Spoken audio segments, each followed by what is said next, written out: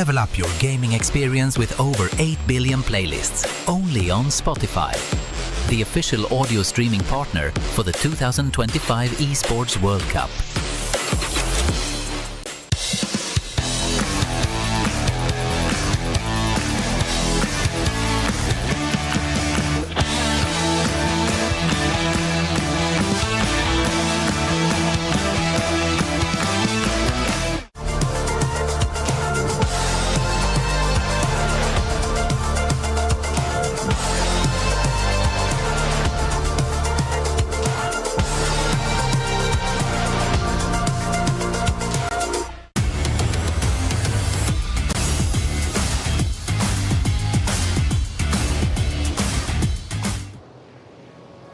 I'm on the concrete now.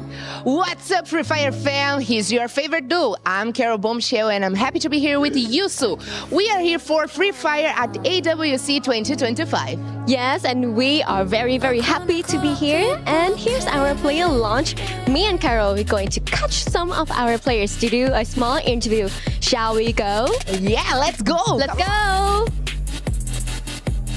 Next to me is Fluso, and I have my translator here, Carol. Carol. Yeah. Okay, so let's ask them a few questions, shall we? So we will start with Bob first. Okay, Bob, so since you were the champions of our Free Fire Series Global, so do you think that they can finish the road here with another victory with a trophy very pretty of our EWC 2025? Já que vocês foram os campeões do ano passado, né, do Free Fire World Series, vocês acham que vocês conseguem manter a mesma rota de vocês para serem campeões do EWC? Eu acho que sim, esse é o nosso objetivo, é vencer novamente, não só o EWC, como também todos os outros campeonatos que estão por vir. Então, se Deus quiser, vamos seguir a mesma rota e ser campeões de novo. For sure, that's our goal, to win all the championships, all the tournaments, and basically is that we want all the trophies that we can get. I would love to see a trophy belongs to Fluxo at this moment. So, okay, so how's Riyadh? Is everything good here? Do you enjoy your stay? Como é que tá sendo Riyadh aqui pra você? Tá curtindo? Como é que tá sendo as coisas por aqui? Tô curtindo bastante, é uma cidade bem quente, né, do que eu tô acostumado lá no Brasil, mas tô gostando, coisa nova é sempre gostoso de viver. Riyadh, for sure, it's really hot. It's a little bit different of Brazil. Brazil, it's hot too, but Riyadh, it's out of it. But we are enjoying our stay here, but we are main focus on the tournament. Okay, so you guys have only been staying here for, I think, 1.5 days, right? What do you like best about Riyadh? Vocês estão aqui só por um dia e meio, né? O que vocês estão achando de Riyadh? Qual que é a coisa que você mais gosta de Riyadh? Nós viemos ano passado, então a gente já foi direto num restaurante que a gente gostou bastante ano passado. Então um dia e meio já fomos do certo. Estamos gostando muito por enquanto. 1.5 day was enough for us to go to our favorite restaurant. We went to our favorite restaurant. Since we got here, we went to our favorite restaurant and we are enjoying it. I love that everyone is enjoying the moment here in EWC 2025. And this is the end of our interview with Fluso. Thank you, Kara, so much. And now we're going to find another team and start a small conversation with them. Hi guys, look who I just found here. Cougar from Core Memory Team. His previous team was AAA. Welcome for Free Fire at AWC 2025. And I would like to know, how does it feel to come for Free Fire at AWC 2025 in a different team? รู้สึกยังไงบ้างที่ได้มาแข่งขันในครั้งนี้กับทีมใหม่ที่กำลังจะเกิดขึ้นครับก็รู้สึกว่าจะมาเอาแชมป์อีกครั้งหนึ่งครับที่ริยาดกับบ้านประเทศไทยhe said he wanna bring the champion to Thailand and excited happy to big tournament EWC. Okay, it's not about the team, it's about Thailand. All right, who is the toughest team to face here at the AWC? อยากจะเจอทีมไหนเป็นพิเศษครับใน EWC ฟุกโซ Yeah, Fluxo from Brazil. Okay, he has said it. Fluxo team. Okay, I'm gonna leave you to finish to get ready for the day, and we will talk more later. And here is Syro, our captain, and this is Crime, the best player from Onyx. So let's jump into our question, shall we? Syro, how do you feel right now in Riyadh? Is it hot here? And how do you feel about Esports World Cup 2025? I think it's too hot in here. We're gonna bring the sunscreen, sunblock, and lip balm. Yeah. And I think I'm excited to be here because I want to become the champion again. I love that vibe. Since a new format, Champion Rush, I think Onyx is really confident with this. So, Crime, since you were the champion of Free Fire World Series C 2025 Spring, do you feel confident that you will become the champion in Esports World Cup 2025 again? Apakah lu percaya diri juara lagi di FFWS? Aku percaya diri lah untuk juara lagi. Yes, he confident to be a champion again. Oh, I love that vibe. So, what have you prepared with your team so you can become the best yourself in EWC 2025? Persiapan di FFWS. Persiapannya mungkin lebih baik dari sebelumnya aja sih. The prepare is better than before. And I think that Onyx is really, really ready for EWC 2025 because look at them, very confident, and with the championship from the previous tournament, I think they're all good. I'm Yunso and really happy to be with you guys. And now let's catch up later, shall we? Bye bye. Look who I just found here, Cougar from Core Memory Team. He's getting ready for the day, but do you guys remember last year he was a champion? Last year he was representing Team Falcons. Right now he's representing a different team. Let's talk to him about this, all right? Okay, how does it feel to come for Free Fire at AWC 2025 representing a different team? รู้สึกยังไงบ้างที่มาแข่งอีกครั้งหนึ่งแต่ว่าไม่ได้อยู่ทีมเดิมแล้วทีมใหม่แล้ว ก็รู้สึกว่าจะเอาแชมป์อีกครั้งหนึ่งครับในรายการนี้ He want to bring the champion for new team. Yeah. A second victory. Okay, that's good. And who will be the toughest team to face here at AWC 2025? อยากจะเจอทีมไหนเป็นพิเศษครับ ฟุกโซ่ครับ Oh, Fluxo team? All right, has said that. Okay, thank you so much. I'm gonna leave you to get ready for the day, and we will come back with you guys right after. Thank you. Free Fire at AWC 2025. Hello, can you introduce yourself and your team as well, please? So my name is Tasin Hossain Rudro and my in-game name is RHK Kutus and my team is from Bangladesh. Name is Team Redox. Okay, so is this your first time representing Bangladesh to our EWC 2025 this time? So we are not that much nervous, but it's our first time. We are gonna represent our country very slightly and we are gonna give a banger. Okay, so I'm really glad to hear that since a new country that joined to Free Fire again, which is Bangladesh. So how do you feel about EWC 2025? Was it fun or you feel the hype? Do you feel the heat in it? That is too much fun for us and that's our first time. We also feel hype on this matter, but this is good. Yeah, I do feel like that. So how was your stay in Riyadh? Riyadh, we are traveling here for the first time and this is quite good. Because I feel the same as well. So, since this is the first time I saw Bangladesh in our tournament, so yes. I wish all the best to you. Thank you very Good luck much. to your team Thank you. fighting. Thank you. And we are back at the Players Lounge with Team Vitality. And I have here Koja and Chris. Okay, I would like to know Koja expectations for the debut day. Oke, Koja, kamu bisa bantu jawab gimana ekspektasi kamu buat di match day nanti? Ekspektasi aku sih yang pasti pengen lolos grand final dulu terus bawa piala. Okay, his first expectation is gonna qualify to grand final first, and after that, in the grand final, he wants the trophy. Okay, since we are talking about grand finals, I would like to know what are his main strategies. Okay. So, Koja, gimana nanti strategi kamu ketika bermain di final? Kalau strategi sih nggak bisa dibocorin, yang pasti kita udah diatur oleh coach, udah itu aja. Okay, for strategy is secret. He cannot spoil it to the camera, and he trusts the coach for the strategy, and the coach is me. Okay, since he is a support player, I would like him to tell me 3 names of one of the best support players. He can be from different regions. Okay, Koja, kamu kan sniper nih sekarang atau support. Nah, kamu bisa sebutin 3 pemain support yang menjadi terbaik versi kamu. Number 1 MT7 Fluxo, number 2 EVOS Russia, number 3 Koja. good. Yeah, that's what she's talking about.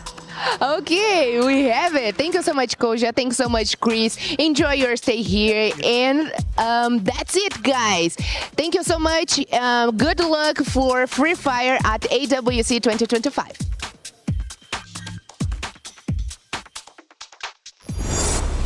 Welcome to the Esports World Cup, the pinnacle of esports competition, waged over 7 action-packed weeks, featuring the world's best players competing in the best games for a chance to take home a share of our life-changing prize pool. There's a ton of money on the line, so let's break it down. $44 million will be split across game championships, qualifiers, and achievements, with the remaining $27 million reserved for the best performing clubs across all tournaments in the club championship, where we'll crown the best esports club in the world. However, earning that title will be no easy feat. Throughout the Esports World Cup, clubs will earn points based on their placement in each title.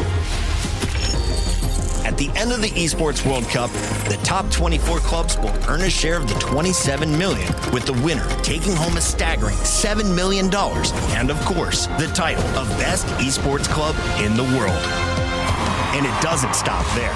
For these 7 weeks, Riyadh Boulevard transforms into the ultimate gaming festival, featuring everything from heart-pounding community tournaments and creator meet and greets to all-star show matches and live performances from global music icons.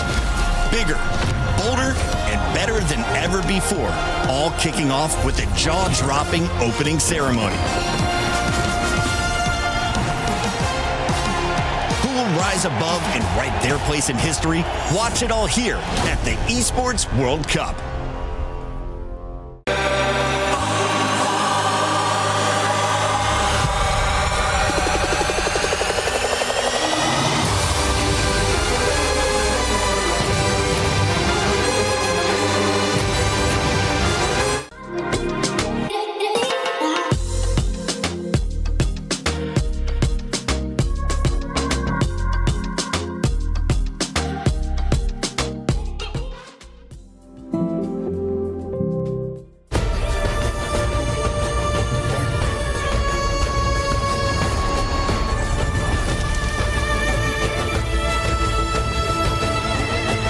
This land is calling.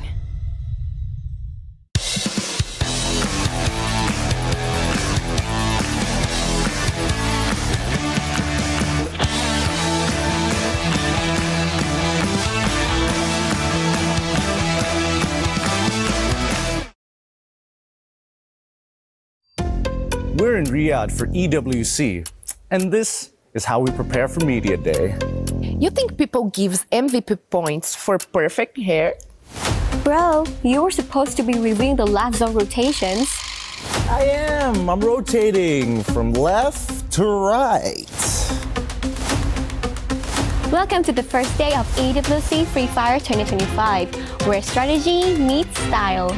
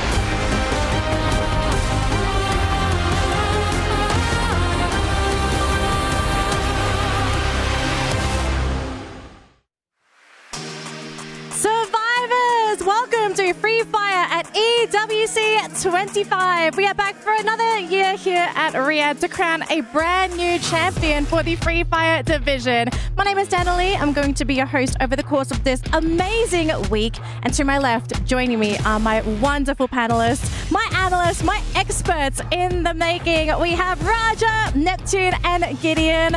Welcome everyone to the broadcast. It's amazing having you all here and sharing your knowledge, not just with me, but all of our viewers at home. How are you all feeling today?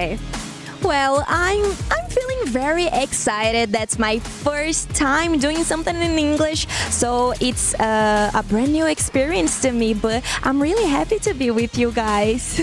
I'm really glad that you have, we have Raja here as well and everyone as well. And I'm being back in year 2. There's a lot of excitement being built up because half of the team from last year will be here as well. I don't know what I'm doing here. I was a replacement caster, and now I'm on the biggest stage of the world. I missed out on year number 1 of the EWC 2024, and now coming into EWC 2025, it is just a whole new experience. Well, I mean, you're here, Gideon, so clearly you bring something to the panel. But I'm so excited to have all three of you here today because I think we're going to have so much fun. We're going to have an amazing time watching Free Fire, and we're going to witness who's going to be our 2025 champion. Are we going to be seeing a repeat champion, or maybe are we going to be beginning a brand new legacy? Now, as we kick things off here at Riyadh, let's have a quick look at the format. Now, if you're unfamiliar as to how things work, here's a quick explainer so you're going to be right up there with us in knowing how the format's going to work. Check it out. The battle for Booyah begins. This is no ordinary final. 18 elite Free Fire squads enter the knockout stage, but only 12 will advance to the grand final. With $1 million on the line and $300,000 for the champion, every match is do or die. From the knockout stage, where 18 teams battled across 3 days, to the point rush stage, where the top 12 secured head start points for the final fight. Now it's time for the grand finals. Up to 10 matches. To win the championship, a team must reach 80 points and then win a match to seal the title. But there's a twist. 80 points, that's your key. But it doesn't open the door right away. You must hit the threshold before the match begins. Only then, in the next round, can a single Booyah make you a champion. Will someone reach the magic number and clutch the final Booyah, or will consistency rise above chaos? Get ready for the EWC Free Fire 2025 Grand Finals, July 20th, where champions aren't just made, they Booyah.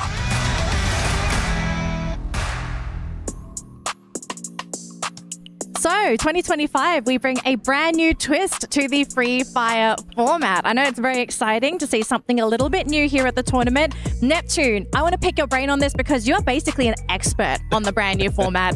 I want to hear your thoughts on it. What are the benefits of this new format actually at EWC? Well, at first, we go in for Champion Rush because there's a lot of potential for the underdogs to be able to grab that championship.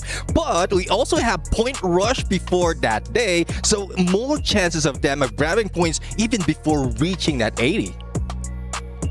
Well, I don't know. Based on what I heard from the VO, that dude sounded like some kind of nerd. It's crazy. But I think for the most part of it, it's interesting to see how this format is going to change the landscape of Free Fire for the most part of it, right? Because, again, it's a format that most people aren't prepared for or might not even be ready. Well, it's way different to me because in Brazil, we usually don't use that type of format. So it will be really surprise for me. And I'm really anxious about what Brazilians can do, knowing that they need to work in this different type of game, you know, like they probably will need to be more aggressive. Lots of homework, I suspect, for the Brazilian teams. But hey, sometimes need a little bit of pressure to perform. Now, speaking of performing, what are these teams aiming for? Well, I'm glad you all asked because we do have a massive prize pool here at EWC. And the major prize pool, first place, $1 million is on the line for our team at the very tippy top. $300,000 for first place. Second place, you nearly get half of it. You only get $180,000, but this is life-changing money for a majority of these players. Yeah, definitely. I mean, everyone on the line, everyone who will be stepping on the stage will have a piece of that prize pool and just have to hustle a little bit more so that they will have more. Exactly. So with so much money on the line, can you really afford to make any mistakes here, folks? I mean, this is the pinnacle of Free Fire. Aside from the World Series at the World Championships, like this is the second best thing, really. So what's on the line here aside from the prize pool? The glory, I think we also kind of have to mention, we do have our champion from last year here, Team Falcons, right? They were the champions of 2024. Is there pressure for this team to actually preserve their title? Or are they maybe, you know, sort of a little bit lower on the stepping block here? Because to be fair, we did have a conversation backstage about this. Falcons not looking great this season, gentlemen. Yeah, I mean, it does look like they are not that prime team, especially when the OG teams from last year are playing. Two of them are new, but had some experience in terms of dealing with those in the World Series. So I guess we have to find out right now. It might be smokes and mirrors for Team Falcons just to throw us off in our game. I don't know. It sounds like you're pulling off the smokes and mirrors for them. You're already sprinkling the smoke screen, Neptune. I see what you're doing here because, again, I think that Southeast Asia is looking at this tournament after seeing what the Free Fire World stage has given to these players. And not to mention that Brazil was able to take the World Series last year. So therefore, I mean, this is a tournament we want to win bad. Yeah, I think they really won that, but I think it's good to remember that it's a type of it's a different format for the last year, right? Mm-hmm. So maybe Team Falcons can do the same as they did in the last year. Anything can happen at EWC of all places, you know. Got to pull out some of those tricks. Now, speaking of tricks, we're not going to have too much of a trick here because this is today's schedule. If you keep up with competitive Free Fire, it's pretty standard in terms of the map order, so nothing too crazy, but this is the order of maps we're going to play for today's games. And remember, folks, we are playing with teams in Group A and B. We are not having everybody play today. We have split the teams into 3 groups, and A and B, they'll be playing the maps in this order. Neptune, any kind of words you want to add here for the maps? One thing I would say is Bermuda is mostly scrappy because everyone knows the map. It's an OG map, so you would know the rotation, you would know how to work it out for each compound, but some teams use this as an advantage because of all the chaos, and it's day number 1. So we don't have the drop spot specific yet for each team. So if you can stay away from everyone, just watch them out for the edge of the circle, you might get a lot of eliminations, similar to what we've seen Falcons did from last year. That sounds boring. I think they need to start right from the get-go, prove that they are the best team, that everybody, this is our drop spot. Nobody else gets to play here for free, not without a cost. Absolutely. Now, speaking of Free Fire, it's not just Free Fire here at EWC. We also have the Club Championships. Now, we're going to be jumping into the STC Club Championships update so you guys know what is currently happening with the point system. Throw the video, production. This is the Esports World Cup Club Championship, the ultimate cross-game competition that will crown the best esports club in the world. Let's break down how it works. Clubs will be able to compete at the Esports World Cup and as many titles as they can qualify for. The clubs will then earn points based on their placement in each title. To qualify for the Club Championship, a club will need a top 8 placement in at least 2 competitions. But to win the championship, a club must place first in at least 1 competition. At the end of the Esports World Cup, the 24 clubs with the highest number of points will earn a share of the $27 million, with the winner taking home a staggering $7 million. And of course, the title of the best esports club in the world. Who will rise above and write their place in history? Watch it all here at the Esports World Cup. Hello, I'm Yunsul and welcome to our Club Championship Weekly Recap. What a week 1 thrilling it has been across the Esports World Cup 2025. And last Friday, we saw Team Red Light emerge victorious in Ren Sports. Then, on Saturday, Detonation Focus Me Gold 1 claimed the inaugural Fatal Fury tournament title, going undefeated and denying Quaishou Gaming Shanghai his bid to become the first 2-time EWC champion. Sunday brought us to the conclusions of both Valorant and Apex Legends, In Valorant, Team Heretics secured their first 1,000 points in a club championship. While they have had a strong start, they are not yet eligible for the prize money, as they only have one top 8 placement so far. In Apex Legends, after an intense 9 games, VK Gaming were crowned the championship. Looking at the updated club championship standings, we now have 5 clubs tied for the first place. 4 of these, Team Heretics, Detonation Focus Me, BMW M Team, Redline, Red Bull Sim Racing, and VK Gaming won titles this past week. Genji Esports is the only club in this leading group has yet to win a game title. Further down the board, 5 clubs are tied for the 6th place. 4 of Team Virtus Pros, ROC Esports, Fnatic, and Kuaishou Gaming secured the 2nd place finishes in titles this week. Team Falcons is the only club in this group that did not place 2nd. Crucially, after week 1, only 3 clubs participating in the club championships are currently eligible for the prize money, having secured 2 or more confirmed top 8 placements. These are Genji Esports with 1,000 points, boasting 3 top 8 placements in Valorant, Apex Legends, and League of Legends. Team Falcons with 750 points, having achieved 4 top 8 placements in Ren Sports, Fatal Fury, Dota 2, and Apex Legends. AGAL with 400 points, with top 8 placement in League of Legends and Honor of Kings. These 3 clubs have successfully claimed at least 2 top 8 placements, making them eligible for the club championship prize money. What a fantastic start to the EWC Club Championship. Thank you so much, Yunsul, for the STC Club Championship update. We're going to be getting some more updates later this week, so keep an eye out if you do have a club that you are cheering for. Now, we are getting closer and closer to our first match of the day here, ladies and gentlemen. Group A versus Group B.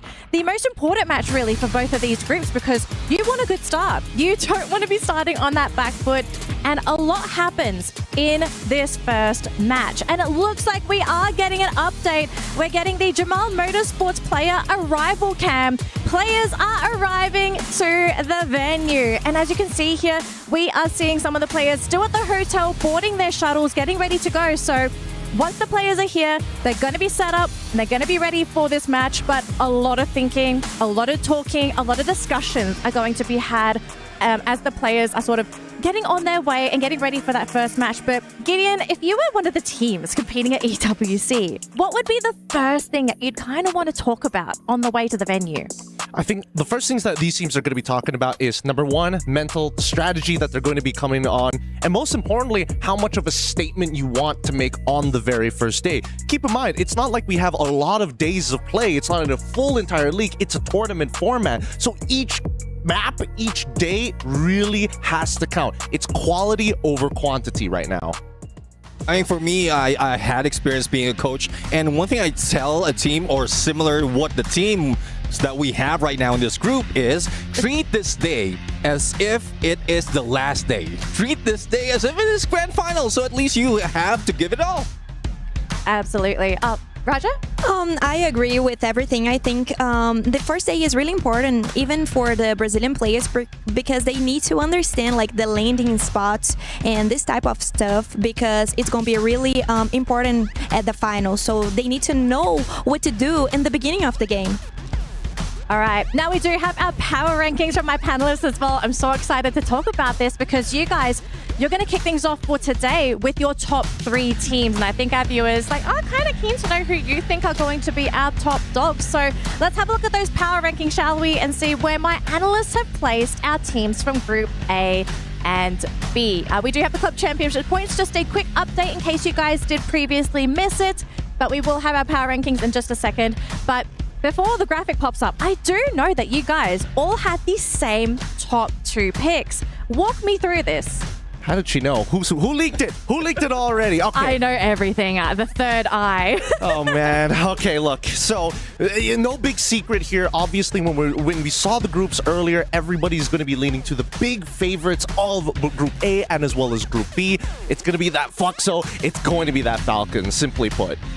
Yeah, I think we need to agree that Fluxo and Team Falcons, they are really consistent. So that's important, and we need we need to see everything, and we need to point this. And I also put Alpha 34, but I was being optimist. Like I was trying to put another Brazilian team. I could put like Pain Gaming, but I don't know. I like Alpha 34 too, so I don't know. That's my pick for my 3 picks for today. Neptune, I want to hear your third pick. Yeah. Why did you go for EVOS?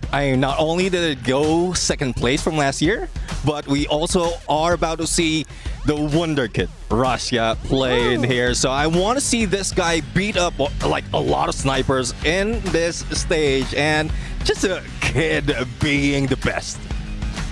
Kid being the best. If we're talking about kids here, vitality. They have shown us something else, right?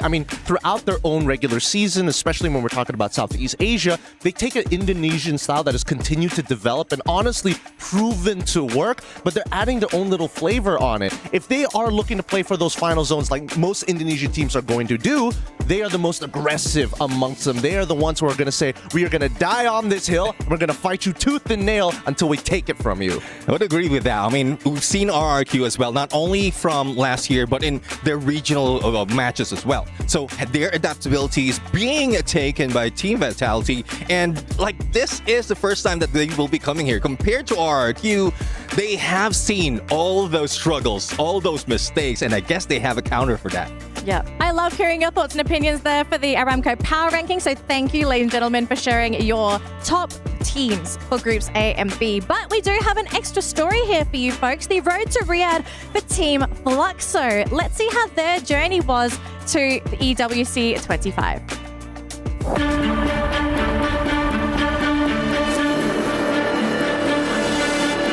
Eu acho que foi a gente teve mau desempenho devido à falta de experiência. EWC, querendo ou não, é pouco período de campeonato, então a gente chegou aqui sem saber o que fazer. Backup shows up and 7 under pressure gets taken out. B Esports still alive and kicking as Fluxo gets taken out in 7. They completely just collapsed. Mas acabou que esse ano a gente voltou sabendo o que a gente vai fazer, treinamos muito e se habituamos ao campeonato. Assim que acabou a EWC de 2024, a gente parou para conversar, porque justamente pelo mau desempenho que a gente teve, a gente não aceitava, porque nosso time somos um dos melhores do Brasil. Então meio que a gente sentou para conversar todo mundo, conversamos para ver o que a gente ia melhorar, o que a gente ia treinar mais, e resolvemos mudar muita coisa para esse ano aí. Oh yeah! For our Brazilians, it is going to be Fluxo!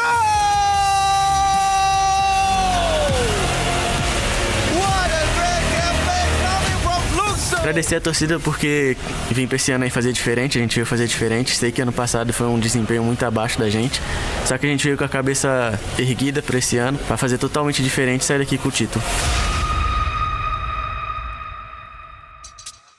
Sometimes you need to have those devastating lessons to really push you to that next level. And Raja, I know you're an expert of the Brazilian teams, especially Team Fluxo. Do you think they have what it takes to win EWC this year?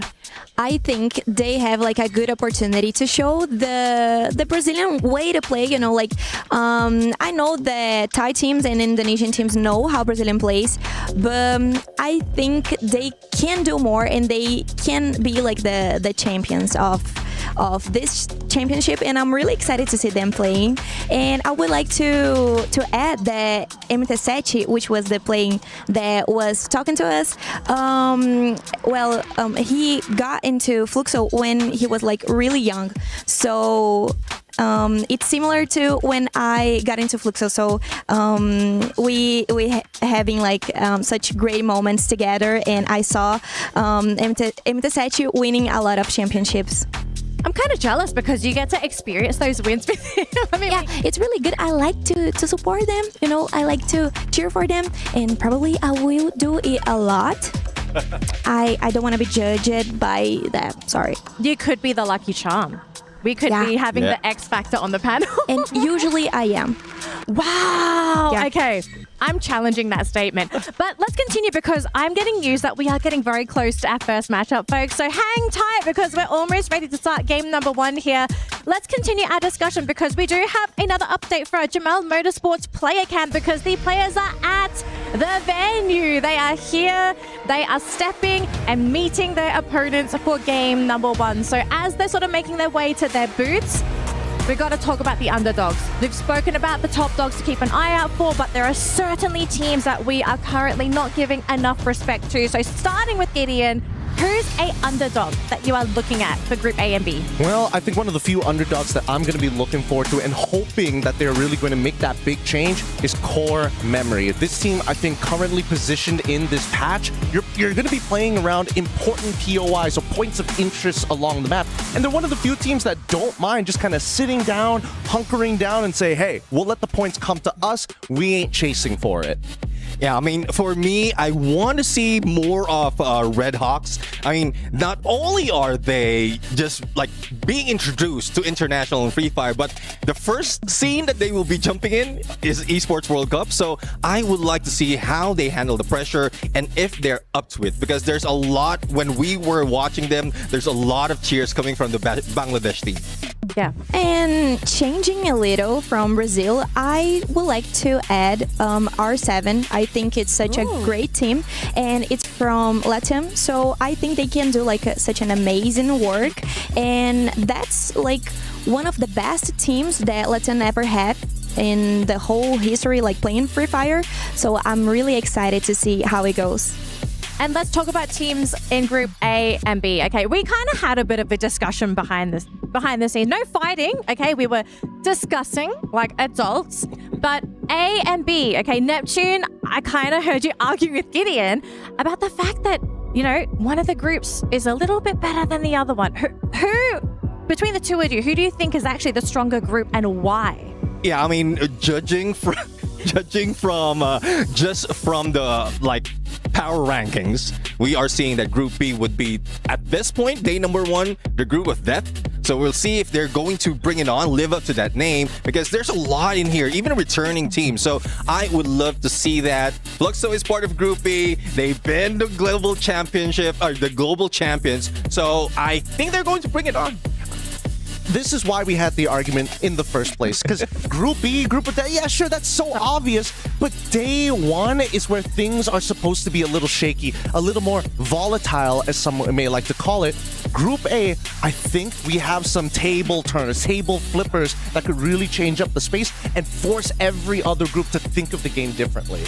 Well, very exciting times here, folks, because we are about to ready to kick things off here for Free Fire at EWC 25. Whether you are here at the venue or if you are at home watching on one of our social media platforms, cheer for your team, send them your energy because EWC is about to begin here for Free Fire. As we get ready for our opening ceremony, here's a quick recap on how everything works for our trophy. No competition is as ruthless as the Esports World Cup. Its trophy system is no exception. The Club Championship Trophy, awarded to the one club that rose above the rest and reigned supreme across all EWC games. The Game Trophy, when a competitor closes their eyes, it's all they see, and it's not complete until it's sealed with a champion's key. Every participant earns a key engraved with their name. That's their right to compete. This year, returning champions hold a key unlike any other. Only one can place their key into the Game Trophy and become an EWC champion.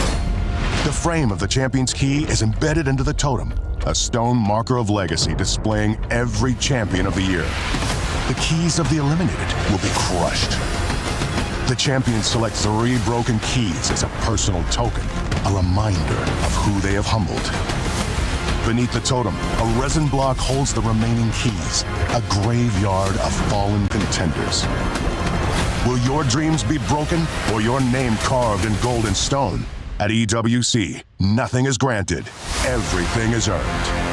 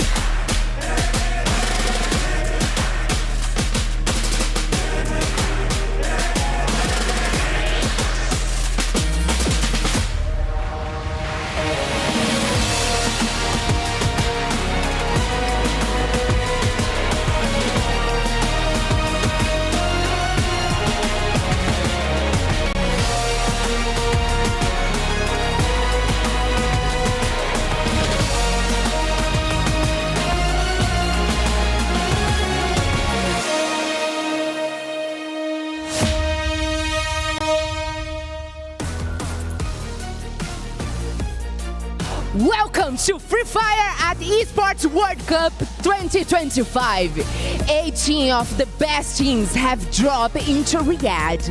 Champions from Brazil, Latin America, Southeast Asia, MEA, Europe, and beyond.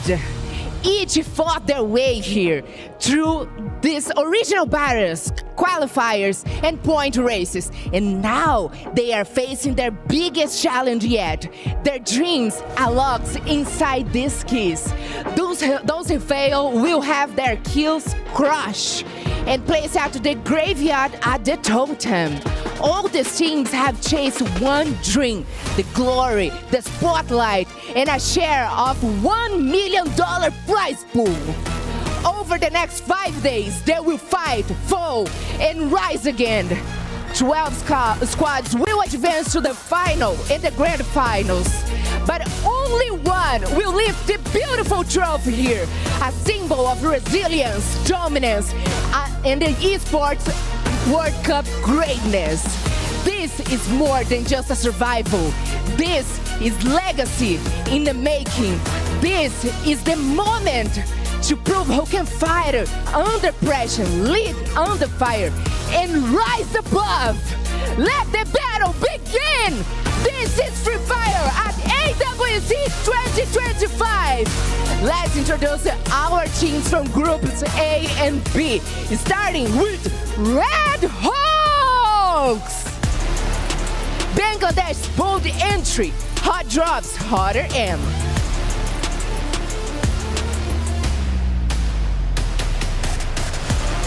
Virus Pro! Southeast Asia fire under a rush banner, fast, fierce, and focus.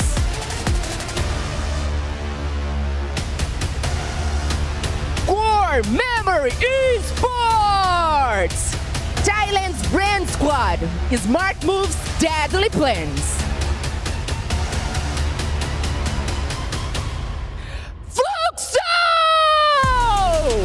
Brazil's global champs, the boogeyman of end game.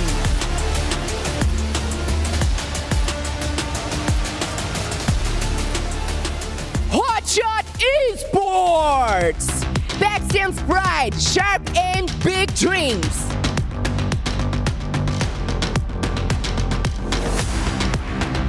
Evil's Esports!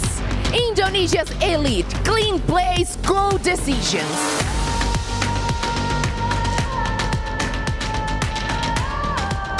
All Gamers Global! Thailand's Gales Masters, fearless in every close fight.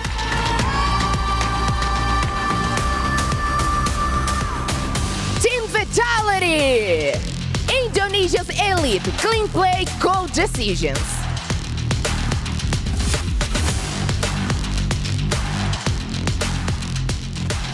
Vision System!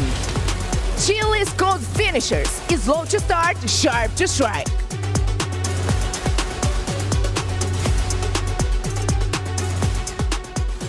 Bay Gaming! Brazilian's veterans, smart, steady, and deadly in the zone.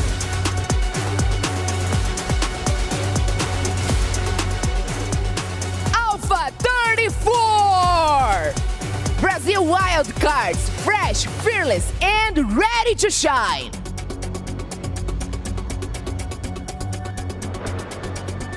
Team Falcons! Champions of the club championship, now defending their AWC crown with pride, the own and only.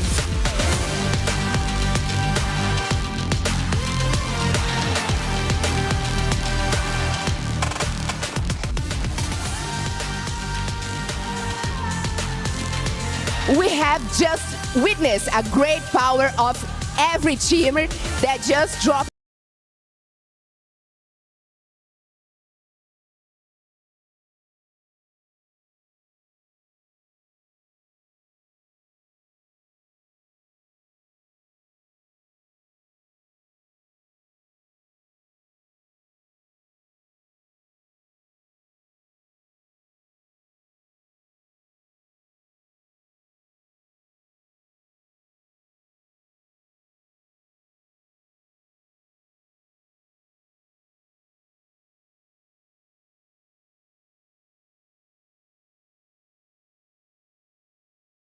into our stage here.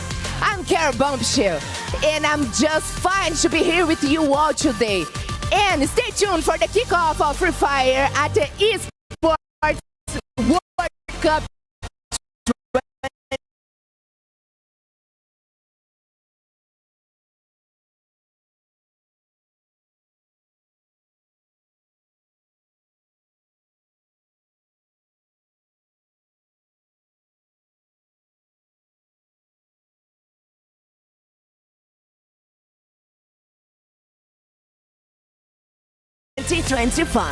Let's go!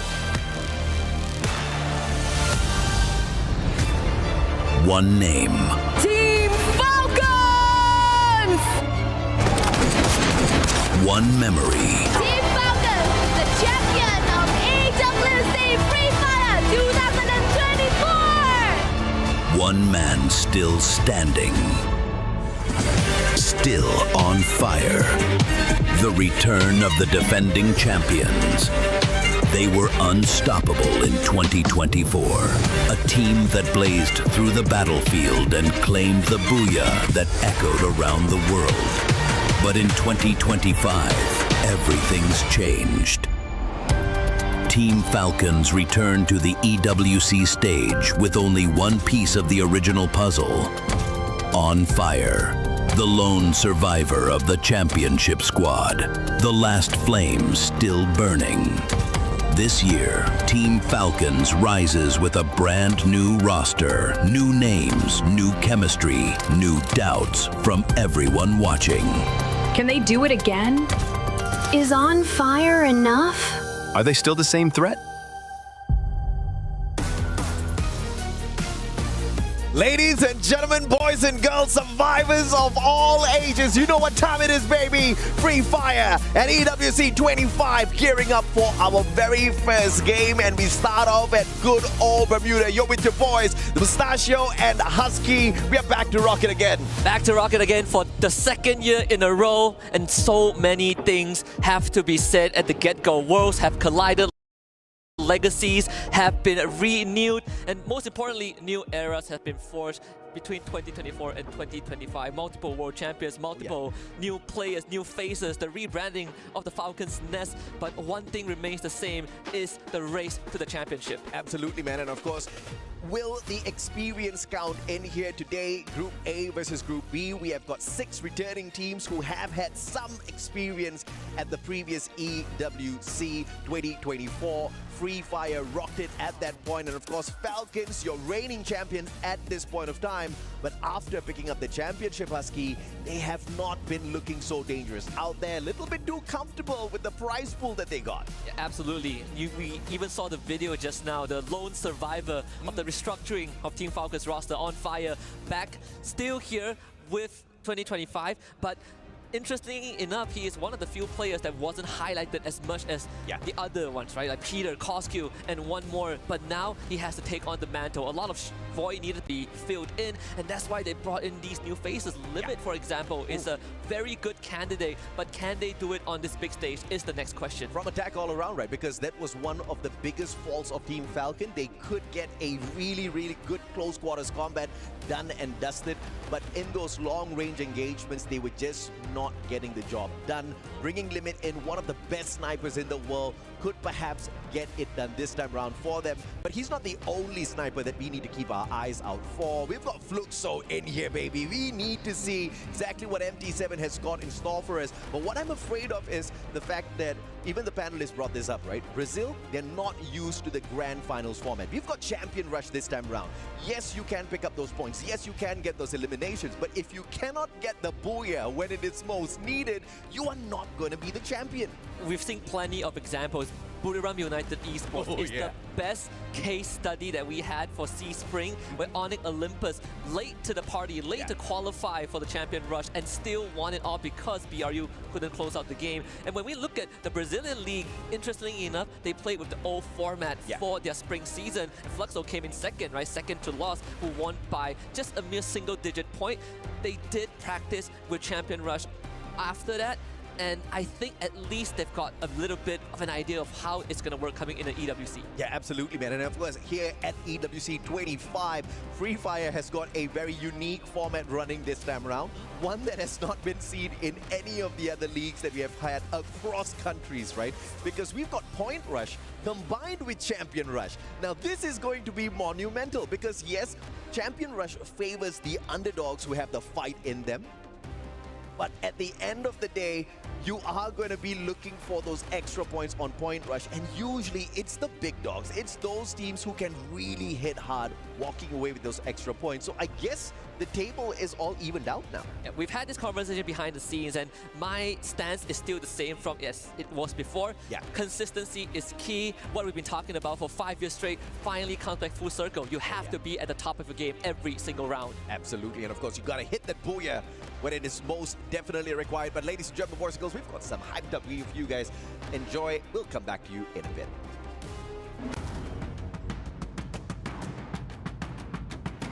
BRU are not going to give him that time. Mochi finds a bullet straight to the stadium. And Mochi with 2 in a row. Why? ผมไม่ได้อยากปกป้องแชมป์ครับดีที่สุดแล้วก็สร้างประวัติศาสตร์ของผมเพิ่มมาอีกก็คือแชมป์ผมจะทำให้ได้แชมป์รอบ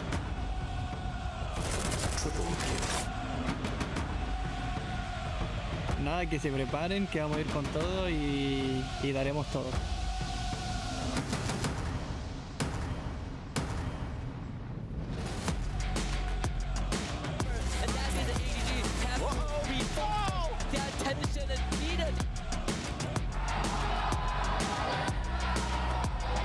Gonna be wiping out.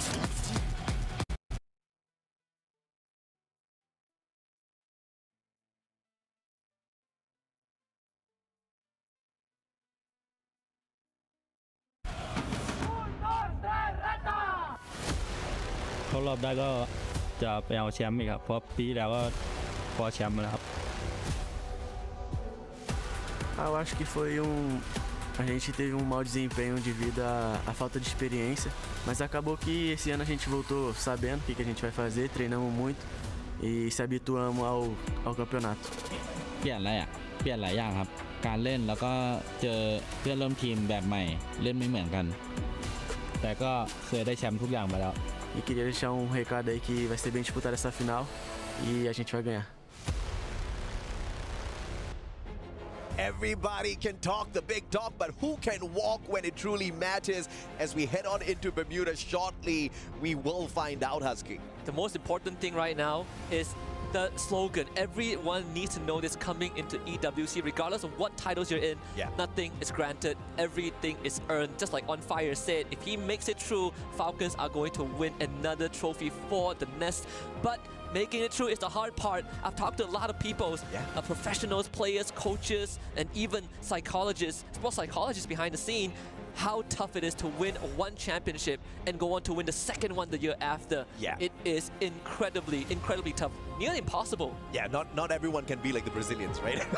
Not everyone can be like what Fluxo brought to the table. And yes, you are right, Falcons, they were the champions of EWC 24 for Free Fire. But right after that, in order to qualify for this competition, they were ranked 9th in Southeast Asia. And that is not looking good for the brand at all. But of course, we have seen the Falcons do this time and time again.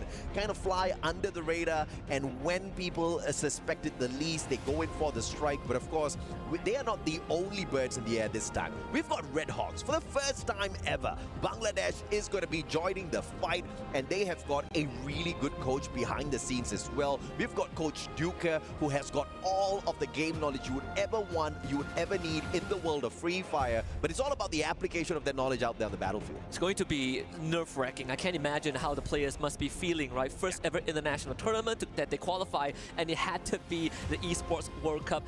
I think coming into 2025, the most important thing when we look at teams like Red Hawks and Hotshot Esports is the underdog element that they bring. Hotshot Esports, they finished 15th last year, but who's to say that they don't have a closer shot this year? Especially when you look at teams that are dominating, like Team Falcons, you mentioned it, they finished 9th in spring. and they only got here because they were the defending champions. There was an alternate universe that we wouldn't even have Team Falcons. Yeah, and that's insane, right? But you know, the 9th position is not what it's all about, because we did see Fluxo last year at Free Fire EWC 24. They walked away with the exact same rank, the 9th spot, and then they went on to the global finals to call themselves the world champions. Perhaps not the EWC world champions, but the global finals champions for the world of Free Fire as well. So game after game, competition after competition, it is all about what they go out there and they get done. It's not some sort of consistency that you can expect for them to carry on competition into competition, because yes, they may be good, but others are rising to the occasion as well. Yeah, and some of them are playing today, right? Core Memory Esports, for example, this is one of the, for me, the biggest underdog coming in from the strongest region in the world. Yeah. Because when we saw them in spring, Core Memory really feels like not a Core Memory. Right?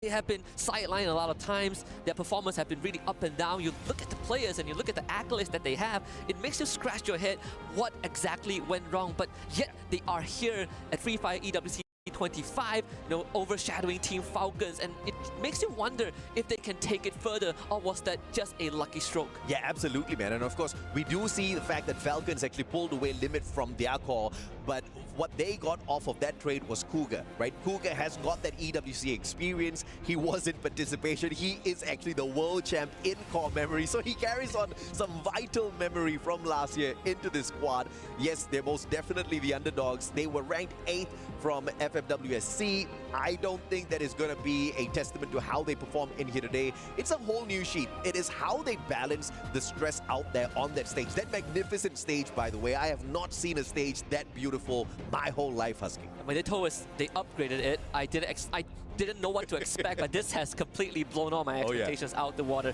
Though I would say, for anyone who got overexcited, I think we need to put this caveat out there, right? Cougar, yes, EWC 24 champion, but as a sub. We have to put it out there, because we have to manage the expectation that, sure, he's a world champion, you know, but he didn't play on that stage at that point, right? He wasn't the one that brought it home for the Falcons Nest. I'm not discrediting his efforts, but I think it's a very different perspective when you're watching on the sidelines compared to actually being on that stage and playing against 17 other best teams from around the world. That's how insane Falcons were last year, because this guy was a monster for sure in FFWSC out of Thailand. He didn't even need to participate, but I understand exactly where you're coming from. Let's see exactly how they get the job.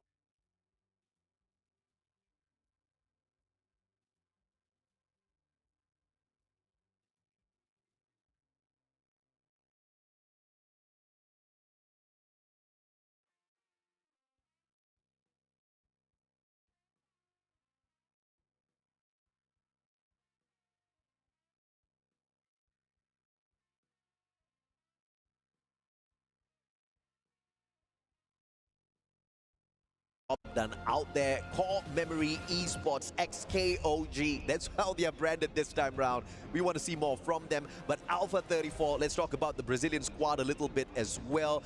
All new squad, aggressive flair, the underdogs out of Brazil. But I think Raja thinks that they're going to be faring pretty well this time around, and I think she has got her mind in the right place. I agree, right? Alpha 34, they finished 3rd. The only team that came behind them was Pain Gaming, and there was a substantial point gap when they qualified. So this underdog team, sure, that's going to be the title for now, but I think in an ever-growing landscape of the Brazilian League, if you can qualify for an international event off of the local tournament, that itself is a statement. Now we want to see if Alpha 34 can continue to push that envelope, right? Can you start making a statement? Because locally you can be the strongest, but what really matters the most is if when you clash with the rest of the world, are you still that fearful team? We've got the returning Tigers as well. Hotshot Esports from Pakistan, the finest squad out of the scene.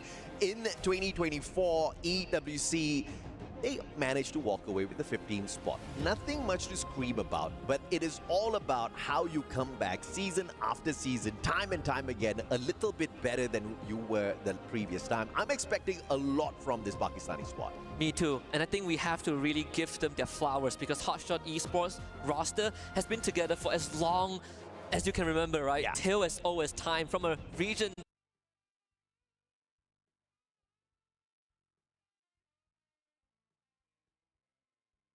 that has been struggling on the international stage for so many seasons. The fact that they're still willing to stick together for another year and then another year after that is very, very commendable. Do I expect them to go far? I sure hope so. But once more, this is the proving ground. They gotta earn that spot. And if they can finish 15 last year, this year the bar is gonna be set slightly higher. Virtus Pro as well, you see them on the screen. Veteran experience. The players have got a little bit of experience from Free Fire at EWC 24 and the returning trio. You've got Diamond, Nameless, Exposi, along with a couple of new faces on the squad as well, mainly Fuvarak and Boonjaim on the sub. But of course, we have got a video from the Falcons Nest awaiting you guys as well as we gear up Bermuda. Enjoy. We'll be back with you in a sec. We are live here at Esports World Cup 2025 Boulevard, and as you guys can see, we are at a very special place. What a vibrant vibe, isn't it? At Falcon Nest, and it is the headquarters of Team Falcons. So into our main course today, this is a very vibrant place, a very special place to who those love gaming, esports, and here is a showcase that all of the achievement and of course the academic belongs to Team Falcons. So today, let's catch up with me some little information about this thing, shall we? Last year, on home soil, Team Falcons completed in 18 of the 22 esports at EWC 2024, demonstrating impressive level of play across a variety of games. Their performance was highlighted by the first place finishes in the Esports World Cup Free Fire, my beloved game, and Esports World Cup Call of Duty Warzone. They also secured the second place finishes in the Mobile Legends Bang Bang, the Mid-Season Cup 2024 Esports World Cup, Esports World Cup Apex Legends, Esports World Cup featuring Rocket League, and Esports World Cup Tekken 8. The organization's stellar results here in Riyadh were more than enough to secure them the first place to finish in the EWC 2024 Club Championship points. Now, in 2025, Team Falcons are currently holding 750 points and they are competing in 19 games. Of course, they are hungry for more points. Do you guys think that they can secure and defend the previous club championship? I do, they can, because this year is going to be really tough. That is all we have. Well, will Falcons be the champions again? Will they walk away with the club championship?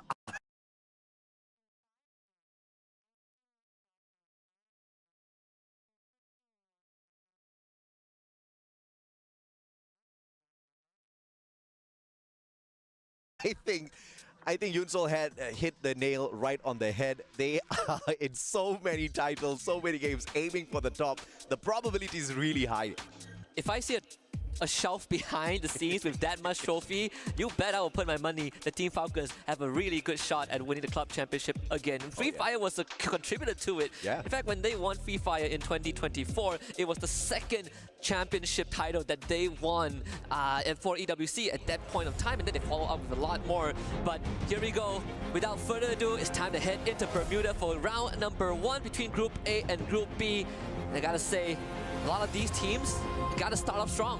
Yeah, absolutely. You see some eyes closed there. You see some prayers being made. Of course, no amount of divine intervention can help a squad when they hot drop another one and are a little starved for those weapons. Luck will most definitely come into play. There's no amount of homework you can do for day number 1 here at Free Fire at EWC 2025.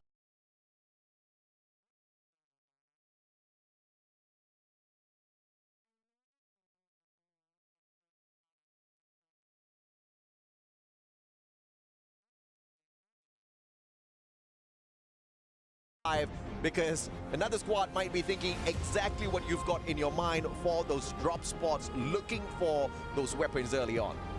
Some teams that, you know, it's worth mentioning since we do have some time, hopefully before they start shooting at each other. Vision System, right? One of the few underdogs. Like, we remember some of their names, like Jota, he's been here, but the fight has already broken up. And speaking of the devil, it is going to be Vision System right on the money with Core Memory KOG. Jota knocked down by Zensi, and that is not really what you want.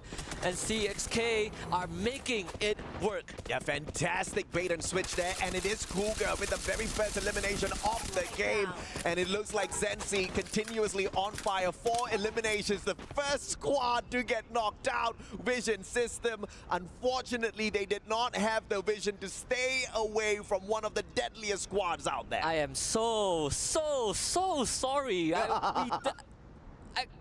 I was doing my job. Vision System, not the exit that anyone would want, but it, you know, that's how competition is. Core Memory, strong start. It is also a team that we talked about, the underdogs from Thailand, and you don't really get that title easily. And the fact that Core Memory got off to a 4-point start, it is a dream opening, especially when they have control of Clock Tower. Yeah, and we were highlighting Cougar as well as to how he was the sub out of Falcon. When you let this guy play, you see exactly what happens, right? First blood material in Core Memory Esports XKOG, picking up the first 4 points, the only squad to get into a tussle early on and to walk away clean, not allowing their opponent's Vision System to get away from Clock Tower at all. But of course, that is not to the... we can't really judge Vision System all that too early, right? Because these hot drops can be absolutely deadly sometimes. Once again, luck comes into play. You never know what sort of a weapon you're going to be finding out there. And unfortunately for them, luck just wasn't on their side early game at Bermuda. Yeah, could be on our side though. Sometimes we say something and it just happens. That's all the time. Yeah, it sounds scripted, but I promise you, we did not plan this at all. Kyung actually gets knocked down by Peter. Afar Vitality now being caught in the crossfire. The Team Falcons on the tail. And I do wonder how this is going to turn out, right? Especially with Peter, it's going to be forcing the rest of Vitality away. They will escape the Falcons. Thanks for now, Diggs out in the air, but no follow-up shots, so Falcons only find 1. Yeah, well played by Vitality. So if anyone is wondering, like, Vitality, where did they come from? If you know of a squad that used to be known as the Falcon Hunters, Bigatron Esports, they are the brand that was acquired. Vitality, they have got what it takes to really wreck some of the hopes of these other squads out there. But early game, being caught in a tussle, not faring them all that too well. Thankfully, they had their jump pad in hand, managing to quickly reposition. Cougar and squad now, Core Memory continuing their prowl, compound to compound, looking for those vending machines because you know you want those helmets, you want those level 3 Wests out there as well. Yeah, get the revive if there is a need for that. We see Oscar equipped by Cougar. A good time to talk about the very recent update, July 1st. Bye-bye Tatsuya. Bye-bye Tatsuya. Good riddance. To a certain degree, I know the whole world hated Tatsuya. Well, not the whole world, but most people didn't like how the direction that Tatsuya is heading towards. We get Oscar back. We get some decent buffs, you know. Skylar, Homer, Cassie got buff. So it gets me excited every single time. And here it is, Falcons catching up to Vitality and finds 2 more bodies to add onto the list. Yep, absolutely. And this is the kind of pacing you gotta fear if you're the opponents of Falcons. You don't want to be coming across a squad that is desperate to go back-to-back in terms of championship. They are, once again, the champions of Free Fire at EWC 24. They want to pull in 25 as well to their side. And obviously, Club Championship is waiting for the brand. Koja flies away. Peter has got the right gun and knocks him out of the air, putting Vitality down onto the ground. One final survivor quest. Oh, that was the last one guy. goes out as well. Bye-bye, Vitality. Too early. Really too early. So far, the points have been skewed towards 2 Thai teams, Core Memory and Team Falcons. We saw the earlier video talking that On Fire is the only quote-unquote survivor from last year, but we also saw Peter, right? And it's time to do Peter justice because he also won with the team. And it's good to see that Peter is still got it. And we know Koskyu is behind the scenes as the analyst, and one more departure is definitely a bit heartbreaking, but another fight breaks out. Couple of Riptide Rhythms right towards Alpha 34, and Liz has no chance. Yeah, not even the time turner could save this guy, Linz. They pulled out the time turner right over the jump pad. Brilliant in terms of execution, but unfortunately, as they try to fly away, EVOS Esports just way too good with those long shots, especially when you've got this wonder kid Rasya on your squad. VSK in hand, he's playing on meta right now, walking in with the Skylar. Riptide Rhythm on the buff, but here comes Red Hawks, and they are looking for the birds in the sky. Falcons dropping Kororo. The rest of their players a little bit too far away for the hunt. But Red Hawks with 3 eliminations already. I think they are off to a fantastic start.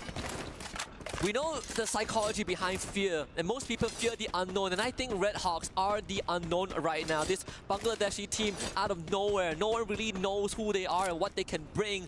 Taking 3 points for themselves at the very start. And I think when you play with this mindset that no one knows who you are and you really got nothing to lose, maybe that's the motivation that Red Hawk needs to push it further. EVOS Divine now arriving at Factory, and that other occupants, you have Core Memory, you have Alpha 34, basically scattered around this compound. EVOS are not going to make an entry just yet, but I think holding this perimeter is perfect. Yeah, absolutely, man. And of course, you've got Liu here as well. Alpha 34 managing to get away from harm's way just moments ago, but perhaps out of the pan, straight into the fire. They've got a good wall now, blocking off the vision of Core Memory from spotting them out in the open. But the question is, does somebody rotate behind them? And as I asked that question, thank you very much, production. You've got Red Hawks heading straight in towards Factory as well. This is really dangerous. Alpha, they need to quickly reposition if they want to live another circle. Question is, where is this next circle going to bring us though, Husky? Yeah, I hope we go towards Factory. That would be crazy. That would be a deviation that you don't see often, but I think we might be heading towards Factory, right? We saw the Dinoculus being used earlier on by Red Hawks. That's why they are so confident going to the compound. The earlier takedown on Team Falcons forced them to reset. That's why, look at this rotation. It is so late. They are scanning Shipyard as the circle closes in towards Factory.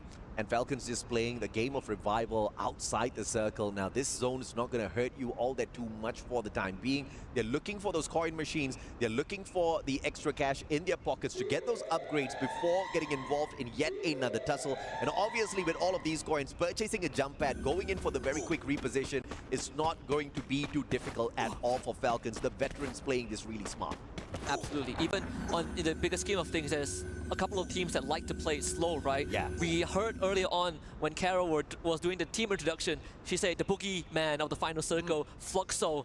We see them on the map right now. They're coming in from the southern side towards Mars Electric. They're going to run into Red Hawks if they continue that trajectory. But Red Hawks also understand that they cannot hang around Mars Electric for too long, so they are going to make that rotation towards that western side. A fantastic read of the circle by both Red Hawks and Fluxo.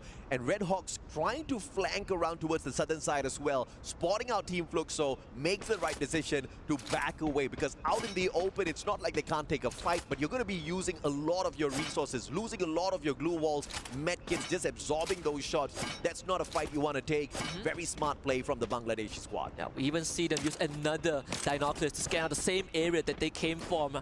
And Core Memory, they just got spotted out. Shots were fired, and this could cascade into a full-blown fight between at least 5 different squads at Factory. Oh yeah. AGAL, one of the returning squads as well. Hailing from Thailand, we want to see more from them. And obviously, the bigger question is whether or not Dew is going to be in his top performance today, because we've seen time and time again, whenever Dew is not hitting those long shots, you just don't see AGAL walking away with a lot of points. One of the few players that has experienced the lowest of point in his career, right? The biggest heartbreak, and still stuck around. Through thick or thin, he came close to a World Championship title 2-3 years ago, and then he never got the same achievement after that. Look at that. Something so rare, man. The portal goal being used after so many seasons. That is an expensive investment, but it did put Core Memory in a decent position. But I do feel if this circle closes down to the southern side, Core Memory are going to have to jump.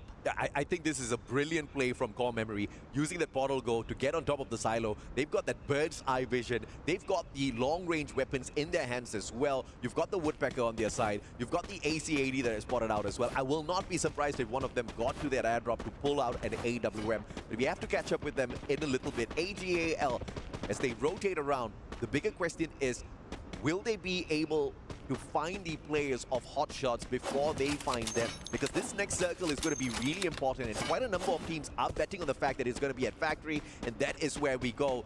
So AGAL is most definitely going to be pulled straight towards Team Hot Shots, and this is just not good for business. Fluxo on the way into that circle as well. There's a potential three-way outside the circle because neither one of these three squads can sneak in towards that next zone undetected. This is such a Fluxo thing to do, right? Playing it slow. We know that they like Mars Electric, and there's a good chance that that's where they're looking to take over. But with this circle moving closer to the western side of the map, I think Fluxo might just think about booking it straight into Evo's Divine and Red Hawks, and maybe giving AGAL a free pass towards Pochinok, where they will meet up with Hot Shot. Finally, the southern side of Clock Tower is where Team Falcons have perched their birds for now. Rain Gaming, a team that we haven't highlighted all that too much just yet. Qualifying in here from the fourth spot out of Brazil. Built for the big stage for sure, despite being overshadowed by Fluxo pretty much all the time. This is a squad that has got consistency built into them. You want to see a little bit out of that as well. Recent top 6 in the global finish as well. So this is a team that brings in a lot of promise to the ZWC stage. You see the airdrop collected by Team Falcon, so they were able to finally take their time and get ready for the end game, right? Yeah, that's a big play there. It's incredible. The fact that they were able to really read the situation right, understanding that most teams are going to head for the circle, and Fluxo likes to play south side. Yeah. Falcons got the entire north arsenal to themselves, and now they are ready to begin a potential siege into Factory, but I think the smarter way is to wait for Alpha 34 or Evo's Divine to start an engagement. Yeah, and you know we are on standby for some pandemonium. 12 minutes in, 10 squads still alive and kicking, each and every single squad stacked with players. 40 players out there on the battlefield right now, and this circle is going to get a tad bit too tight in a couple of seconds. This does not look good for some of them who are outside of Factory, baby. And I can't believe AGAL ran into Fluxo. MT7 needs to go, but at least they found Horace Dew with the backup of the rest of his team, and the play zone knocking down MT7. Fluxo down to just Bobs against the might of AGAL. This could be his final resting spot on Bermuda. Bobs has nowhere to go, takes the launch pad, wants to escape, but Cypher says no. Fluxo are out. As anticipated, they bump into each other on the way towards Factory, and Fluxo, unfortunate in the first bout, the first engagement they get into, they walk away with just 1 point on their side. But of course, they've managed to take away a player from the side of AGAL. Perhaps that will punish them a little bit later on. Virtus Pro circling on in. Hot Shot can't get the job done just yet, and Pain Gaming showing them exactly how to get the job done. Action stealing away Diamond from their hands. Pain Gaming a tad bit annoyed, but they will go all out to shut down Hot Shots as well, who have not gotten into the Factory compound just yet. Virtus Pro, a desperate move to beeline into Factory, did not pay off at all. Completely sandwiched by 2 different squads. And because of that Hot Shot, they now get some room to breathe. They have ended up alerting Pain Gaming of their position, but it is still a far gap to close. We see even on the kill feed, Red Hawks, they are starting to make their presence known. Okay, Xbozzy now needs to start to move. He's got the VSK in hand. Good rate of fire off of that sniper. But the question is, if you bump into too many players, what can you do? Red Hawks took out AGAL. That is impressive. Very. And here comes the siege. Next on the list going to be Evo's Divine. Not an easy one, but Flicker, you see the smile on his face. They're feeling really confident about this. Yeah, man, this is not the kind of zone you want to be flirting with. And Red Hawks circling on in. And this time it's going to be up against EVOS Esports. But Nate from afar. Rasya wants a piece of this, and he finds Scooters. Coach Hill with the God Nate. Ray with the M590 looking for one for himself as well. They won't find those glue walls first. And quickly repositioning. Smart play out of the Indonesians. Flicker, the final one standing here for the side of Red Hawks.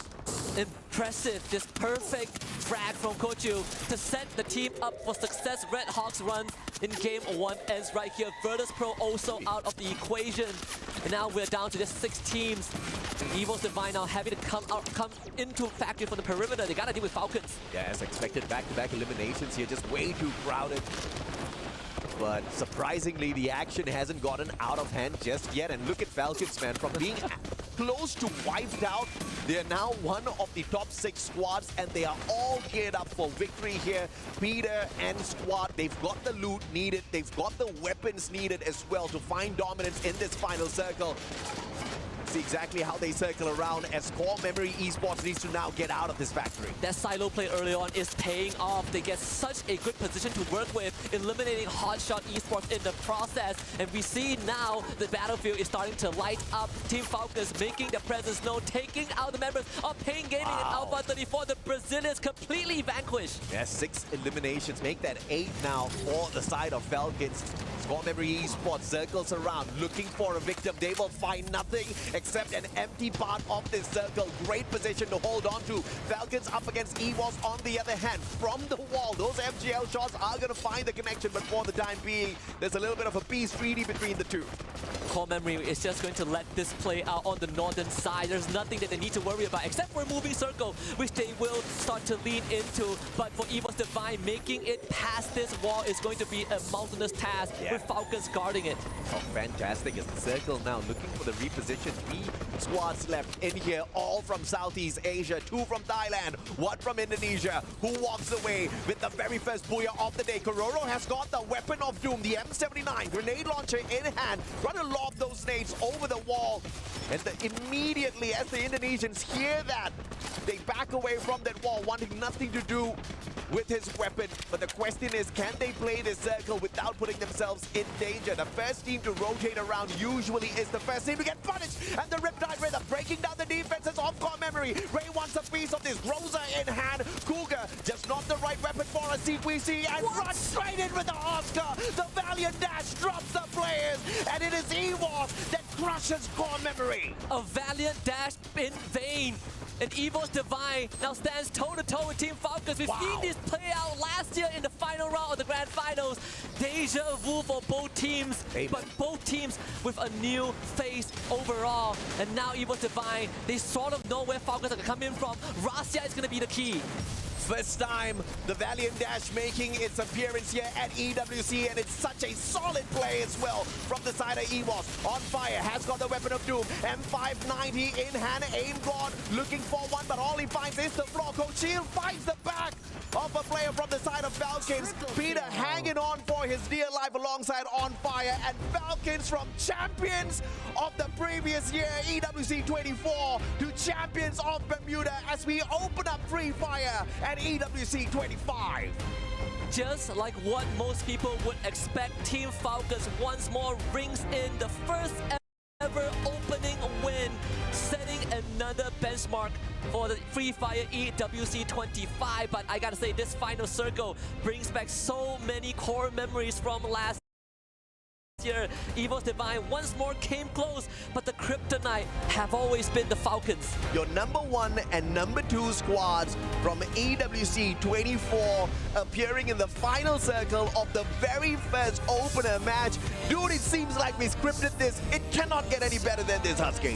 There's no way that we could write a script that is as good as this. But it really sets the precedence for the rest of the team. And even when we look at some of the competitors that were knocked out early on, I gotta say, teams like Red Hawks also made a splash. Hotshot Esports also made an impact by threatening teams like Virtus Pro as we approach the end game. I think if you're EVOS Divine, there's nothing to be disappointed about that round 1. Rasia put up a hell of a show, but at the end of the day, when you're up against Falcons, you have to be at 101%. And Red Hawks managing to shut down AGL as they would desperately try to get in towards that factory compound. That was perfect. We wanted to see more from the squad out of Bangladesh, and we get to see exactly what they're worth. Red Hawks definitely in the top half of our leaderboard, as we're going to spot it in a little bit. But this was a phenomenal start of the day. We're going to be taking a quick short break, guys. When we come back, it's game number 2 at Purgatory, baby.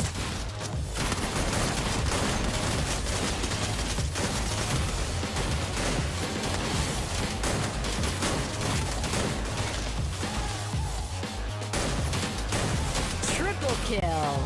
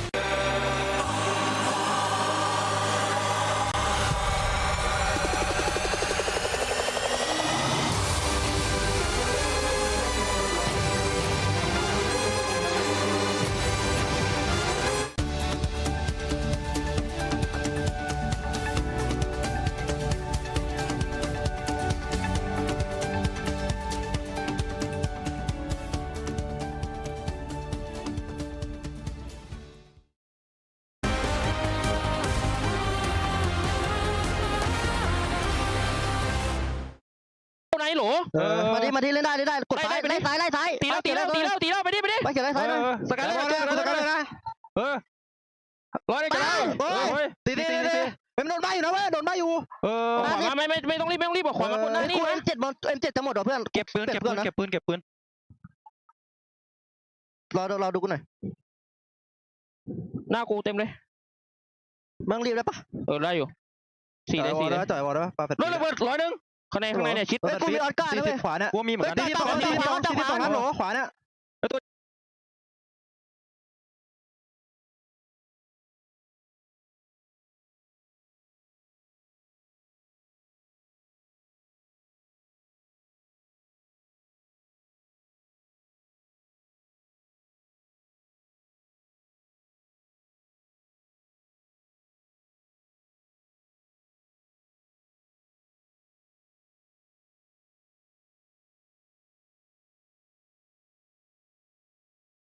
เดียวเจนกดโดนนิ้วไว้ปัดกูเฮียโดนดาวสวย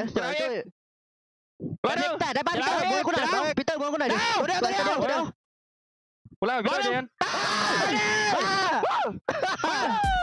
เฮ้ย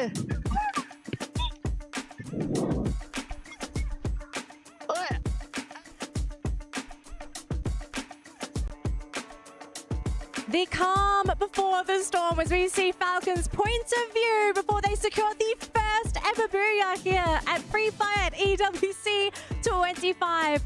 And one of the storylines for the team going into EWC was the fact that there was a lot of uncertainty. The roster had changed vastly. We only had On Fire left. And so people questioned whether Falcons were going to be able to bring it back. And I mean, I think this is enough proof in the pudding, gentlemen.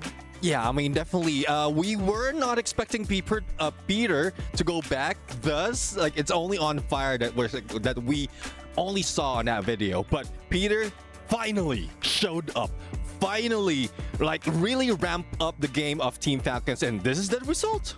I think for the most part of it, at least we see that On Fire. As soon as they got that initial pick, I wish we had like an English Thai member a part of our group, because then we can understand what's going on with the comms. We saw them take it really slow, but that sudden pick onto aim guard just opens a lot of opportunity for the team to start flooding on in. Well, I felt them like really energetic, right? So I think it was like good words, maybe, but I would like to know too.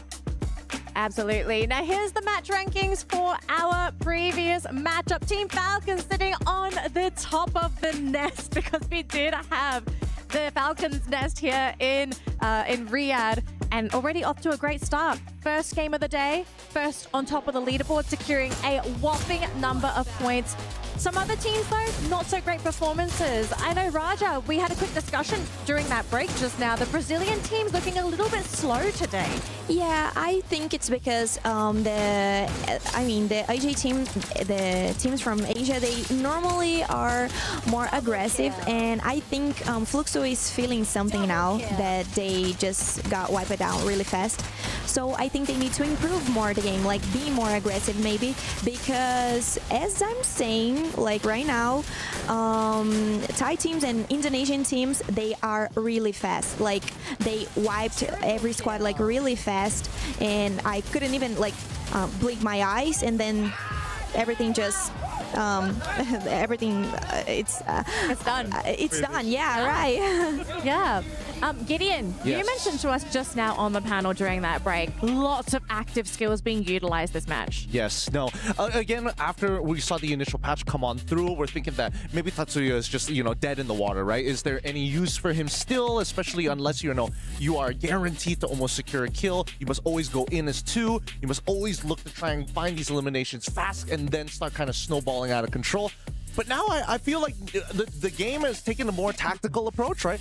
Great utilization of Oscar, and not to forget, of course, you got to pair it up. Those Riptide rhythms still as deadly as ever to open those holes. Yeah, definitely. I mean, if you have a great sniper, the Skylar, the Riptide rhythm, that is a must. Now, the Oscar, though, probably it's because of the 1st of July changes for Tatsuya, so we barely see, Tatsuya being used. Oscar, that's a great play. It was pointed out by the caster earlier how they managed to use that in perfection. And as you mentioned, Raja, I mean, as quickly as that, they managed to eliminate a squad. Yeah, and then Neptune. I think you put EVOS as one of your top picks, right? Okay, why did EVOS really fall short in that matchup? Because they looked really good in the initial fight. It was just that last closing battle with Falcons. Like, where did they kind of fall short here? Was it positioning? Was it a weapon disadvantage? Like, what really held them back here? I think they're trying to keep distance because Razia, the sniper of the team, usually it's a 3-1 split for them.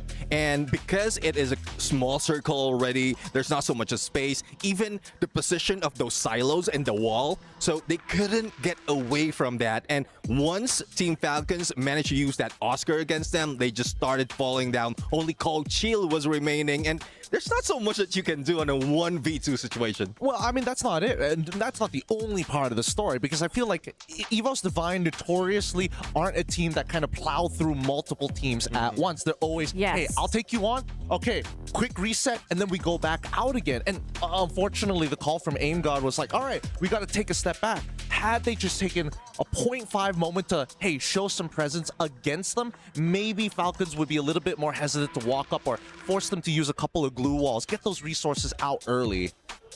Well, I think we need to see for the next matches, because they need to keep they need to keep the same game that they did in this last one, because I'm not sure if this will affect, for example, the Brazilian players. I think they can be like different from the next match, and I'm really anxious about it because I don't want to see this things happening, you know. But of course, we all had like high expectations from Team Falcons, and they really did it. They did an amazing job, actually. I think not only an amazing job, but I think, you know, I feel like just based off of not only the landing zones, but a couple, even, you know, Alpha 34, taking their time, they denied points at the very end. So it feels like Latam as a region is looking to kind of download how everybody else wants to kind of move across the final few, especially those last 3 circles before anything else. I mean, one thing I know for sure, especially for Falcons, they want to ramp up into points. And then after that first match, they will study the opponent. So I think there will be a slowdown on the next map. The other teams will be ramping it up, but they will just be like the Falcons, like flying through the sky. Like the eyes are on them, studying where they will be rotating, and then later on, we'll see more elimination. Yeah, and it's good to add that they did like a bunch of eliminations. I think it was like 15 maybe. 15? Yeah, something like that. Yeah. But it counts a lot. Like talking about points right now, it's really important to them, so they can be like slow in the next match. I think it's safe for them to do it. Yeah, I think I have to agree with you there, because we see some teams, and I think this is historically a Free Fire thing. Anybody that does well during the knockout stage never wins the tournament. Ooh. So, do you really want to do well during the knockout stage? Because you might be giving away too much information to your opponents, right? There's a lot of mind games that happen with Free Fire, and you need to be very careful to play good enough to make it through to the next stage, but not too good, in that people figure out where you like to drop, how you like to play. It's a very scary time to be a Free Fire player, but we're looking at the best of the best here. So they're clearly confident in their skills. Raja, we are definitely going to have to keep an eye on the Brazilian teams, right? They're not happy with everything on Bermuda, but we're going on to Purgatory next. Is this a map that is a little bit more suited for the Brazilian teams? I think Brazilian teams appreciate this type of, the classic ones. So in my opinion, Bermuda and Purgatory, they are the most classic that we have in our Free Fire, so I think they can be really safe.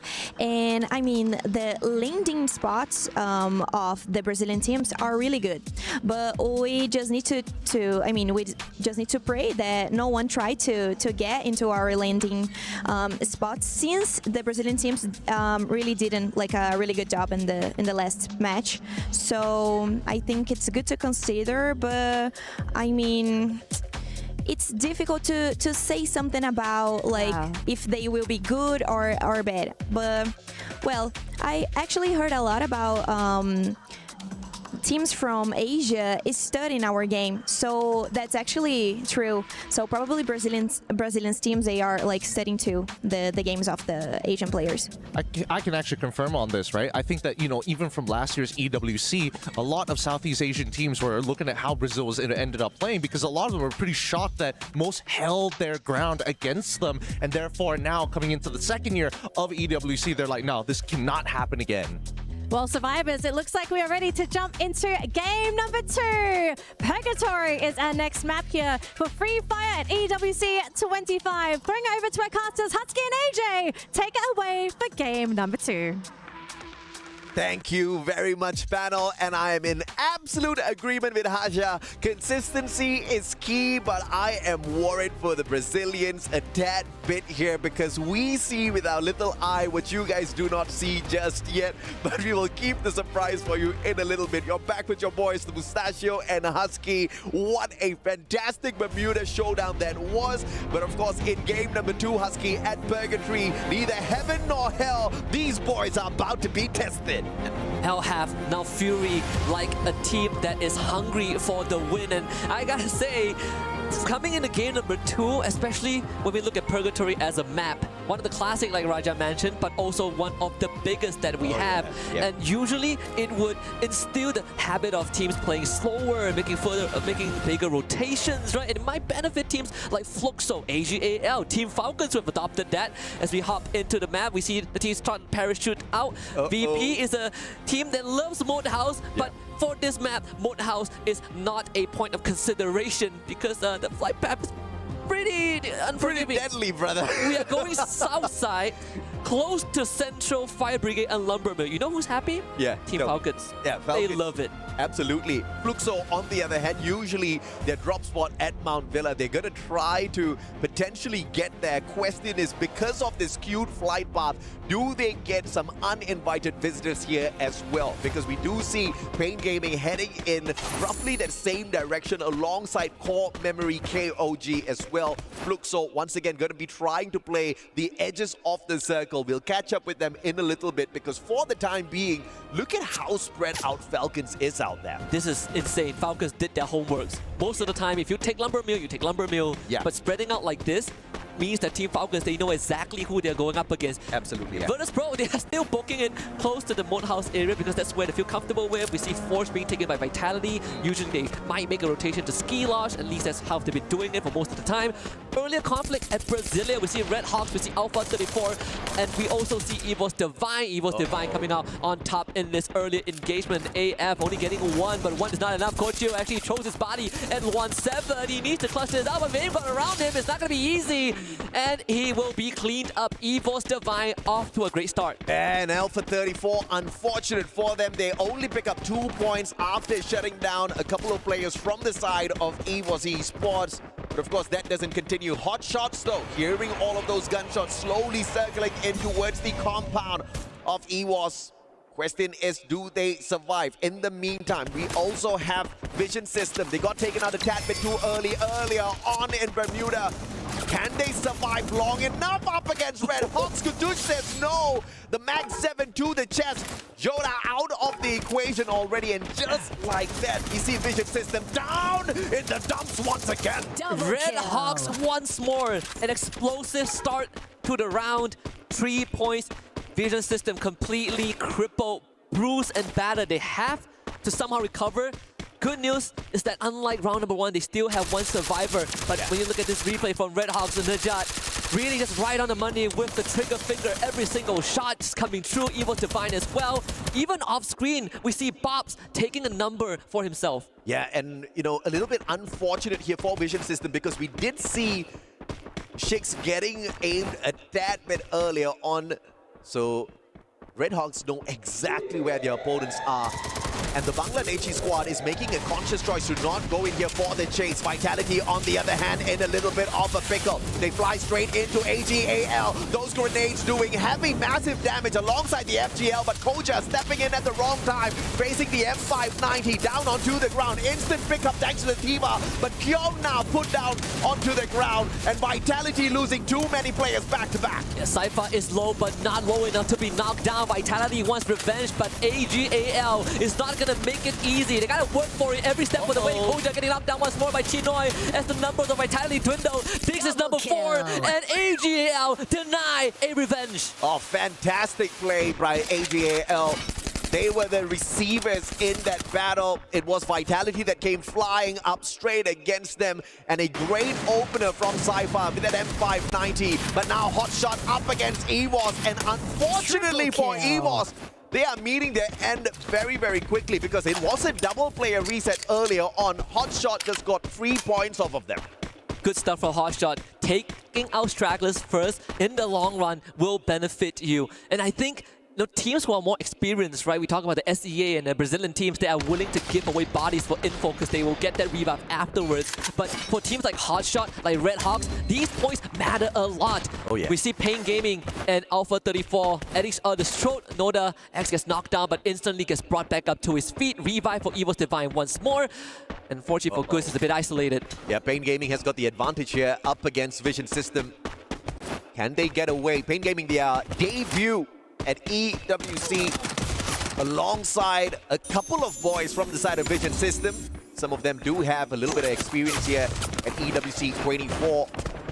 And because of the lack of numbers here, they are going to be in a little bit of a downside. Good time to pull down in the nick of time, but Gus steps out on the wrong side of it, gets nailed down to the ground. Peter, wrong gun for the situation, but thankfully they've got the numbers for backup. Maxi gets taken out, brought right back in. Pain Gaming with 3 points, and they have finally quelled the aggression from Vision System, and Jigs unfortunately will just have to stay hidden. But early on we saw a kill order put out on him by Virtus Pro, and they are hunting for that elimination. And they're just right behind him. Unfortunately, I don't think Jigs is going to be surviving for any longer now. They'll have to catch up with him in a little bit. Fluxo, 2 points early game, flirting with the edge of the circle, heading straight in towards Maxi. They spot him out, butches in alongside MT7. That AWM, you ain't gonna get away that easy. Maxi gets snuffed out. And once again, Vision System on the back foot. Core memory right across, Jump taking a heap of damage. Now they can try and spam that glue wall. It goes down. Jump trying to play some footsie work. Actually gets to cover, but Fluxo now kicks into high gear, running straight at Jump, but they have no idea where Cougar is just yet. Jump not able to buy enough time, and Bobs finds that knock. A beautiful play with that XM8. Gets the headshot, puts Jump down on the ground instantaneously. Core Memory XKOG, they've got the numbers overall for the survival, but Cougar is in hot soup right now. Surrounded by the players of Fluxo, he's about to beat his end in a little bit. EVOS continuing their onslaught up against Hotshots, down in numbers. Rasia, does he have the snipe in hand? Has got the plasma gun, but nothing up against Action Squad.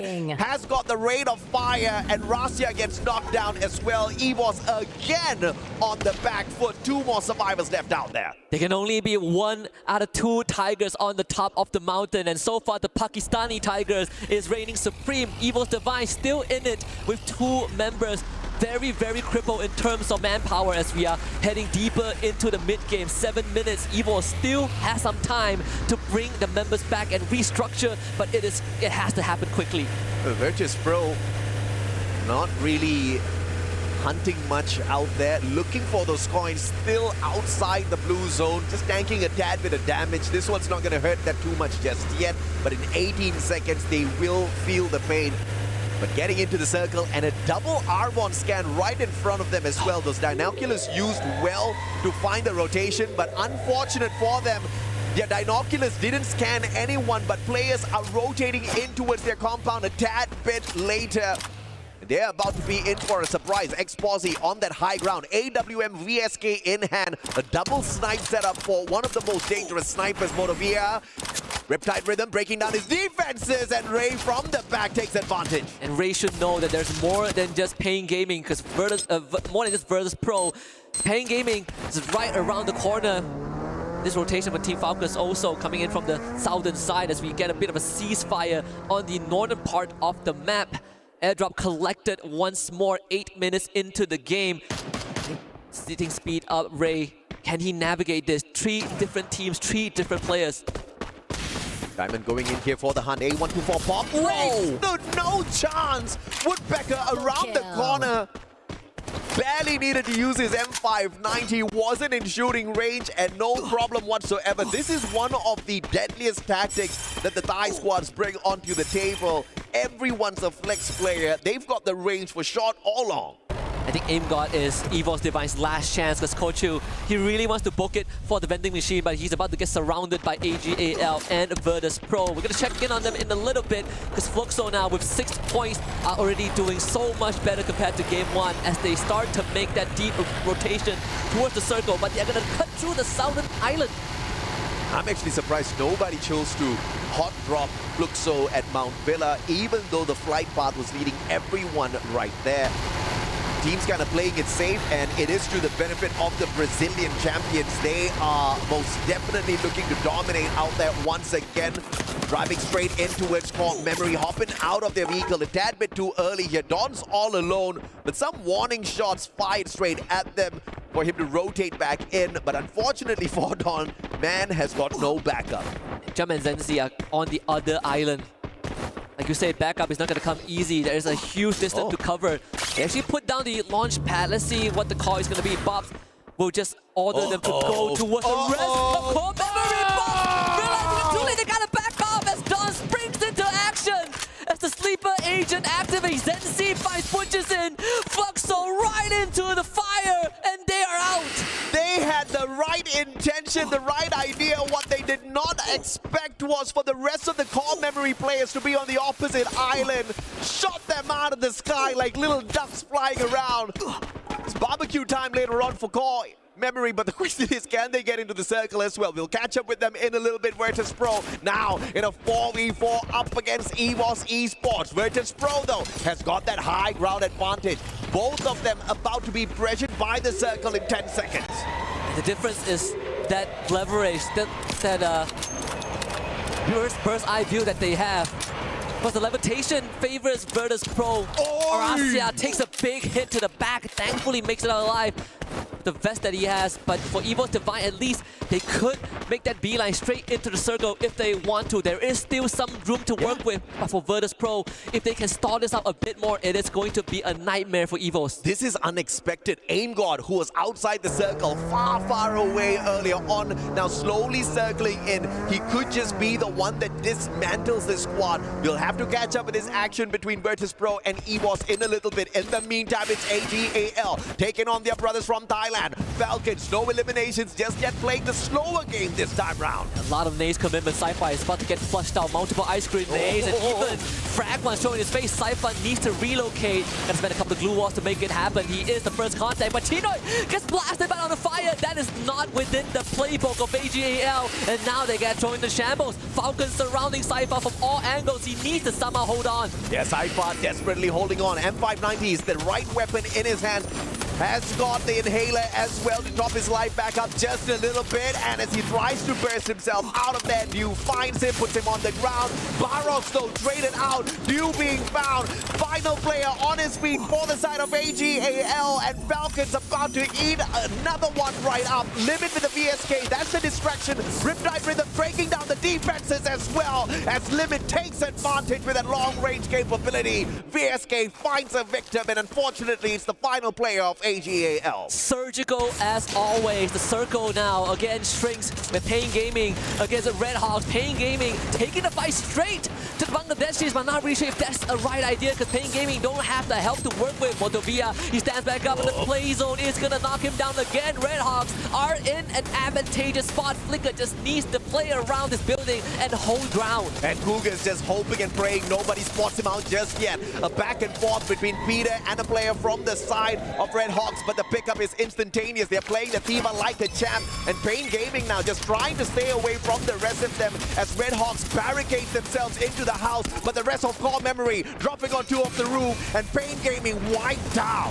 No rest for the wicked if you are Red Hawks Core Gaming.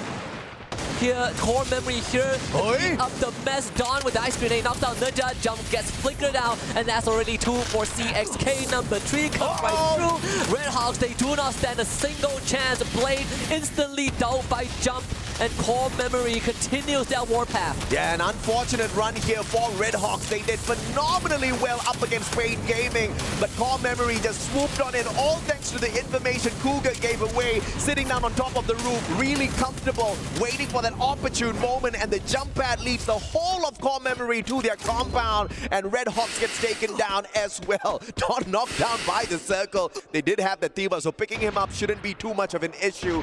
As jump and Sensi tries to get up the hill, but Rasya, unsuspecting outside the circle, tanking damage from the blue, pulls away a core person from the core memory esports squad. That's why you tie up loose ends. Evil's Divine. Now the fate rests all on this Wonder Kid. Wow. The new addition to Evil's Divine. We know what he could do. We've seen him in action even before he was legally allowed to play due to age restriction. And here he is. CXK with 12 points. They're not going to make it any further. Rasya also perished to the blue. We're down to just 3 teams. Falcons. Can they go for a back-to-back? 100% top 3 rate for this squad. Up against, believe it or not, Pakistan's Hotshot Esports and Virtus Pro. Virtus Pro, we expect Riptide Rhythm, courtesy of Pakistan, breaking down the defenses of Peter. Yet another! Peter exposed, but has got enough glue walls to keep himself protected. The crossfire being set up here by the players right at the back. Unfortunately, Exposy tried to get involved. He will get involved and puts on fire and limit down onto the ground. Anas takes advantage, and Falcons getting mowed down by the 2 squads. Such good tactics from Hotshot Esports. They knew exactly how to dismantle the defense of the Team Falcons. Anas is putting numbers on the board. Team Falcons are no longer in this game. 11 eliminations for Hotshot. The Pakistanis might have a chance to make a statement. It's them and Virtus Pro. It's the Polar Bear and the Pakistani Tigers. Oh, Pakistan's in the butt, baby. It is 4v4, all equal on both sides. And Hasuex has got the right gun as well. And what a pull on that Cassie. Linking them up. Action is ready for a little bit of that. The Steffi blocking out the damage from those grenades as well. Brilliant play thus far from the Pakistani squad. Waiting to cut down the distance. Oscar breaking down a couple of defenses, but the super defense with those glue walls erected once again. And Action missteps being put down to the ground. Yeah, they take the fight straight to VP, but VP more than ready. And Anas exposed. Virtus Pro locks in. Booyah. What a play. A little bit too aggressive from the Pakistani side, but that's exactly what we wanted to see out of them. They delivered. Virtus Pro just proving to be the better squad. Patience paying off towards the very end. A little bit unplanned with that Oscar, and that's one of the downsides of using that Oscar. The Valiant Dash, you gotta be valiant enough to get a knock right after, but you never know what's awaiting you behind those glue walls. And I think Hotshot Esports, they definitely have made a statement piece coming into this. Remember, it's not the goal isn't to finish number 1 in the group stage, is to just finish top 12. And this is going to catapult Hotshot Esports into a good position. And not just them, right? Red Hawks performing like champions. I mean, a tad bit unfortunate in that bout between Pain Gaming as well as Core Memory Esports showing up. And, you know, once again, brilliant play by Cougar as the guy that scouts out the situation, but had the wisdom to shut his mouth and not get involved. Waits for the backup, calls for the backup from the rest of the team members. They use the jump pad, landing on the roof, wiping out Pain Gaming from the back, and like champions, took the fight straight up to Red Hawks. And unfortunately, the Bangladeshi squad could not do much up against the barrage of grenades that found them in that house. Overall, Virtus Pro showing us what this team is known for, right? The potential of Virtus Pro. You look back at the roster, aside from Saming, who is not playing in EWC 25, replaced by Huwarat. Previously, the first ever Mobile Masters, they were the champions. They were the first one to lock in a slot for EWC 24. And now with this Booyah, they're in an even stronger position. Absolutely, man. Diamond, Kumara, Nameless, all jumping on in here. Brilliant plays overall, but of course he was a tad bit unfortunate. We'll have to wait to see what they can do really on. But of course, a quick short break. We'll come back with Game 3 in a bit. Double kill.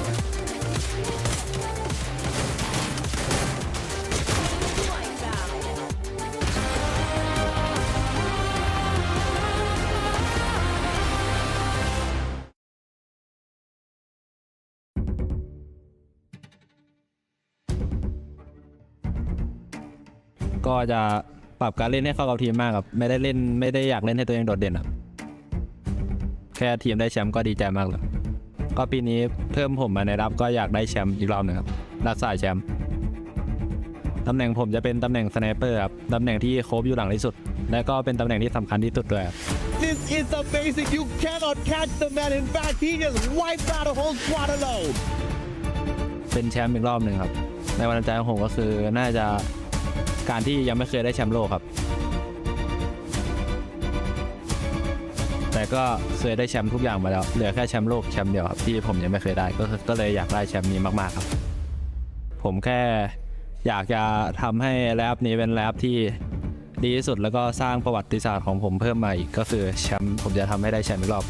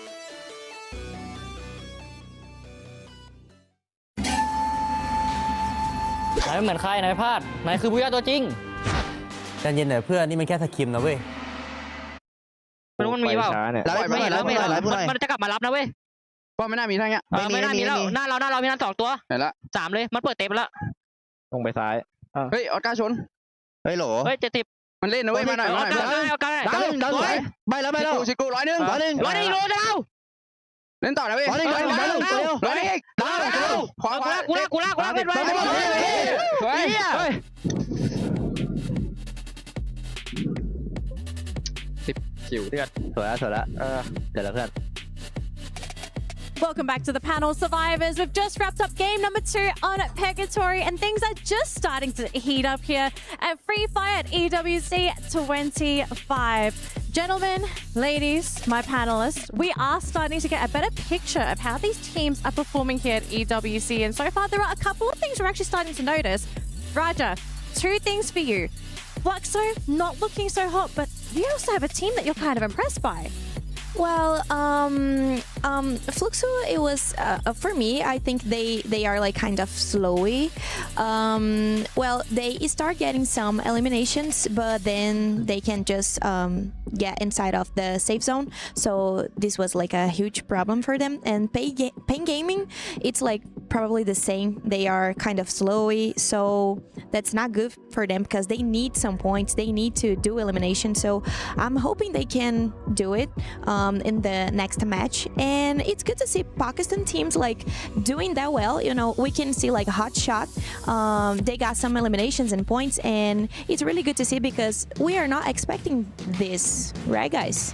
No, we went, and remember actually last year, Hot Shots almost made it through to the second stage. I think, Neptune, you would remember this. We were cheering for Hot Shots. We were on the panel saying, go Hot Shots, you're so close. And they might have fallen short last year, but it looks like they might be getting a little bit closer to actually making it to that second stage, Neptune. But Neptune, you don't actually look at Hot Shots. You are looking at Red Hawks. Tell us, like, what is it about Red Hawks today that's actually making them stand out? Yeah, I mean, looking at Red Hawks right now, it doesn't look like a team that has been introduced recently to the international scene. Like how they play, how they move. I think they studied their opponents, especially from those in Southeast Asia, because judging from the movements, those are Southeast Asia teams' movement. Well, I want to say that it's Southeast Asian, but I want to see them prove themselves one more time, right? One more map. If they can get another second place, if not find a booyah, then I'll have to agree with you. No choice. But I'm just sad that because teams like this, you're expecting them, oh, when they hot trap, when they start getting into fight, Red Hawks also included in this conversation, they're actually winning out their drops. Unlike Vitality, Team Vitality, please, we can't be botching up these engages like that, right? You see them get into that corridor, AG play it well, take their time, and unfortunately, the hot-blooded Indonesians, this time around, it costed them. Yeah, I mean, Team Vitality, what we call the Falcon Hunters, it doesn't work here. I mean, they're close to their nest, they have their strength, and it's tough, really. But another team that I want to look into is the Booyah Takers in that second match, Virtus Pro. They played it slow, not so much of elimination compared to the other teams, but we just saw the match ranking, and they're number 1, even ahead of Hot Shots. So Hot Shots was the elimination leader at that point, and it's just that Booyah moment that made that lead. I feel like I think at least for me, the rotations are really good. And also the ring did pull in their favor. I'm not gonna lie. They had high ground for a majority of the game. But I think at this point, right, a lot of teams are starting to figure out, okay, sure, you may lose a couple of engagements here. Our mechanics can be a little bit better. But any mistakes from this point onwards, you're gonna need to, call a doctor to fix it up. And talking about Booyah, that's the reason why it's so important, because our format, it's probably all about it. You need to get that Booyah. So it's good when you see like a team that can do it really well and can do like eliminations and get the Booyah and everything. So I think Virtus Pro, probably they are like really happy for it. Well, we have to see if the momentum is going to carry for that team, because we've seen in the past, if you grab that booyah, all of a sudden, mentally, you're looking good going into that next game. But we have a bit of an exception because, FYI, we've got Kalahari coming up next. But before Kalahari, we're going to give the players a bit of a break just so they can get ready for the hot desert of Kalahari. And instead, we're going to have a little bit of fun with you guys. We have the Dr. Sulaiman Al Habib hot takes. Let's have some fun, survivors. What's up, everybody? We're back with some more content here at Esports World Cup 2025. You're back with me, Gideon. This time, we are going to go for some hot takes with none other than Hot Shot Esports. Hey, don't worry, boys. You don't have to be so nervous about it, because it's time for some hot takes. Let's first talk about teams. Do you have any hot takes on some of the teams playing this time around? मेरे ख्याल से मुझे falcon काफ़ी अच्छी लगती है, लेकिन उनको मारने में ज़्यादा मज़ा आएगा। And R7 भी मेरी फेवरेट है। Oh, R7. Okay, I'm gonna put you on the spot here. Who do you think is the worst team coming into EWC 2025 Free Fire? Pain Gaming मुझे अच्छी नहीं लगती। I'm so sorry, I put him on the spot there. That's on me. That's on me, Pain. That's on me. Okay, but let's talk about meta now, right? Do you have any thoughts on the meta? What are some of your hot takes for it? I don't like this meta because of some teams like मतलब मेरे ख्याल से अगर 120 point कर जाती है एक team और दूसरी 80 पे अगर पहुंचती है और वो कर लेती, तो सामने वाले की तो मेहनत ही था, जो इतनी टाइम मतलब इतनी गेम्स उसने खेल ली है, उससे ट्राई नहीं, तो एक भुइया की वजह से पूरी चैंपियनशिप चले जाना है, इससे कोई बुरी फीलिंग नहीं हो सकती. So it's like very unfair. Yeah. Oh, but then wouldn't it feel like really good to not have that, even though you didn't do well during the point rush, but you just smash it at the very end? अगर आपका luck हो और अगर आप मतलब zone अच्छा पकड़ लो, ऐसे भी होता है कि कोई टीम ना आप पे घुस जाती है, मतलब आपके रश कर देती है, वो आपकी पूरी गेम ख़राब कर देती है लास्ट जोन में. तो वो 3 टीमें रहती हैं, वो उस पर डिपेंड करता है टीम पे कि वो रश करती है नहीं. अगर गलत रश कर दिया तो अपनी तो गेम ही गई. I agree with what he says. It's good. It's a good opinion. Very good opinion. Thank you so much, Hotshot. This is again. Hey, let your fans know who you are, what you're expecting to do. Give some final words before we close this out. हम लोग अपनी पूरी try करेंगे ये world cup जीतने की जितना हो सकता है अपना बेस्ट देंगे हम अपना बेस्ट देंगे 100% देंगे बाकी रिजल्ट हमारे हाथ में नहीं हमने अपनी पूरी कोशिश करनी है बाकी अल्लाह मालिक है इंशाल्लाह Thank you so much. Thank you. Appreciate it, man. This is sick. This is sick. Thank you. I hope you guys enjoyed the hot takes because the reaction on Raja's face when they mentioned baby. I disagree with that because I'm a Brazilian supporter, so I really appreciate Pain Gaming. Actually, they have like Noda, which is like a player, a really traditional player in Brazil, and he had like a good experience about like playing global tournaments, you know. So I think he's kind of confident about it. So I wouldn't like worry about Pain Gaming. I think they can do like a really good job.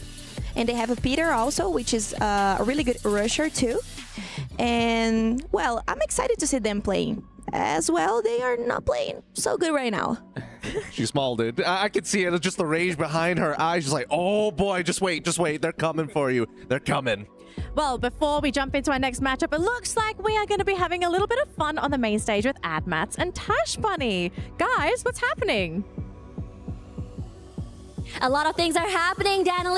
Yeah. The first two maps are incredible, explosive starts. But for me personally, the two teams you need to look out for, is Hotshot and Red Hawks. What about you? Yeah, they have been one of the greenhorns in our tournament, especially from Bangladesh. Red Hawks had been having good games. Game number 1, even though they didn't get the booyah, but damn, being at number 7 for the first game is an achievement. And continuing to the second game, they just dominate the teams. However, sadly, could not get that top 3 spot, but still managed to take out Pain Gaming, almost taking out Team Falcons and more. Honestly, it's looking really good for them. A lot of teams are maybe underestimating them, not sure about what to expect from this team. Regardless, this is their debut into the international stage, and a lot is still in the dark for these two enigmatic teams. And for now, guys, we're gonna go back over to the casters for Game 3, so get hyped. Go, AJ Husky. Thank you very much to the panel and of course our colleagues Admats and Tash Bunny. We're about to head into the desert of Kalahari, so put on your dusters. Is about to get hot and heated. It's your boys Husky and Mustachio AJ back on the mic. And got a lot of things to cover. First of all, Raja ain't happy with what Hotshot said. But what are the odds that Hotshot faces off against Pain Gaming right off the bat? I mean, Raja, it's called hot takes for a good reason, right? And it was a really good hot take. I mean, you got to take your shot at somebody. Pain Gaming unfortunately took the L this time around, but at least they said they love Fluxo, right? They want to.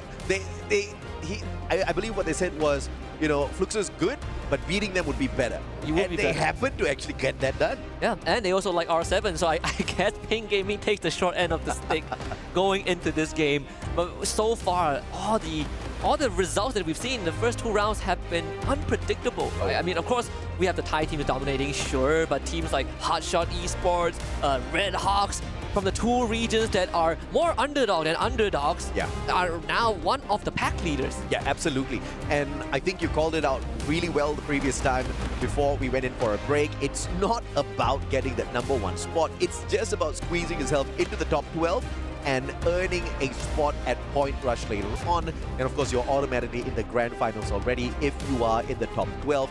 And that's not so difficult, which is also a good reason why the Brazilian fans don't really need to worry, because we've got 2 days of play for Fluxo, and this is the kind of squad that ramps up really late. They're just warming up at this point of time, and you know, you don't want to piss the Brazilians off. The fact of the matter is they're getting beaten down right now. You are happening to piss them off unintentionally. This is going to be bad.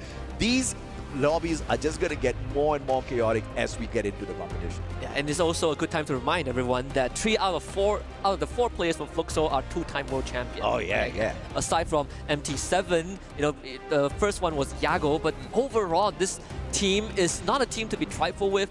Sure, they've had heartbreaking losses. They've came in second multiple times, be it in local regional tournaments or even, you know, tier 2, tier 3 community tournaments, but it is still a brand that has resonated with Brazilian Free Fire ever since the first gen, the year 0 when Corinthians won the first ever World Championship. Fluxo is a very good successor to that era. It's just my only gripe is how slow they play. And I think I want to see a bit more because I know Fluxo can get aggressive, they can get down and dirty, but with how slow it looks, at some point you have to switch it up. Maybe this round 3 is going to be the turning point. I think that's key what you just said there, right? Aggression, but it's always calculated aggression. They are capable of it, but they are always calculating as to when to get in and to get into some of these hot battles. They've been playing it very slow for the first 2 games. Obviously, in Bermuda, they kind of got caught off guard a tad bit outside the circle as they were heading into Factory. Second game, it's always a Thai team at this point of time. But obviously, we're looking for more from them, and I'm very sure they will show us exactly why they are your 2-time world champs. We haven't even seen those great shots from MP7 just yet. This should most definitely be those warm-up rounds, but you take a little bit too long to warm up, and these teams that were starved of the championship, starved of opportunities, like we also talked about off-screen, Hotshot Esports. Last year, they didn't even get into Point Rush. This year, if they can keep this up, they sure as hell are getting there. And obviously, another team's got to pay the price by giving away their spot. Yeah, it's like a very fun game, right? I literally told you about what we kind of had fun with yesterday during our study. Yeah. I said that there are 4 Brazilian representatives, 9 from Southeast Asia. That's 13 teams. That's 1 extra team that can qualify to Point Rush. And if we have to slot Hotshot in, we have to get rid of 2 teams. And now, after round 2, it makes you wonder a little bit which team it's going to be, right? Which team is Hotshot going to be able to do just enough to overtake? For me, I think it's too early to say, but there's a good chance it happens. And of course, you talk about hotshots, but I think Tashmani brought up a really good other team as well, Red Hawks.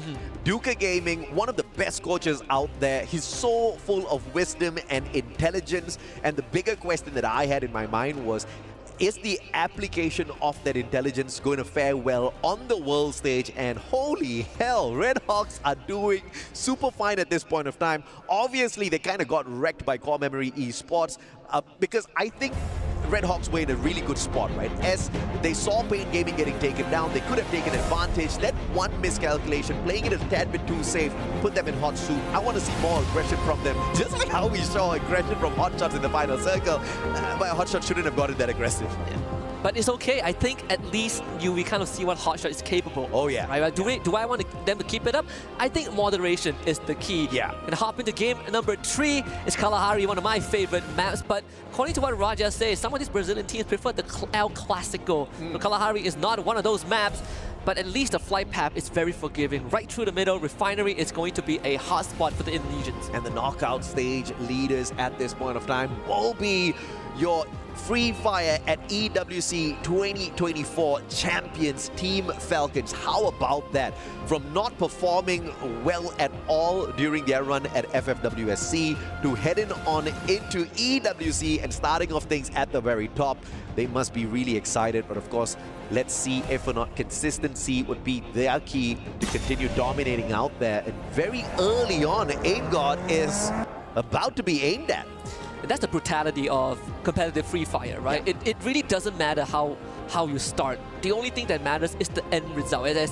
As much as it sucks to hear that, only the end result matters. Only those who can step up when all the chips are down is going to come out on top. And at least that's the lesson that Team Falcons taught us last year. Refinery used to be a hotspot for Indonesian teams, right now taken over by Vision System.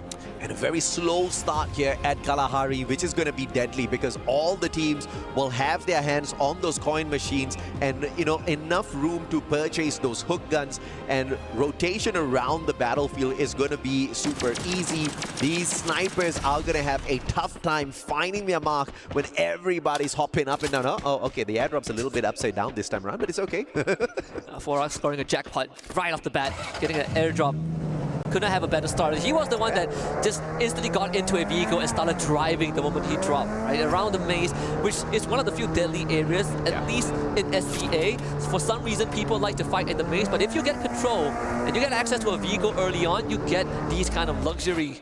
And let's hope it pays off for Virtus Pro. They have a good spot to rotate to. They're scanning north side, well, at least I think it's AGAL that dropped the Arvon and scanned Nameless.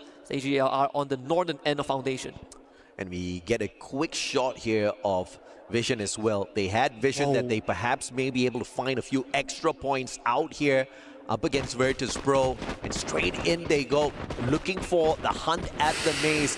AGAL would have definitely seen them flying on in as well, so it doesn't mean Vision System has got the upper hand here. It's all up until AGAL decides to drop by and say hello, Nameless. Almost got put down there. And I just said that teams like to fight here, and it's good to see it being quiet, but Vision System is here to change it, that they don't want to play by the book. Vitality against Team Falcons. One body for another on fire. Blasted from the back by Evo's Divine. Falcons surrounded by the Indonesians. Absolutely. Falcons were going in for the hunt onto Vitality, but saved by the appearance of Evos Esports now. Engor Rasya all up at the top, dropping player after player limit. Question is, did he hit that revival before running on out? The team survives for a little bit longer. Limit getting the deep done, purchasing an insurance policy for the squad, keeping Falcons in. We saw this in Bermuda, almost on the wipeout list, and then they made a comeback for the Booyah, so we can't count them out just yet. Of course not, but on Kalahari it's so much harder, right? So much more open ground that you need to be careful about. Jump getting knocked by GU as CXK now have to deal with Flux, so that's the Riptide Rhythm. It breaks wall faster now in this new update, and Don will have to back off. Cougar being able to sidestep and take cover. Fluxo down to just GU and MT7. And the plasma gun, one that we have not seen in a long time in meta, is finally back with a bang. GU spots out Zenzi, down you go, baby. AWM not quick enough. And GU will instantly pick up that elimination for himself. But here's the problem though, Core Memory, they are outnumbering the players of Fluxo. Butch is in as well as Bobs, down on the ground. Eliminated too early. No vending machine in the area for a quick revival as well. Great rotation from GU, does have the hook gun to facilitate that, but Don does not want to let him get away. Actually sees the jump, the timing a bit off for Don. Couldn't really take ground to get a couple of shots off, so GU once more gets into cover, but Don wants the chase. He has backup coming in, and GU now will have a 1v2 on his hands. Doesn't pull out the sniper just yet, but look at this. Don chasing GU straight into the hands of Limit, perhaps, who's actually on a revival spree, bringing back the rest of his team members. GU caught in a really tough spot here. And the impressive thing is Core Memory just sending in 2 players on for the hunt. They do understand that Fluxo does have another player alive and kicking out there on the battlefield. GU has the right gun, but doesn't have the numbers on his side. Too low on HP. Cougar with the M590 puts him out. Double kill. Pretty tough to fight in this environment when you are outnumbered, but a good attempt from GU. Fluxo still in the running with 2 extra members, so a revival must have came to at some point. A couple of highlights from the earlier stage of the round. We see Falcons and Vitality duking it out before Evo's Divine shows up and just shut the show down. Yeah, absolutely. And Vitality obviously really happy with that situation. They got to scurry away, hit those revivals, and back in here with a full squad. Unfortunately, though, they haven't brought any points up onto the board just yet. Vision System spotting out potential opponents here. Went in for the chase earlier on, but will drop back now to check out what AGAL is all about. Jota with the Tatsuya and the Oscar has got a double dash there in hand, so he's going to be pretty deadly. They're probably going to give him a little bit of extra confidence as well, but instantly that confidence taken away by Cypher and his headshot. AC-80 to the head, and will put the players of Vision System on the back foot as they try to get away. Instant disengage from Vision System. Virtus Pro will have to face up against Pain Gaming right here at Mammoth.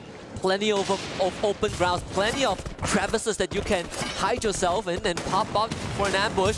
Blue wall melter and ice grenade both thrown out at that singular glue wall. Goose and Peter drops another 2. It's going to take some time for VP to break right through, but enough time for Exposy from behind. Finds the penetration, and VP are looking for a cleanup, but Noda X and Motovia are fighting back valiantly. Pain Gaming not willing to go down without dealing a couple of blows on their own, but Peter goes right down. Fuarang is in the red zone, and Pain Gaming prevails. And that Riptide Rhythm breaking down anything that they had to defend themselves up against the shots of Pain Gaming.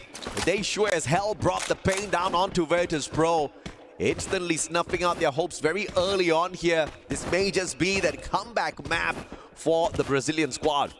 Danny hit the nail on the head on the panel, right? Yeah. Teams that get Booyah finds confidence, and then they blow out the next round. VP being cursed by that, but Pain Gaming really stepping it up. You might have heard what Hotshot said during the clip. As Cypher finds a freebie on the Maxi, and that's the last vestige of Vision System out in 11th. Well, thank God Hotshot didn't take the Booyah then. They still have an opportunity to pick up a few more points out there. AGL on the hunt. Vision System, they were the aggressive ones initially. AGL didn't even play the third party. They just bided their time, waiting for that opportunity. And it all started off with that AC80 by Cypher. Vision System out early once again. I know we have a lot of disagreements about Kalahari, but I think one thing we can agree on is that a slow Kalahari game is the scariest game of all. Oh yeah. With so much open area. We're seeing Dinoculus being pulled out, couple of knocks on the kill feed, Ray finding Cypher. Rotation from Team Falcons, finding some safe haven. Here comes Evo's Divine, who have recollected their footstep and retraced it straight to AGAL and finds 6 points, but they're on the hunt for more. Deal in the red has a revival point, but there's no time for any static movement, so Evo's Divine will keep on chasing. Oh, but Evo's in trouble though. Pain Gaming rotating towards their compound at the very same time, and Evo's a tad bit too busy on the hunt here, looking for the final player on the side of AGAL. Gochil will be able to spot him, misses the first shot, and the jump pad allows him to survive a little bit longer, just a slightly bit. And Pain Gaming, on the other hand, pulling the brakes instantaneously, not wanting to drop by this compound too early. And Evo's Divine finding Chinoy, but the revival for AGAL was pretty phenomenal at that vending machine, so he got his job done. Pain Gaming found a better bounty than dealing with Evo's Divine. It's the revived member, the freshly returned members of AGAL. And that's free pickings for Pain Gaming if they can find them around Mammoth. Core Memory going for an extremely late rotation, just passing through Stone Race to the southern side of the map. They're going to reach the sub in just a little bit where Fluxo is holding ground, but you can see that Pain Gaming, they've already found a couple of numbers on AGAL. Yep, yeah. Core Memory in the fastest vehicle they can find out there on the deserts of Kalahari. Probably won't give them much. It will protect them from some of the elevation as the drop-off of these cliffs. And Pain Gaming, on the other hand, 6 eliminations strong. A beautiful start for this Brazilian squad this time round, with Motovia and Gus finally finding that high-octane action on their side, and they are not on the losing end for the time being. And I think chaos is about to befall all of us here, Husky. Only 2 teams out of the equation so far, and this is not a huge map at all. No, it's like a volcano about to erupt, right? You can see, you can already feel the tectonic plates, you know, the friction. They're about to slide off each other's equilibrium, and when that happens, the eruption is going to be uncontrollable. We are seeing Core Memory, AGAL, and Fluxo collide at the sub. That could kind of narrow down some of the numbers on this map. Bob's finding Chinoy. So Fluxo getting a couple of eliminations under their belt as well. Bob's with the first grenade elimination on this map. Well, Core Memory has got the advantage here. Fluxo out in the open. Cougar spotted him out already. But as they take damage from the circle, question is when they go in for that strike. A good double glue wall erected instantaneously. Bob saving the squad with the defense, and now the grenades laid. Oh, wow, and what a god name by Bobs! And that instantaneously dismantles the squad of Core Memory. They can't get away just yet. What a 3-pointer from this man. 2 back-to-back grenades, the triple jump, and MT7 finds a Zensi. Core Memory stood no chance in this fight where they should have had the advantage. And now the rest of Core Memory are going to get dispatched one by one. Butchers it and Bobs comes in. That's a double for Fluxo, 6 points. And that's the snipe shot I was looking for, MT7. He delivers, looking for Don now from afar. Finally, Fluxo are the aggressors. 6 eliminations strong. What a stand-up performance here at the sub. But now, dealing with the circle, making it into the next save zone is going to be a little bit of a problem because they're heading straight in towards the confines of Refinery. High ground action once again might just put them out of the count. They need to depend on those jump pads as well as a couple of scans out of those binoculars. Red Hawks are about to engage with Hotshot Esports as Hotshot started firing at Flicker. He did take the jump pad to rotate from Refinery towards the southern end of the compound. AGAL doing the same thing, about to land right on top of Falcons too. Gotta be ready, and he absolutely is, but Vitality is behind him. Gotta pick a poison. Oh, what a rotation here by Dew.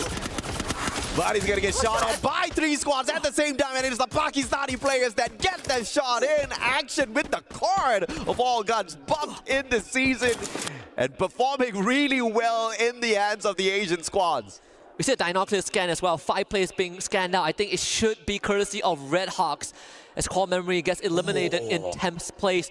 9 teams remain. Here comes Evo's Divine about to fight the compatriots from Indonesia. Vitality right on their radar. And Evo's Divine on the hunt.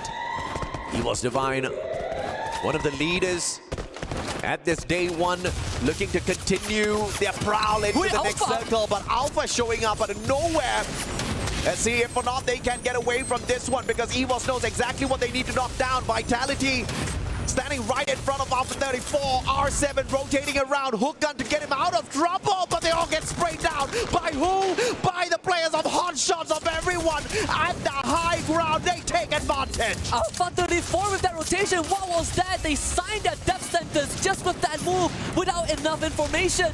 Evo's Divine now gets to move on forward. They got to bring Ray back up, and they do just that. Ray back up to full. Vitality holding behind this container. Azure 25 has a huge job to do. Sees Kochu, tags him a little bit, forcing Evo's Divine back into this factory area, this garage, this warehouse.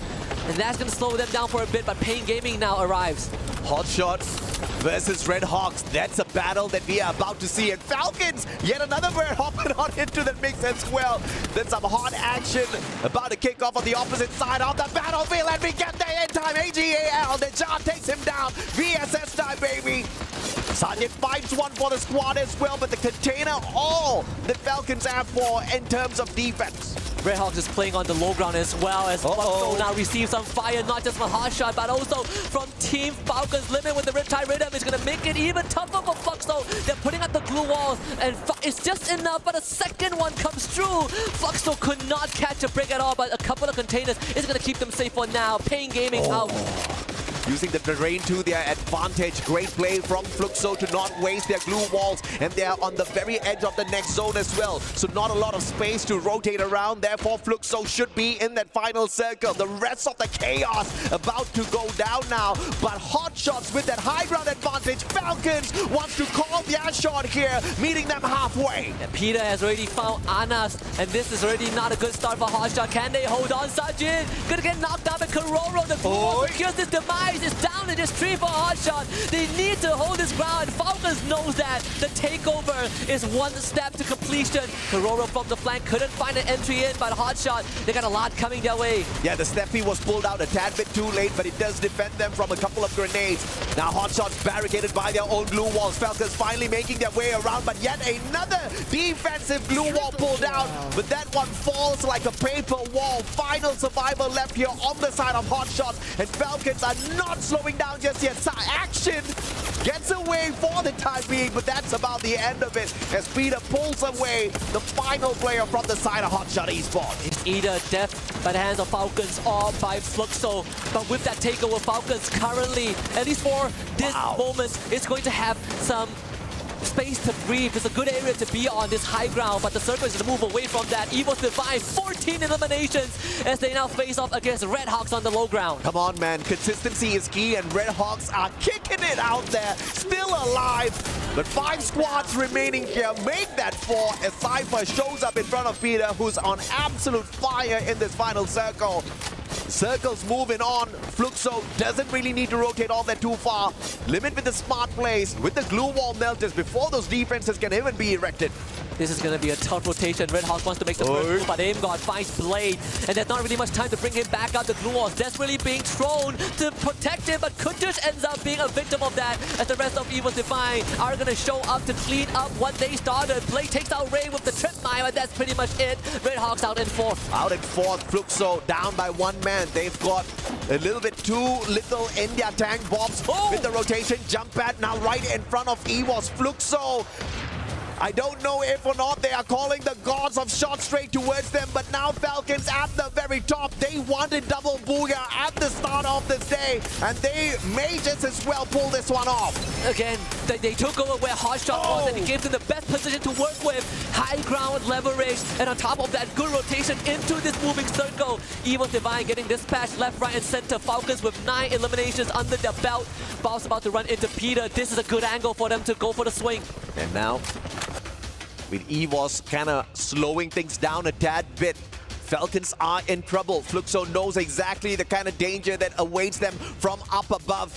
Those grenades could come raining down on them, but everybody's waiting for that circle to close on down. This one is now turning out to be a troublesome situation. Do we depend on those medkits, or do we depend on some final second pandemonium as Butches in fights Aim God, puts him down 6 feet under as well. EVOS has no chance to pull the booyah. That is good for Fluxo. They got 3 members left. They just have to hold this ground. Starts by taking out EVOS Esports, because that is the contender. That is going to be the team that is challenging them for space. But if they can hold this, they are going to force Fluxo to play level. Yeah, it ain't over till it's over. Fluxo, a slow start indeed, but Peter, M592 the ahead, puts down bombs.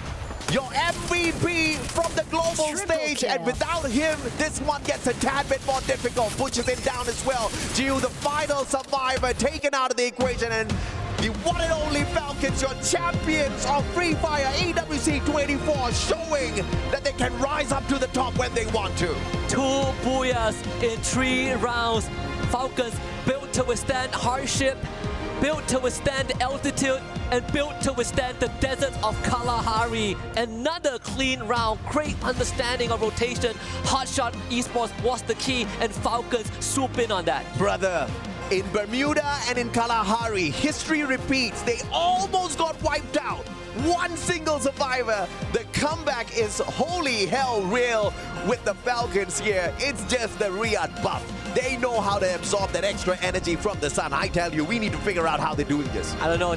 This team is this Team Falcons are the closest to the headquarters, right? You feel the energy from all the trophies they collected, the plaques from last year. But there's another team that I want to give special credit to. Just a tad bit of mention. Evo's Divine once more stepping it up. Sure, they didn't finish with a booyah, but they finished.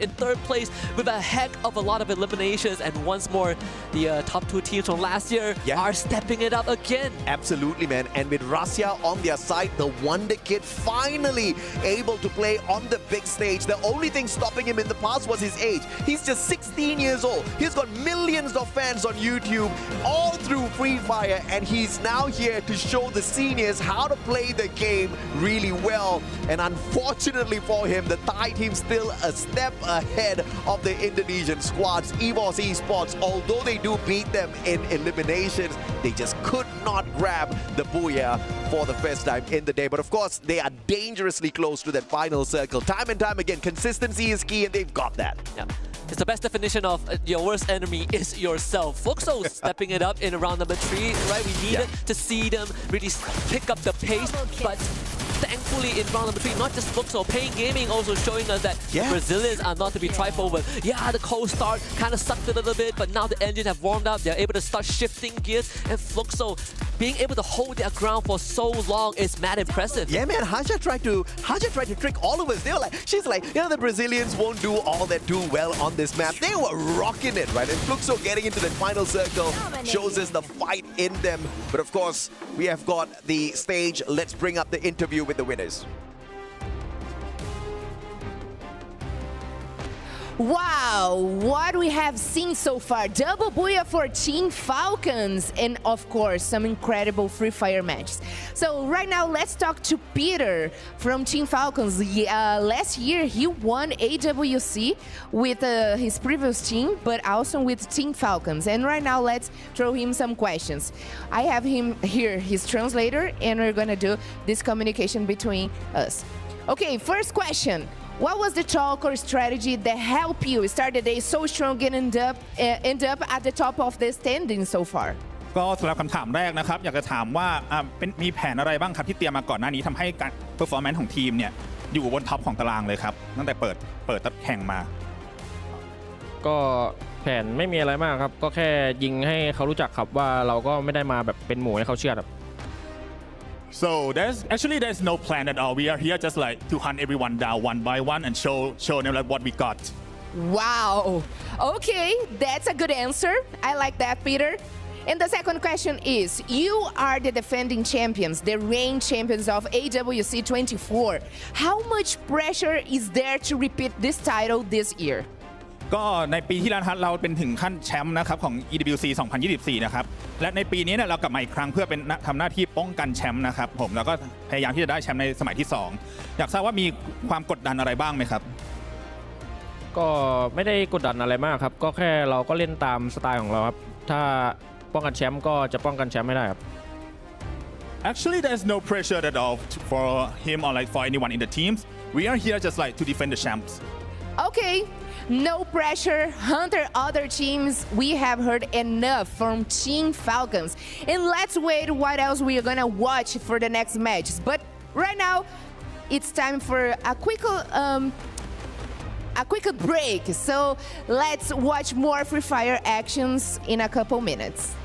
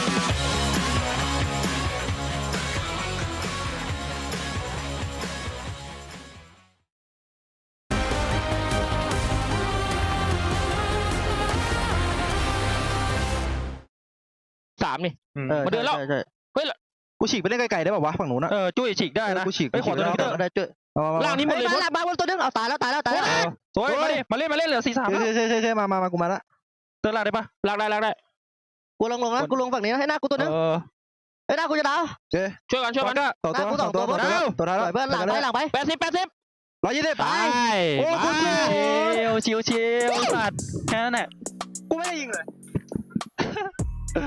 What an incredible comeback coming from Team Falcons. They were almost eliminated at the beginning of the game. They managed to come back and they even got revenge on their arch nemesis, Evos Divine. They were so close to getting rid of the Kryptonite, the team that's caused them the most issues, but unfortunately, again, just falling short. Another thing to note as well, folks, Fluxo, this team, unfortunately, having a very slow start today, is starting to wake up. And I know, Raja, you are very excited for this because you know the potential of this team. Let's talk about Fluxo. What did they do right in game number 3? Yeah, first of all, I agree with you. I believe a lot in them, but I think they are like kind of waking up just right now, which is a little bit early. But okay, I mean, we still have other matches to play, so I think he can decide a bunch of things and we can wait for them like to grow.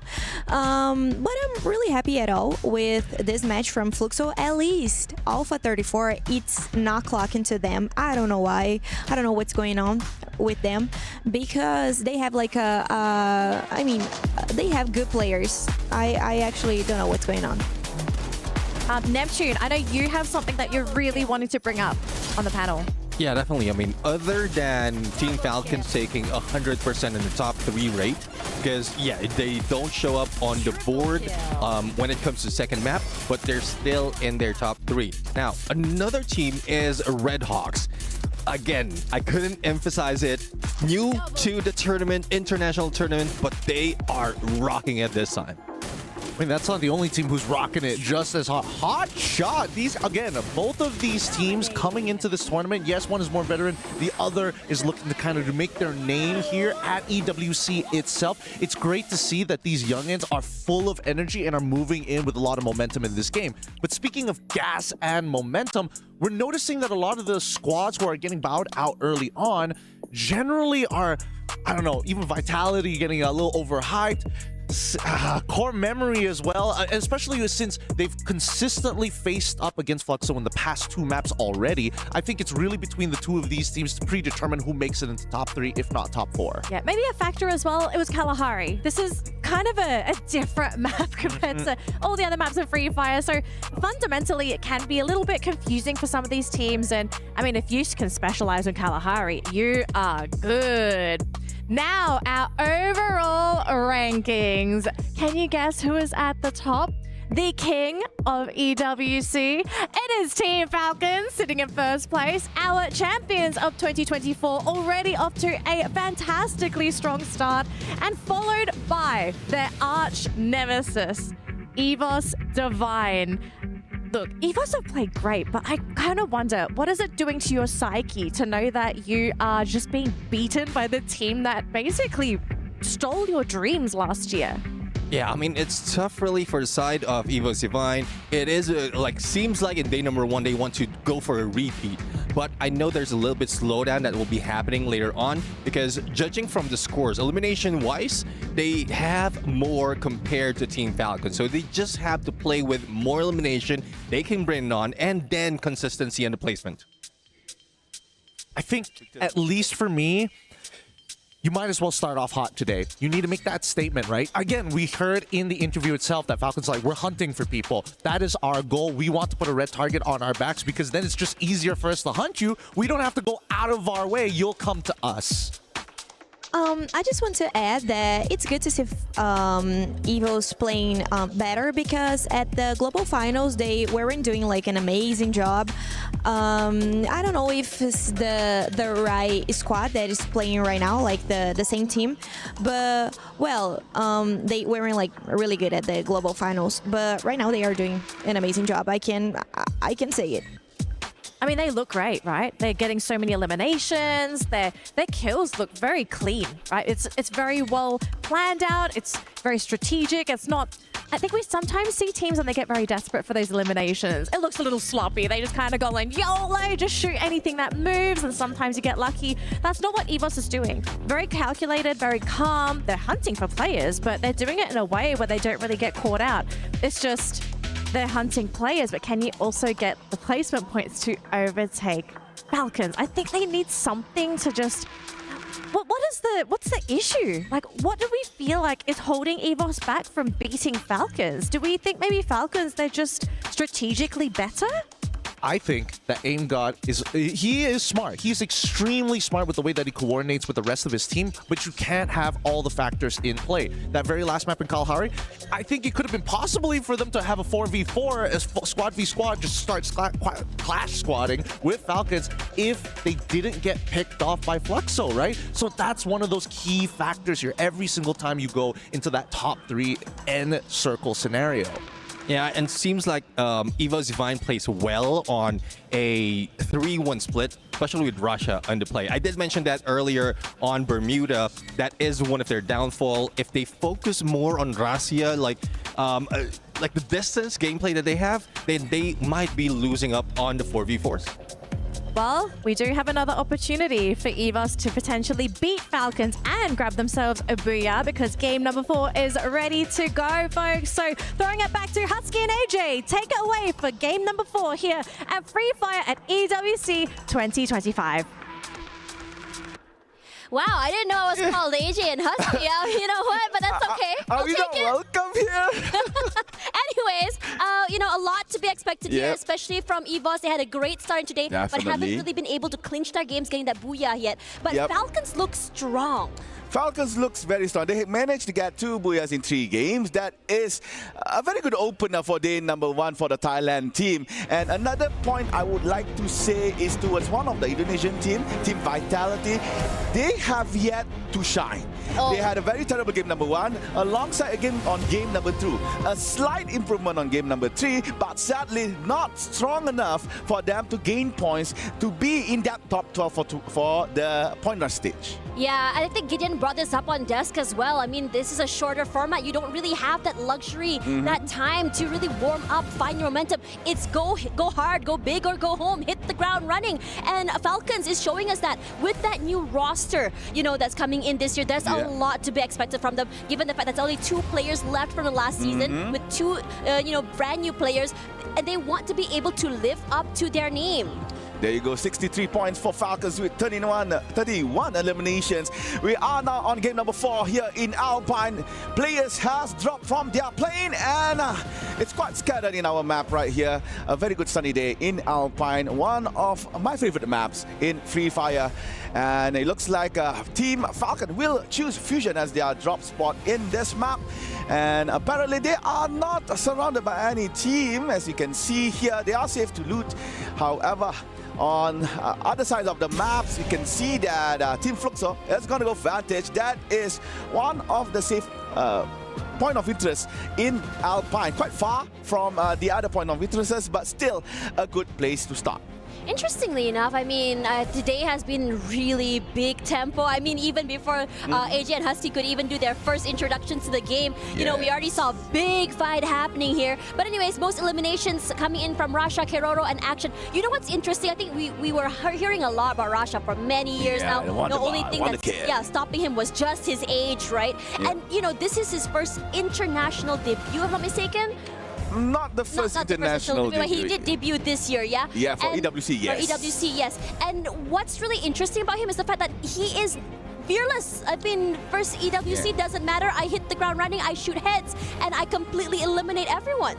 Yeah, when we were 16, we were just focusing on school.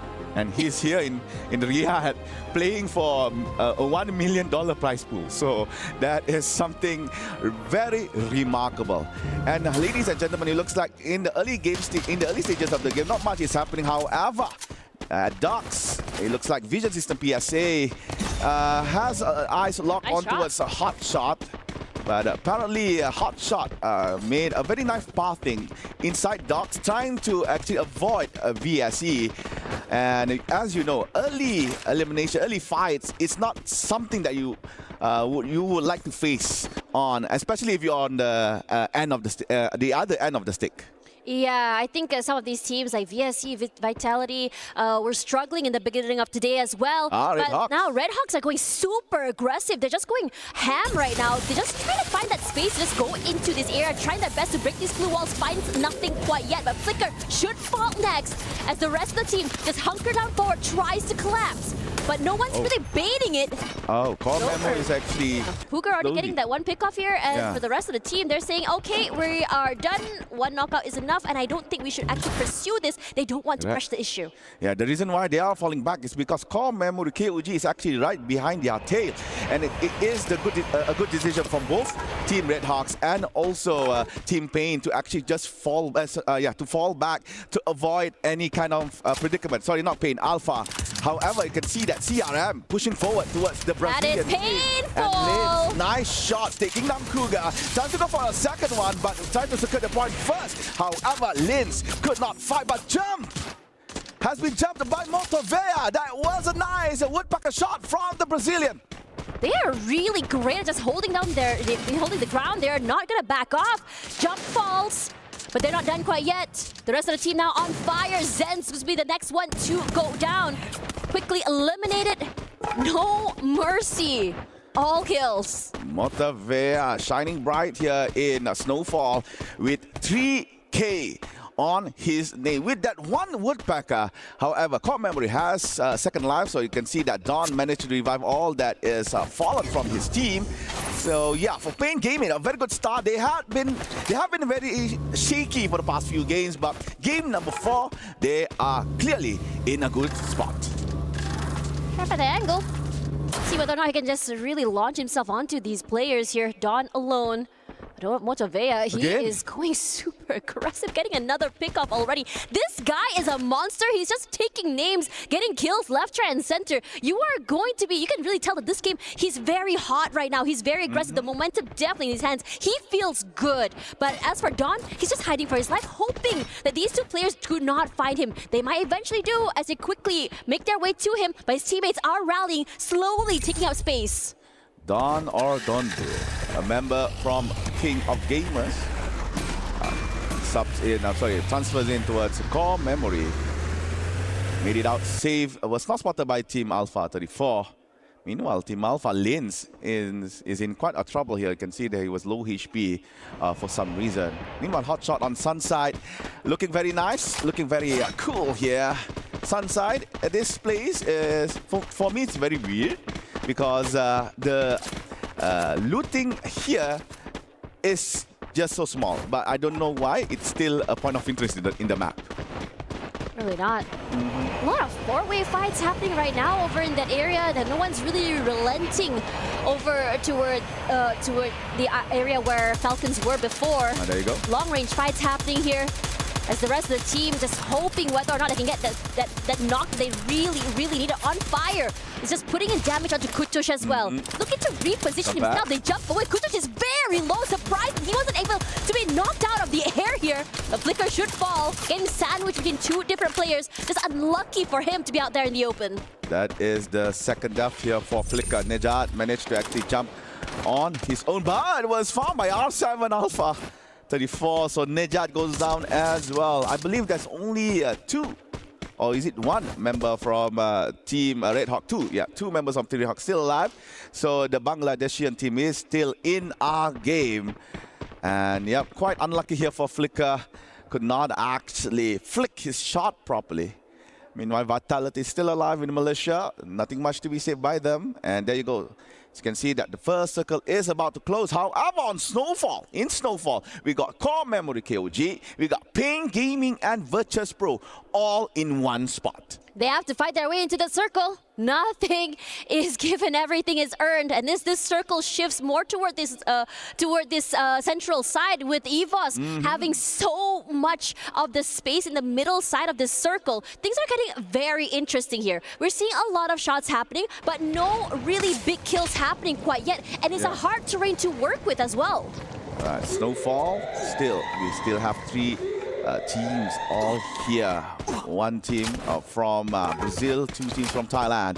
You can see Peter from Pain. Tries to take aim on towards Virtus Pro, but could not get the angle correctly. Finds Fuara, only a shot hits with that SVD. Let's go for the launcher. Uzi with the Skylar, but nothing to contribute over that active skill. Meanwhile, Pain is still holding Team Virtus Pro in their clutches. Diamond pushes towards the front. Fuara and Nameless providing space. However, jump from the back knocks down Motovea. And Motovea has been eliminated. However, Pain Gaming is still alive. Peter is trying to find space to fall back. Gus manages to actually return to his teammate. But nice at the shot. same time, hunting towards the Team Virtus Pro. Dawn tries to get that KR skill and manages to steal one from Team Pain.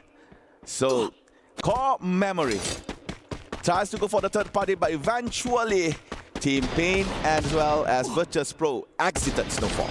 Honestly, they've been really hunkering him out here on Snowfall for quite some time. They're battling with the area out for the damage from being outside the zone. And on top of that as well, Pain Gaming tried to be the team to gatekeep these teams outside of that circle. And it really bit them back in the butt. Now they're in trouble. They're getting surrounded from all different sides and areas. Core Memory is making life hell from them. Zen's trying to find that perfect flank with his teammate, finds nothing quite yet. But the jump shot forward from Gus, that high ground is giving him a lot of value in terms of intel. Yeah, Gus, the lone player from Pain Gaming, still surviving alongside of Team Core Memory. Here comes Noda to provide support. But however, Zen has anticipated the push from Noda.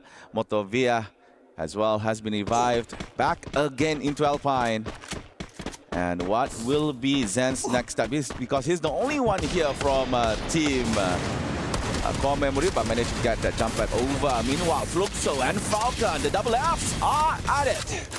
Very aggressive. Gio quickly just eliminates on fire here as well, as the rest of Falcons scramble, forced to leave the zone, forced to give away their space, but Fluxo's work is not done quite yet. They're looking to find any other pickups they can from Falcons, really stop their domination. They've been doing great right now for Falcons, but a bit more quiet in the start, and I don't blame them. Hotshot has been quiet here in game Alpine. They only get one elimination. Same goes to Vision System. SPA. VSE is still yet to show what they are worth here, because they have been having bad games up until game number 4 here. Meanwhile, Zen takes down Nameless, that's on the kill feed. Meanwhile, MT7 gets a point here for Fluxo, taking out Najab from Red Hawks. And we are back on Zen from core memory. He's still yet to gather with his teammates. Jump just got revived back. Only Cougar is still on the spectator side.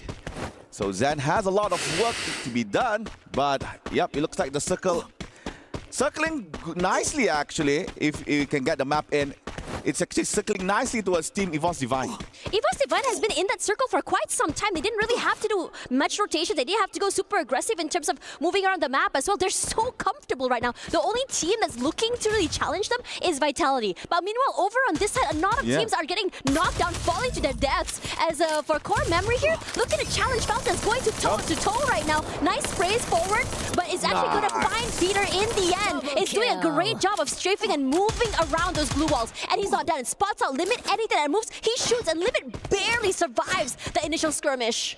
And we have just found out Alpha 34 is the first team to be eliminated here in Alpine.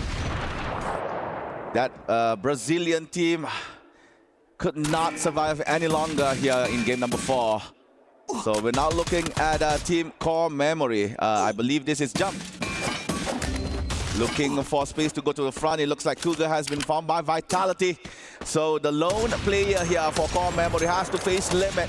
Limit is one of the best snipers in Thailand, I say, as well maybe in Free Fire. However, Limit knows where his limit is, has to fall back, does not want to play with the circle, and at the same time, Red Hawks is no more at number 11. Unfortunate for Red Hawks. They had such a great streak earlier, not able to hold on right now as well. This circle, I would say, is quite complicated to work with. I mean, for a while now, it did favor EVOS, and now it's pulling toward the, if anything, right now, I saw Core Memory, a team that I think did quite a significant impact, also knocked down as well. But for the Keroro, he's running for his life. For Pain Gaming, they're on the hunt right now. Where the heck is this Keroro frog here? He falls. Forak is the one to steal him away, but Rasha will be the one to steal that point. Pain, yeah, they have 7 eliminations, and they're going on the map like just knocking on death's door. Fluxo somehow on the other edge is going bonkers. What the heck happened there?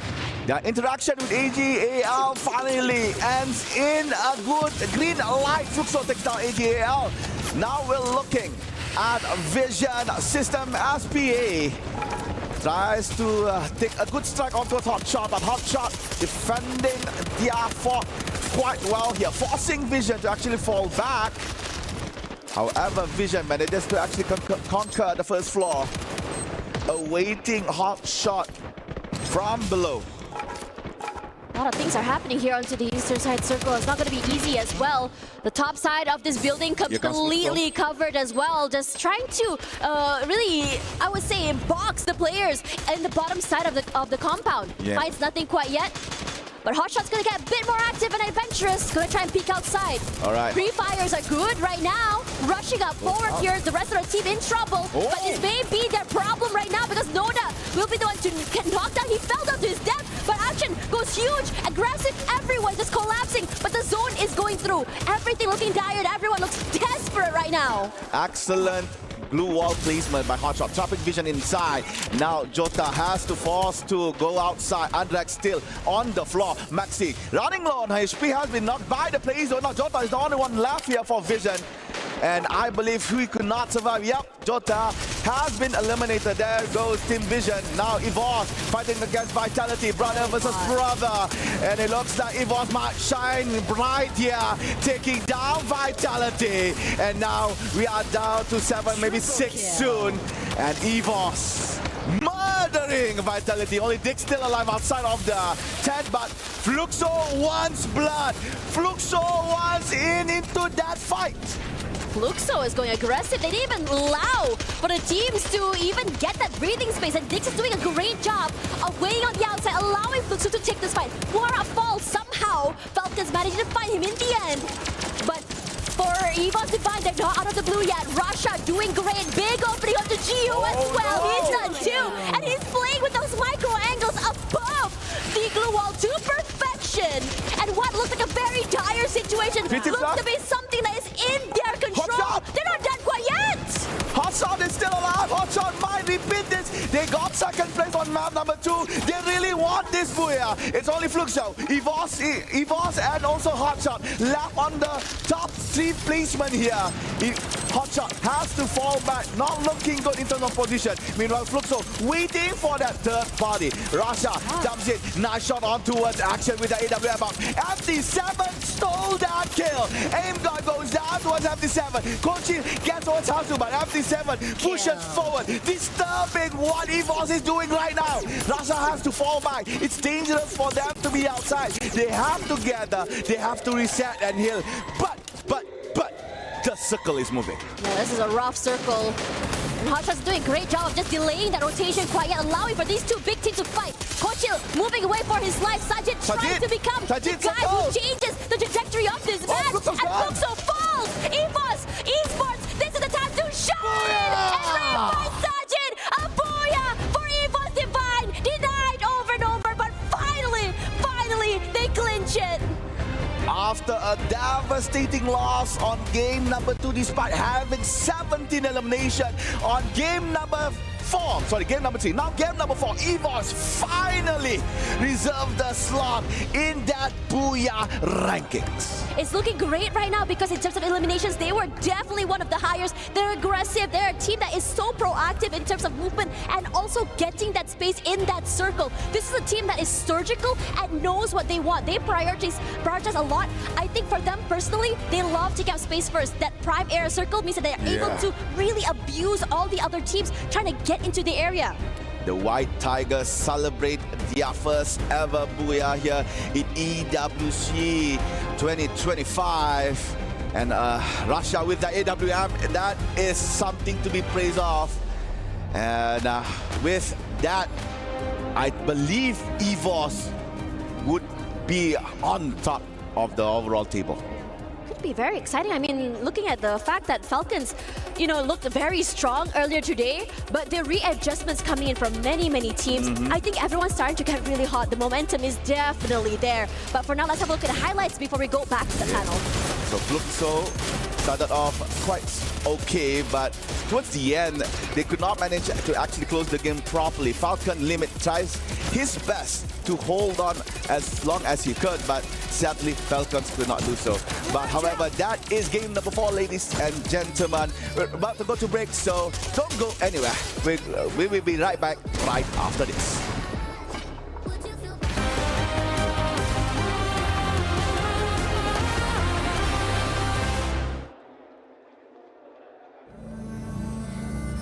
We're about to enter one of the habitat, the hibernation area of one of the pro players for Free Fire Esports World Cup. Let's go in.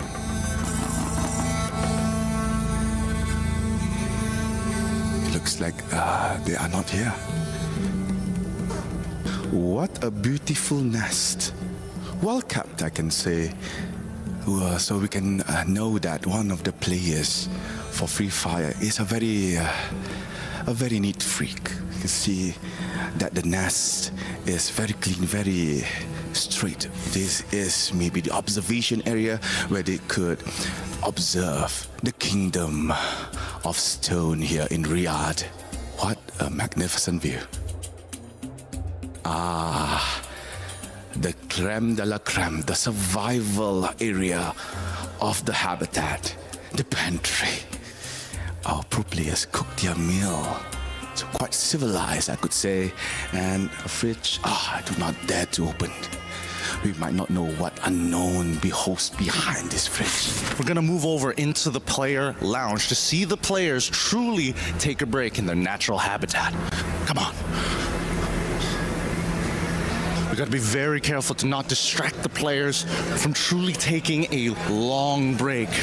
Keep in mind, competition is always going to be tough, mentally taxing. So therefore, with only the best that can be provided for them, they won't take anything lower than suboptimal. Coffee, caffeine, everything a player needs to keep them energized, tough, and most importantly, mentally sharp, especially when they're in the game. Here, we're by the snack station. We've got our workers hard at work making sure that they are filling it up every moment. If it's empty, how are these players going to refuel themselves to keep themselves at the top of their game? The Esports World Cup ain't skipping out on nothing. Come on over, come on over. They're not around.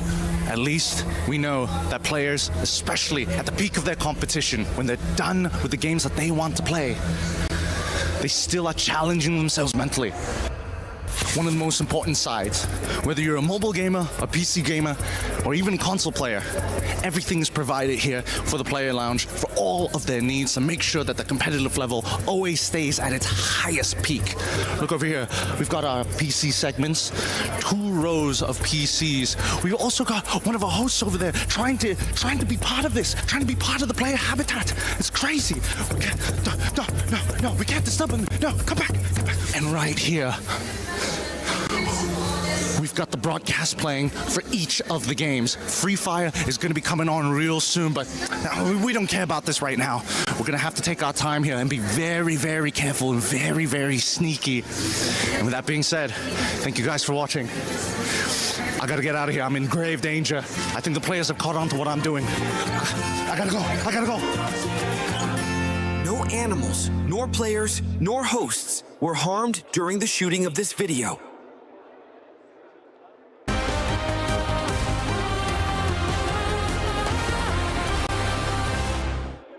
Nice, thank you. Kalma. 7 orang. Belakang. Kita kanan kiri. Kanan aja ke sini. 100. Ini gas yang dekat. Sekarat banget. Supernya sekarat, kenok supernya. Nah. Ini satu orang lagi. Gas aja. Nah, satu lagi. Woi, kalem boys. Gas. Bagi bocil gentot anjing bangsat. Be confident boy. Let's go boy. Evos Divine are tired. They don't want second place. They want first place. And what did they get? They score their very first booyah.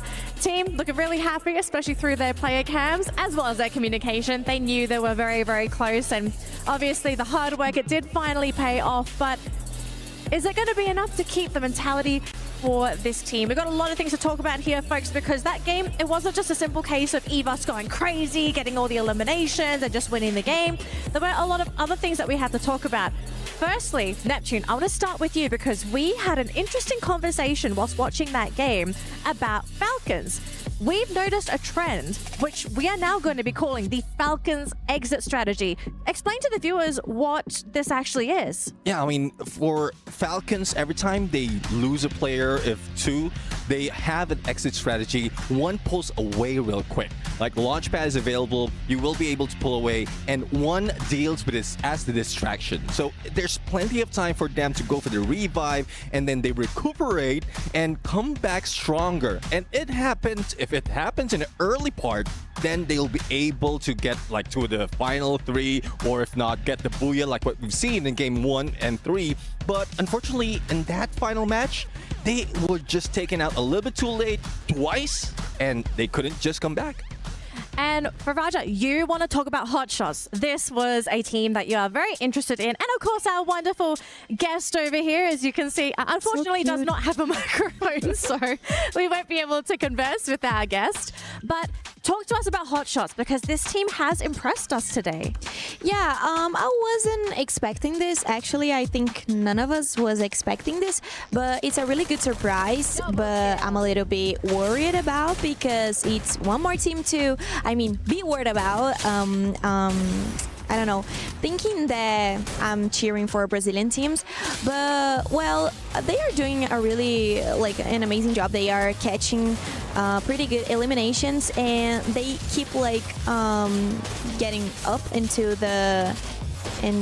this format.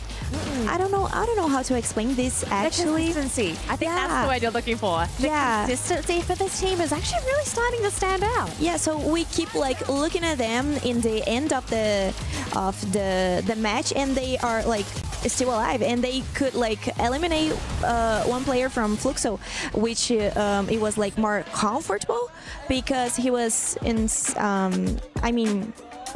he was kind of hiding, and then he just got the elimination, which it was very cool.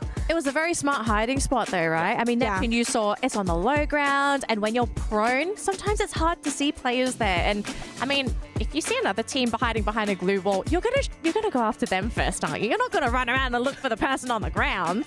Unless, exactly. unless you're the only ones, like the only player remaining. Yes, that's when other teams. But with the distraction that Fluxo really did in there, so I guess that gave Hotshots that opportunity to hide out and then just grab the second place. But one thing I would say as well for Evo's Divine, I guess their strategy is working this time around.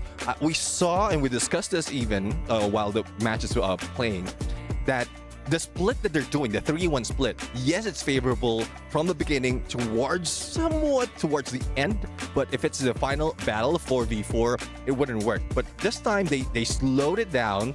They know how to deal with each player, and they just stuck together compared to Rasia just going along and being chased by the rest of the team. Yeah, and Raja, I think we also talked about this a little bit behind the scenes, where EVOS, they played slower this game, right? They started the day very fast, lots of eliminations in the early game and even into the mid game. But for this round, they didn't look for eliminations until what, the 4th or 5th circle, which is really late for EVOS, but it worked out for them. Yeah, I mean, they kept in the top 3. Yeah, so I don't know. They have a kind of different strategies, but it keeps like working for them for some reason. They are like having a really good day. In my opinion, it's one of the best teams. Of course, we can watch we can see this at the overall ranking. So EVOS appears like in the first place. I mean, they deserve to be up there. They worked incredibly hard. They've secured basically top points almost the entire day. The only reason Falcons fell down was because this was the one round they kind of fumbled the ball, Neptune. Yeah, I mean, we also talked after the previous match wherein Team Falcons is leading because of placement point, but elimination-wise, it's EVO's Divine. And now, since they were surviving a little bit longer, Team Falcons was struggling, so they can still continue on and getting all those elimination and sticking together. 4-man strong, definitely a Booyah would help them. That jump up to the #1. Well, I mean, do Falcons really care as well? I mean, you don't really need to sit in #1 because it's just the knockout stage. Yeah. So, moving on, because we are getting ready for our next game, ladies and gentlemen. We're going to give the players a bit of a quick break, but we do have, I believe, the SNB head-to-head, because that's where Gideon is. That's why he's not here. Hey, Gideon, show us the head-to-head. Thanks, Denali. Of course, the head-to-head, the rivalry has already become something that most people wouldn't have expected. 2 Southeast Asian teams are battling out to look for first spot, especially between Group A and as well as Group B. I'm talking about the rivalry that you guys have been talking about. It's EVOS Divine as well as Team Falcons. Now, it's a hefty battle, of course, but it's really a battle of the mind. The 2 IGNs that are setting themselves apart here, I'm telling you, Peter is a monster when he makes his aggressive calls, but Aim God sees everything. That's the big problem that we're seeing from these 2 teams. Too many factors are coming into play, but when we consistently see them make it to the final zone, who can stop them when they've got momentum pushing them forward? And not to mention a beautiful arena to show off what they're playing for here. This trophy is looking good, and I'm sure these players are ready to go. We're gonna throw it over to the casters for map number 5. All right, going into game number 5. It's gonna be next.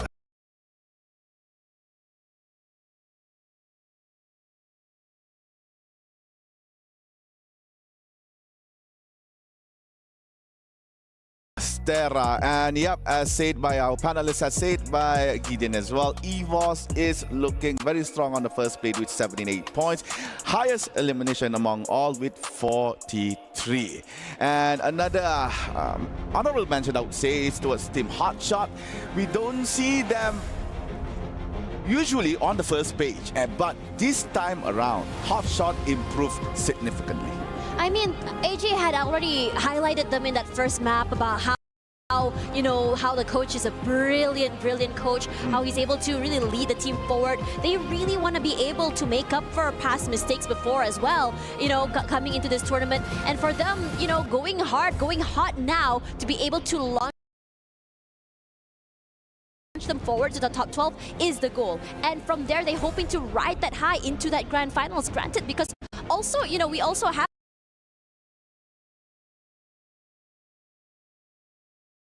the Champions Rush, a change in format for this year's EWC. All right, here is some last words, some prayers from our EVOS Divine team from Indonesia. They really wish to maintain on that first place, would actually secure them the slot towards the point rush stage. And yep, again, it's not about being first place here on the group stage. It's about surviving to be on the top 12. Yeah, you want to make it to that top 12 as well. And I think that also has those challenges because you don't want to get knocked out very early. EVOS Divine is great. I mean, I think the panel, brought up something very interesting. Raja especially mentioned that for EVOS Divine, them changing up the pace in map number 4 from a more aggressive, fast approach and now finally a slower one, getting active on, circle 4 and 5 for the previous map. It paid off for them as well, but regardless, it's still high in terms of eliminations as well, which is why they're able to overcome Falcons. Falcons, they rely a lot on those placement points. They don't get super active super early unless really provoked. And I think that for EVOS Divine, they're understanding that value you get from the points you get from those kills, from those eliminations, really, putting them on top of those placement points as well to really launch themselves forward. They have quite a sizable, not super sizable, but enough points to just really, maintain that lead a bit more. Yeah. If this trend continues today, EVOS will be so far in the lead and teams are going to have so much trouble stopping them. Someone needs to slow them down. Yeah, someone really needs to slow them down. Meanwhile, I would like to talk about the Brazilian teams. Yeah, Team Alpha 34, Team Fluxo, and Pain Gaming. They are not doing very well here on day number 1. Maybe Fluxo, we could Fluxo is looking praise. No, they're looking great right now. They were slower in the beginning of the day, but after that they found their momentum. It was a Rubik's Cube for them to be playing on the international stage. You're playing outside of Brazil. It's a whole different ballpark when you play with players from Southeast Asia as well. And they finally figured it out. They're looking great. Not quite there yet in terms of a booyah, but they're starting to build that momentum, and that is something super important to watch out for. Yeah.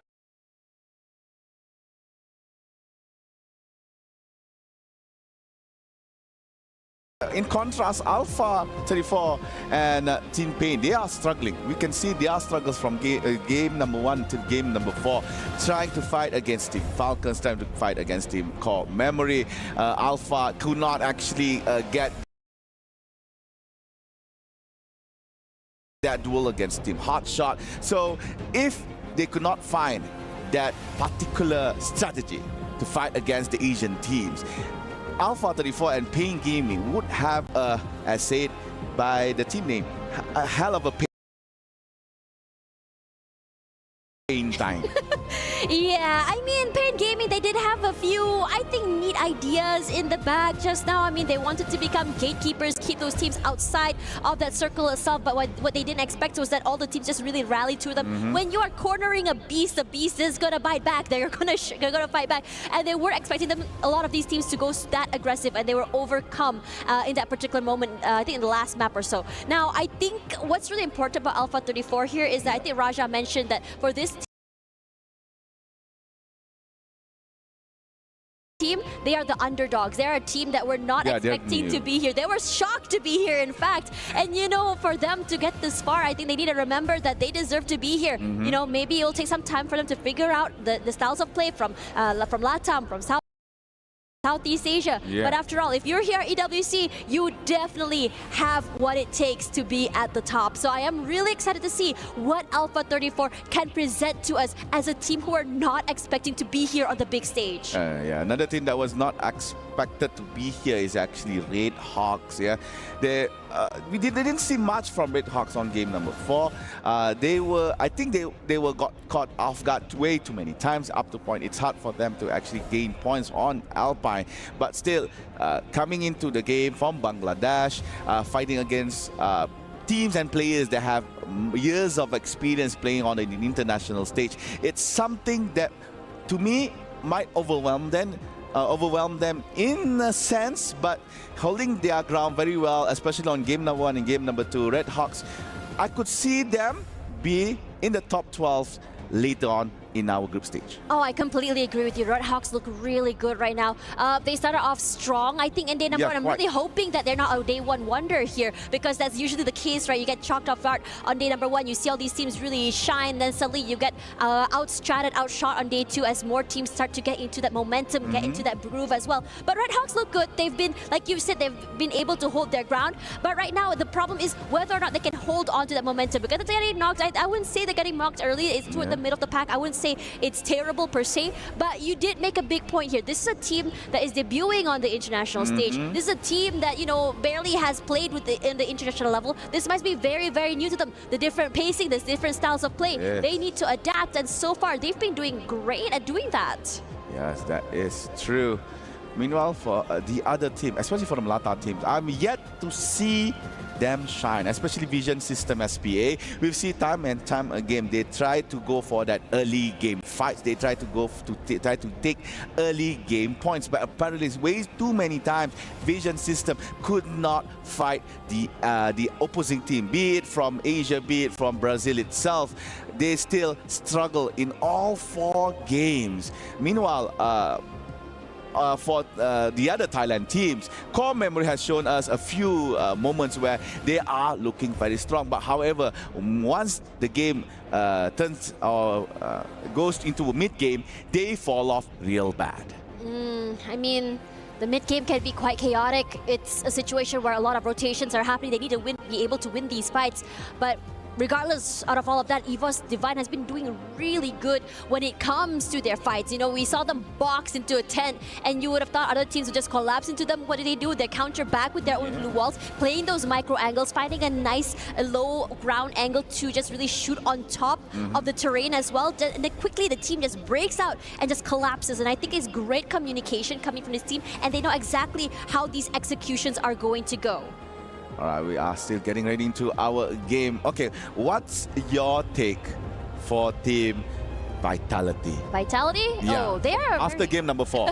I mean, Vitality, you could tell they're really struggling on day 1 today. They haven't found their momentum. They couldn't really win those really crucial fights. I mean, AGA and Husky did mention in the first game that Vitality were supposed to be the Falcon Hunters, and they ended up being the team that's being hunted here. I feel like, in the beginning of the early game, they got a bit too aggressive, too greedy. They tried to change up the way they played. In the previous map, they were one of the earliest teams to get into that circle as well. Correct. And still, they were eliminated. I think one of the words I remember from a Malaysian caster, Abi, told me, if you're going to be holding into that middle of the circle, you have to be really strong. You have to be anticipating teams coming in from left, right, and center that are going to be just collapsing onto you. And unfortunately for Vitality, perhaps that is not the move, because they weren't able to really maintain their position. Perhaps the later rotation, perhaps making playing toward the sides of the circle might be the way for them, but I'm not sure. We had a bit of a break. I'm really hoping that Vitality did figure out what exactly has been the biggest problem that they're facing today. Yeah, the reason I'm pointing this out, because Vitality is not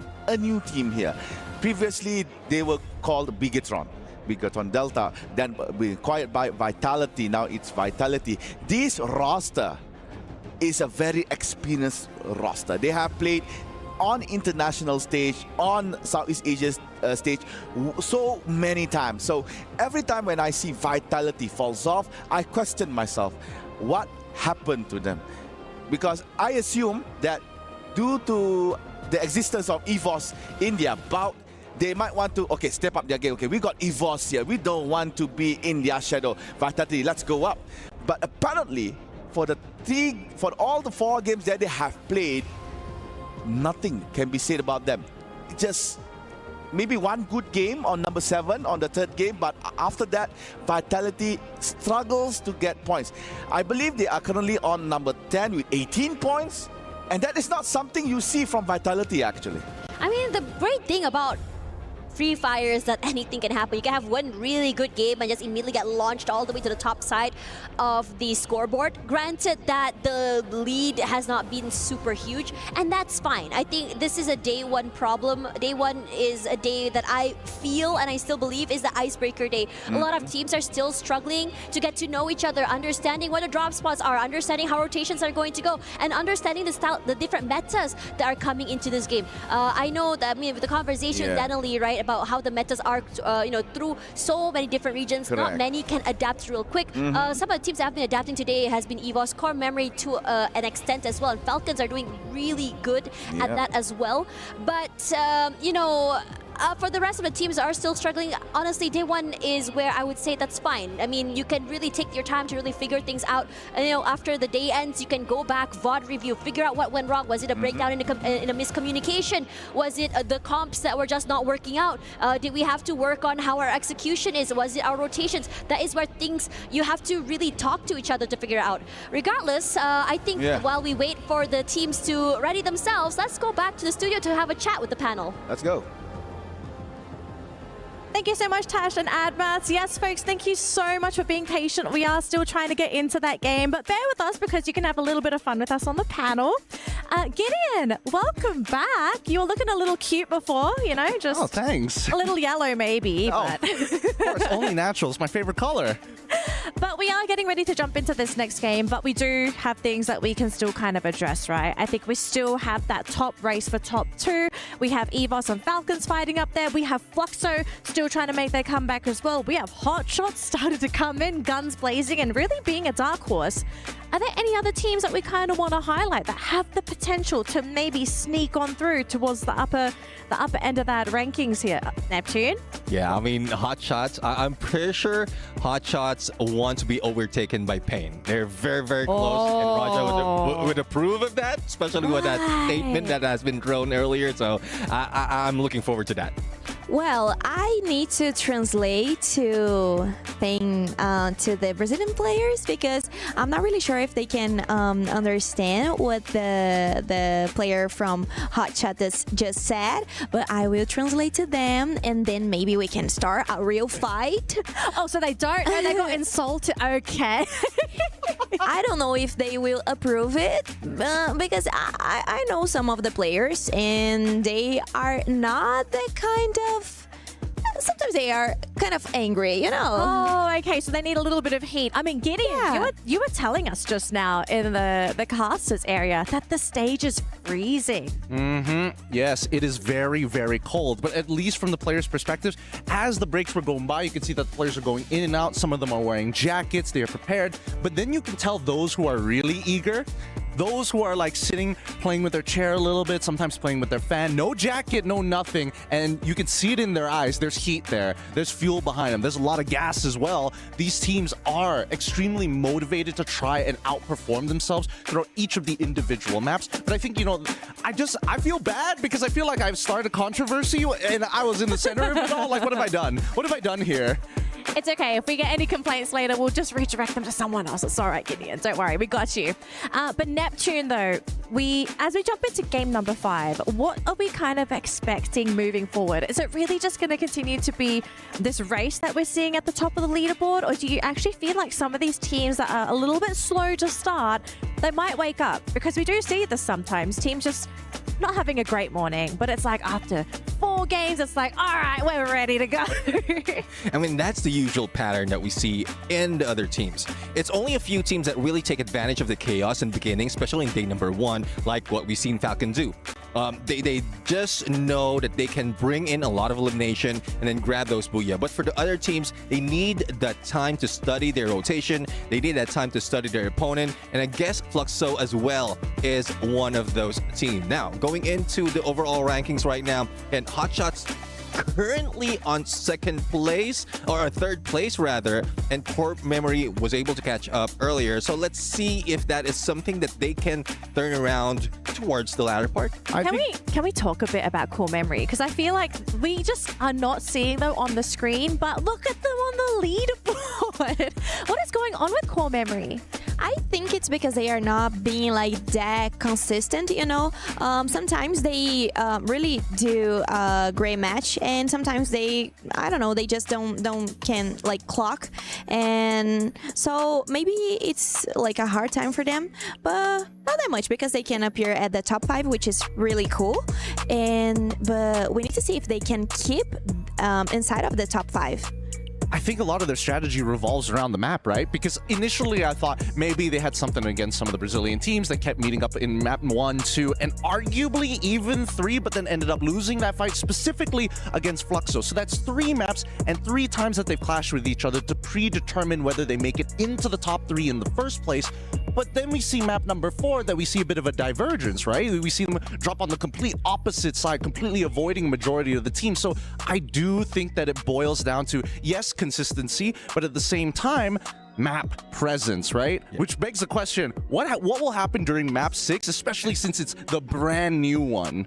Yeah, I mean that's something that has been thrown in the mix, and starting that when Solara has been introduced, everyone is in chaos. But going back to Core Memory, I think the Cougar knowledge, the knowledge that Cougar has from Team Falcons is something that's helping the team to really maintain this momentum, but not so much at the top. So, do you think? I mean, we're game 5. We're gonna leave game 5 because I do want to continue this map 6 discussion because I'm so keen to see what's going to be happening when we have inter-regional teams playing on the new map. Raja, I want to hear your thoughts. Do you think the Brazilian teams are ready to play Solara? I mean, I think they probably are like studying other teams because we are not that into this map. So it's even hard when you need to start a fight with like Asian teams, which they are really aggressive. So it's even worse, you know. But I'm actually not a huge fan of Solara. Oh wow! Okay, no. How come? I don't like that map. Oh, you just don't like the map. So if they don't do like a great job in this match, I will forgive them for sure. I think I understand like the standpoint of Raja, because the players doesn't like the map as well.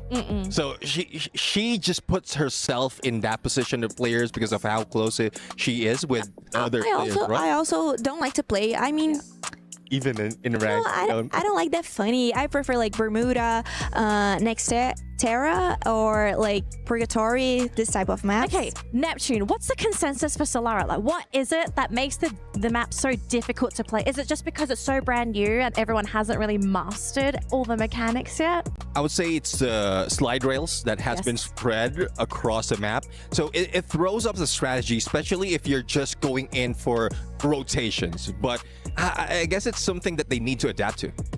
All right, well, folks, thank you so much for being patient. It looks like we are ready to jump into game number 5. I'm so sorry, Gideon. We're going to bring you back in later. But we're going to throw it over to Tash Bunny and Admat for game number 5 here at Free Fire at EWC 2025. Thanks very much, Danilee, as well as the panel. They remembered our names this time. Great. Yay. Love that for them. Now, coming into this particular map is where a lot of people are hoping for teams such as Vitality or even Fluxo to just wake up, show us what they have to offer. But for now, it's EVOS Divine in the lead.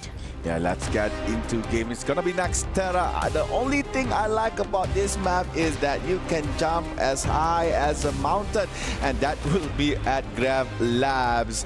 And here you go. So game number 5, as said by Tash Bunny, it's about time for everyone to wake up. No more wallygagging, no more early morning grumpiness. It's all now right here in game number 5. Right now, currently on the knockout stage leaderboard, it is EVOS Divine Esports from Indonesia, acquiring 78 points. Would they continue their dominance here in Nextera, or will there be a new contender in that Booyah slot? Looking over at Fluxo, who's dropping at the same spot as another team over at Intellect Center, it might be super aggressive. Even Vitality is there right now. It's a 3-way hit there really quickly, as Dix will be the one to get knocked down.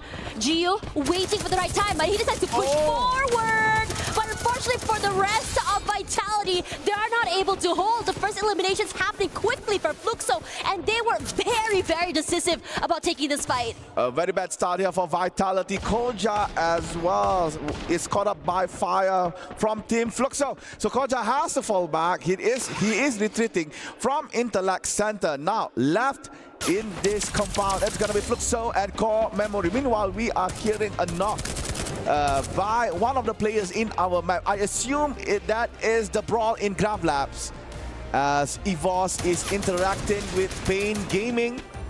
Yep, I was right. So Gus manages to actually get 1 point from Team EVOS Divine. And EVOS Divine, I believe they are knocked out very early. They're gone. Yeah, I don't see any white tigers in the map. I don't think so. This is... They were. This is unfortunate. They had really put a big target on their heads. But the fight's not over quite yet here. As Core Memory looking to get aggressive, as Fluxo as well going for that reset. Don't falls. Bobs get that big kill onto a player there on the other side. But the rest of Fluxo not down and out quite yet. Twinsin just waiting on the backlines there. Gio trying to see if anyone's rotating over forward. But Don quickly brought back into this game. And the other teams are just quickly leaving away. They don't want to take these early fights, and for a good cause. They are falling back, but they are falling back towards Core Memory KOG.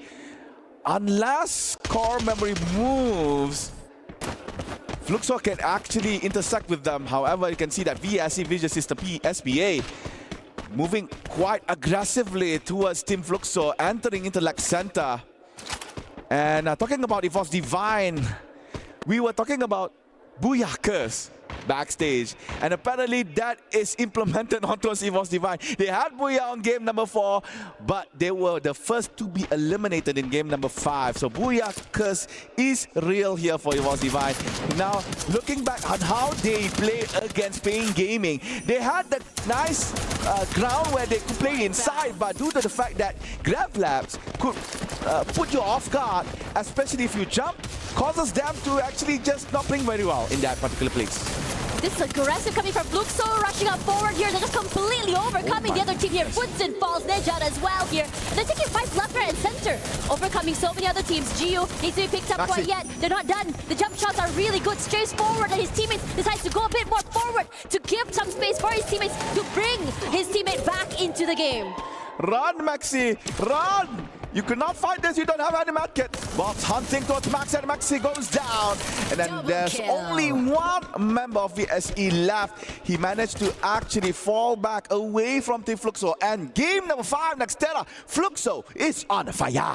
Yeah, they really, really needed that. Just really wake themselves up. And for VSE, this is so unfortunate. They haven't had the hottest of starts. And it looks like this trend is not stopping anytime soon here. And it's looking really, really insane, because Hotshots, this is a great high angle they can play with as well. Koja, they have access to this crate. They can pick up whatever weapons they need. And interestingly enough, everything has started to slow down. Airdrop collected. Yeah, has to wait inside the circle to unlock the lock on that drop. Meanwhile, Hasu actually has a very good vantage point. Meanwhile, VSE has been eliminated right after EVOS Divine. So again, a very not a good day 1 here for that Latin American team. Meanwhile, Hasu has been spotted by Diamond. Nice shot with that AEC. So right now, Hotshot, they lost that vantage point guard. Now they have to fall back, and they are falling back with the jump pad, but they will not be let go. Exposy hunt them down, pushing foot, trying to fight against action.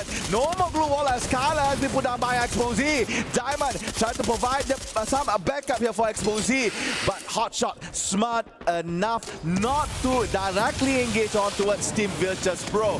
And now Virtus Pro getting towards Team Hotshot. They're trying to go for the second floor. Diamond's on second floor, but Action and Anas now on the ground. Anas, red color as his HP transform as well as Action. Hotshot hunted down for so long, and VP managed to only get 3. And Sergeant is still surviving. They are falling back. They want Sergeant now.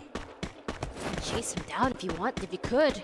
Hot Shots are now already back into the game. They had the idea, they had the high ground, they had the position. It's just that they just overstayed their welcome here. Sajid all alone, he's so low right now, running for his life, zigzagging forward, barely alive. Gets time to go for the reset for the time being, and he's gonna prep that nade, hoping it's actually gonna hit onto someone at all, but his teammates are not close enough to fight him. He's gonna have to go for this 1v4, and this is a great play for him to be able to isolate these fights all alone.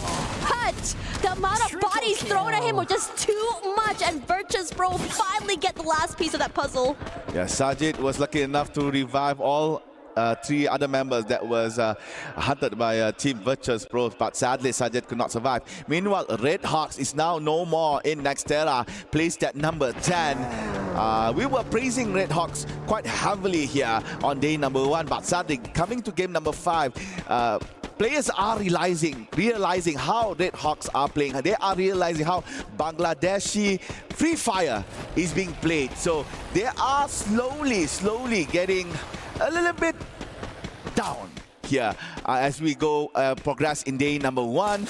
And we are showing here, ladies and gentlemen, the top players here for highest damage. Rasha, the Wonder Kid, is there.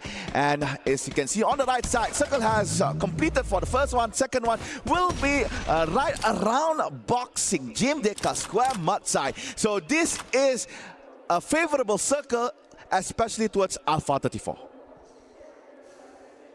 Just so many things happening. This circle is not necessarily the easiest either. It's all the way on the other side of the map. A lot of heavy rotations coming through here. The first team to really quickly get here is going to be Vitality. And I think that Vitality is looking good right now. They're taking their time. Yeah, they lost the initial fight, but they're doing well surviving. They're taking their time. They're slowing it down. And I think it's good that they're able to realize that taking these early fights is just something that's not beneficial to them. But for Core Memory, I think they had a whiff of where Vitality is. They're looking to try and find them out, but the amount of pressure coming from Vitality manages to push them away for the time being.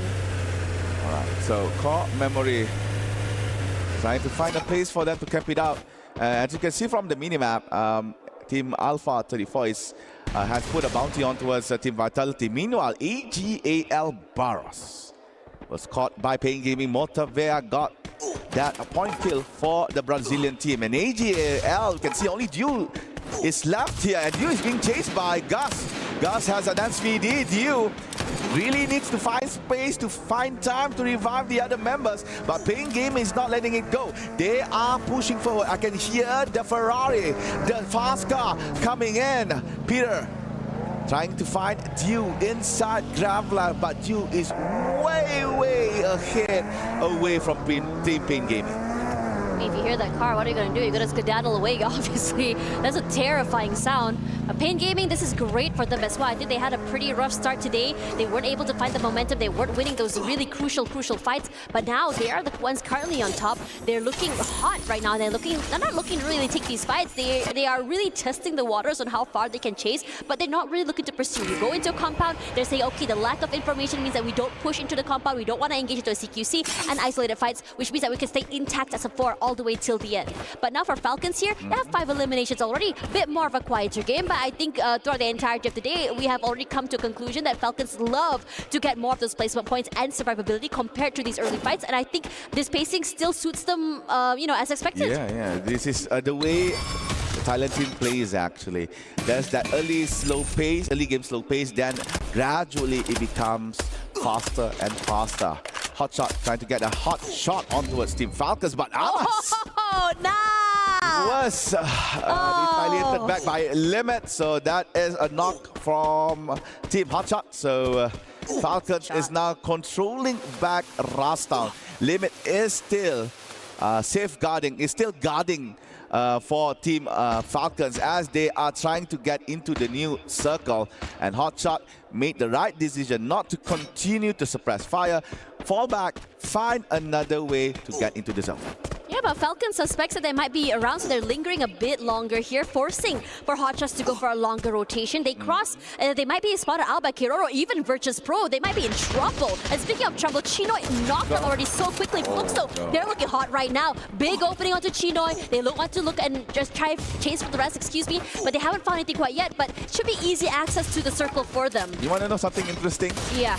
We have played for 5 games, and in all 5 games, Fluxo always interacted with AGAL. The first 2 games, Fluxo didn't win. But the previous game number 4 and 5, right now, it looks like they are winning very well. Game 3, 4, and 5. So we can say that Fluxo finally knows how to take down AGAL. Took some time. Yeah. Need a few maps to really figure things out here. Diamond is just unrelenting. It's putting a lot of pressure to the other members of Hotshots, and I have to say, this team has been quite unlucky this map. You manage to get into the circle, you run into another area of a hold, excuse me. You try to rotate to another area, you run into another team, and I would really like to see them take this fight. I know they are a little bit more on the back foot when it comes to these aggressions, but I want them to really challenge these teams. Don't let them bully them away. And I think for AGAL here, nice shot into a player of Fluxo, but not really enough to really just take out the whole team. So AGAL managed to actually get a small revenge onto Team Fluxo, but Gio can simply be revived soon for as long as Team Fluxo managed to find a vending machine. As the circle closes, teams and players are coming into the new zone. The ones that is still outside is, as you can see, Fluxo. That's still AGAL, Team Hotshot, and also Pain Gaming. But I'm not so sure about Hotshot. They're not looking very hot here, as they are being gatekept by Team Virtus Pro. This is nice, honestly, because Virtus Pro is using this compound like a little shield and also a safe house, keeping the players of Hotshots at bay. They're not able to break inside, and even then, the rest of Virtus Pro don't want to take this fight. It's a bit too early for them. They don't want to go for a 4v4. They want to go for these long-range fights, these pickoffs, and that's why they're looking to just go further into the circle, put a lot of space between them and Hotshots. Right, a few shots once towards Fuarak. Virtus Pro continues to widen the gap between them and also Hotshot. The new zone has been updated. It looks like Falcons and Vitality is already inside. And as you can see from the north side of this camera, from the north side of our view, you can see Fluxo is fighting against Team Vitality. Kyong is now on the floor, but due to nice glue wall placing, Kyong managed to be revived back. Meanwhile, Fluxo still on 3 members. Up to go for the first floor. Maybe not disturbing Vitality on top. Wait for the next zone to close out. Just biding their time here. They're boxed in.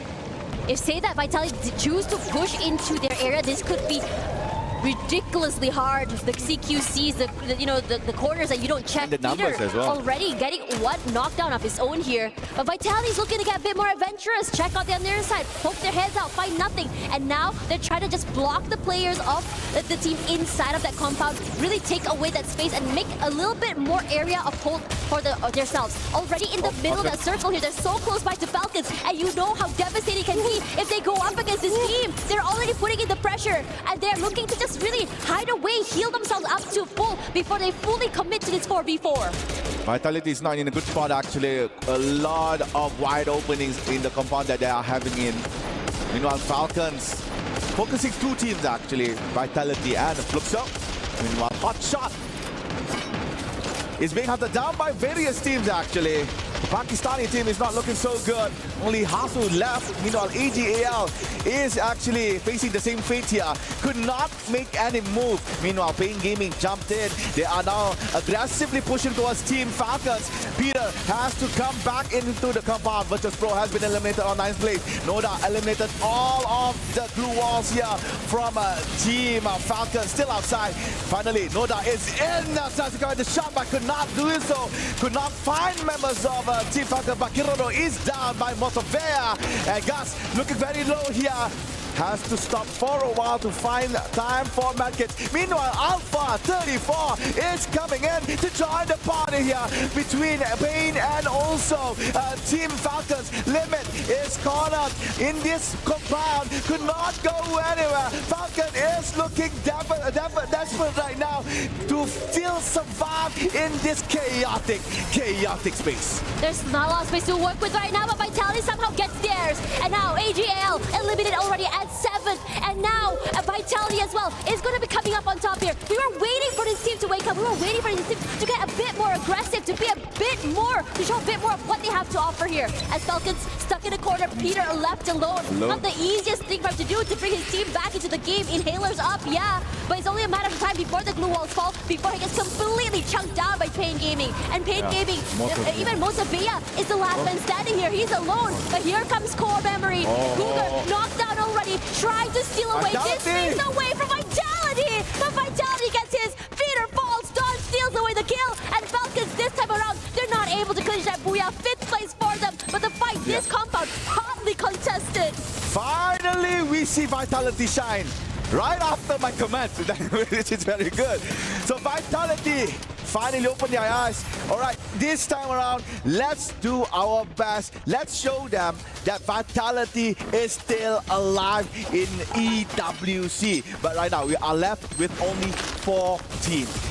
Core Memory KOG guarding outside the vicinity of Vitality, but at the same time being careful of Team Fluxo, which is right behind that white bus. Core Memory trying to widen their position. Meanwhile, Vitality still waiting for that moment to come up from their compound, waiting outside for Memory and also Fluxo. Meanwhile, Motovea for Pain Gaming is just watching all of this happening slowly. So good that Core Memory is managed to actually widen their plane of view so they could catch anyone that is coming outside. Yeah, Core Memory is doing great. They're out there in the open, gives them a lot more space to work with as well. But they're looking at challenge. They want these points because the players of Vitality cannot move. They have the glue walls, they have the space, but Don has other things in mind. He's trying to be very sneaky right now. He shows himself out there. He throws in the nade. It hits 2.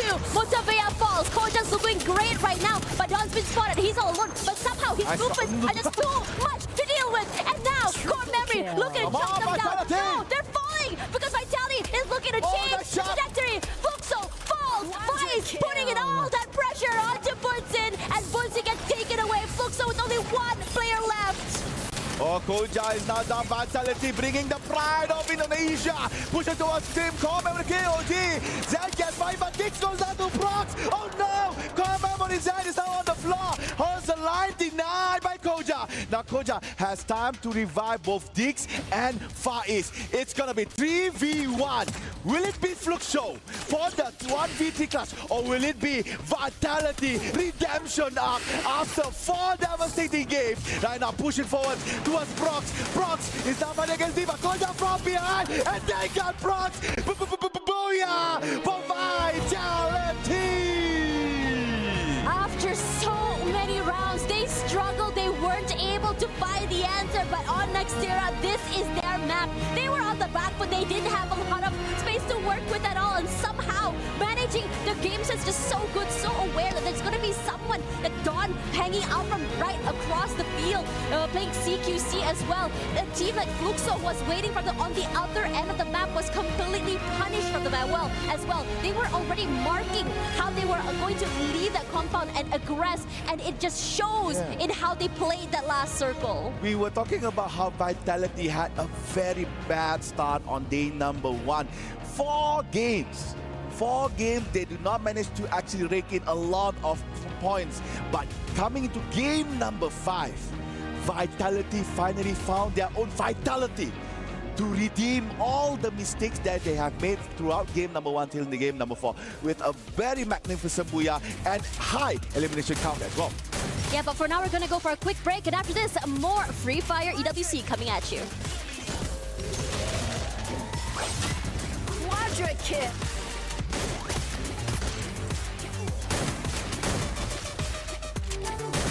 Triple kill.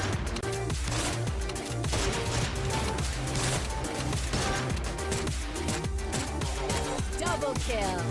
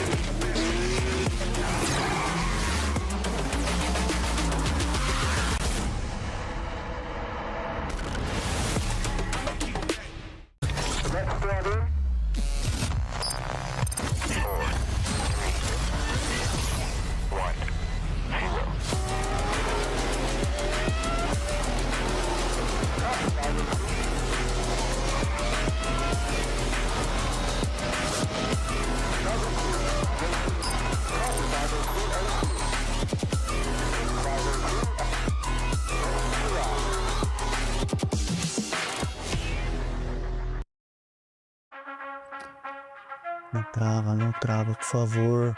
Não pode travar, não pode travar. Não pode travar, não pode travar. Nossa, vocês são muito estranhos. Mas se for trazer o buia, tudo bem. Hi everyone, it's Yunsul and we are here at the Esports World Cup 2025 Boulevard. Very lively here, the gaming district, place for you to enjoy esports. But the most special thing about here is the food. Southern region dishes, all of the regional dishes, food. Who doesn't love food? Because I am. So I hope you guys will enjoy the moment on the camera. But if you can, please come here and share the fun with us right here at Esports World Cup 2025 Boulevard. What a incredible game. Game number 5, absolute chaos. No one knew what was going on. We didn't know who was even the leader of that match, but we've got to break it down for our viewers at home, because if we don't, I think we're all going to be a little bit lost here. But I think the first key thing we have to talk about is EVOS being eliminated by Pain Gaming. Raja, I think you must be proud. Yeah, I'm really proud of all the Brazilian teams, actually, because they played really well in this match. Even Fluxo, and they switched one player. They switched MT7 over Prox. So we can see Prox playing for the very first time here at EWC. And it was a really good match for them. So I think it was very positive. Like, it was an additional, like Prox, it was an additional, and it was very positive, and I'm really proud of them. But well, Pain is too good too. It was good to see them playing, and they get a bunch of eliminations, if I'm not wrong. Yes, they got a lot of eliminations, so they got a lot of points for that round. Sure, they didn't get the booyah, but who cares if you're getting so many heads in the round? We also have to talk about Party and Falcons compound. So many teams stormed that compound, and poor Falcons, they had the escape strategy, Neptune, that wasn't going to work there. Like, where were you going to go? There's not so much of room. Even Peter was left in the corner, like not breathing at all. Try to survive. He's solo. Everyone just roaming around, shooting each other, and then finally being caught out. And yeah, there's not so much of exit strategy, and that's what happened if they loses out in the latter part. And also, this is the map we're in. Towards the latter part, there's still 9 teams remaining. Yep. So that's a lot to deal with. That I don't think anyone would be able to survive if you're losing out in one. I think it all started from like ring 4 to 5, right? I think that's where we see the hard predictions really come to life, and Falcons were like, yes, we got it correct. And on the opposite end, we see just Vitality. We see Hotshot like, dude, we literally ran halfway across the map to make this, to win out on a 50-50. We didn't win out on that 50-50, but Falcons end up taking a majority of the karmic damage the universe somehow gives back to us. I think it must have been like cumulative for all of today, because, you know, Falcons have been causing a lot of teams issues. It's not just one, it's everybody, especially with the number of points that they picked up. But we're not done here, folks. We've got one more map to go, and it's going to be a bit of a chaotic one, because it's the newest map for Free Fire. It is Solara, and we kind of did talk about this before. Nextera, right? It's a brand new map. A lot of teams are still not comfortable playing on it, but this might be a map that decides the fate for some of these teams, because day number 1 is almost over. This is the last match of the day, last time to grab points. I was saying about Solara that I'm not really into Solara, but actually I think it can be like a good, I mean, it's not a star, but maybe Brazilian teams can do what they just did in the last match, and then they can get more points. So I think it's gonna be a really important map for them, and they really need to play. So they need to do like Solara very, very well. Yeah, I do agree. I mean, if the momentum of the Brazilian teams, as you did mention, is coming from slow in the beginning and then hard on the end, and Solara, I think this is where they're going to bring it on. But there's a lot of factors that could throw off even those from other regions apart from Southeast Asia, Brazil, because I know there's also a few that doesn't have that Solara map in their qualifiers. So it would be difficult for them to play against these teams. can only imagine what scrims are going to be looking like for the most part, because I think there's no real optimal strategy. I think for teams who like to play inner ring, there's, again, a little too close for comfort if we're talking about like the best cover possible. Right in the center of the map, you got 2 giant hills, literally, what, how many, if I remember counting correctly, like 5 slide rails heading towards that center of the map as well, with not much line of sight to play with. Those are the main 2 structures you want to kind of sit around with. And the problem is, for inner circle teams, being able to dominate that side of the map is going to naturally cause tension with other inner circle teams. And I think that's one of the few problems as to why some teams are like, yeah, maybe this isn't the best. So maybe we're going to see a different strategy just because of the slide rails. So maybe instead of focusing on the middle, teams slowly come in from the outskirts, right? Make their way around, try to catch teams off guard. Maybe just focus on elimination points until maybe that 4th, 5th circle, when you start to figure out, like, okay, where are all the players and where's the free real estate? Where do you kind of want to be when you do get later on into the game?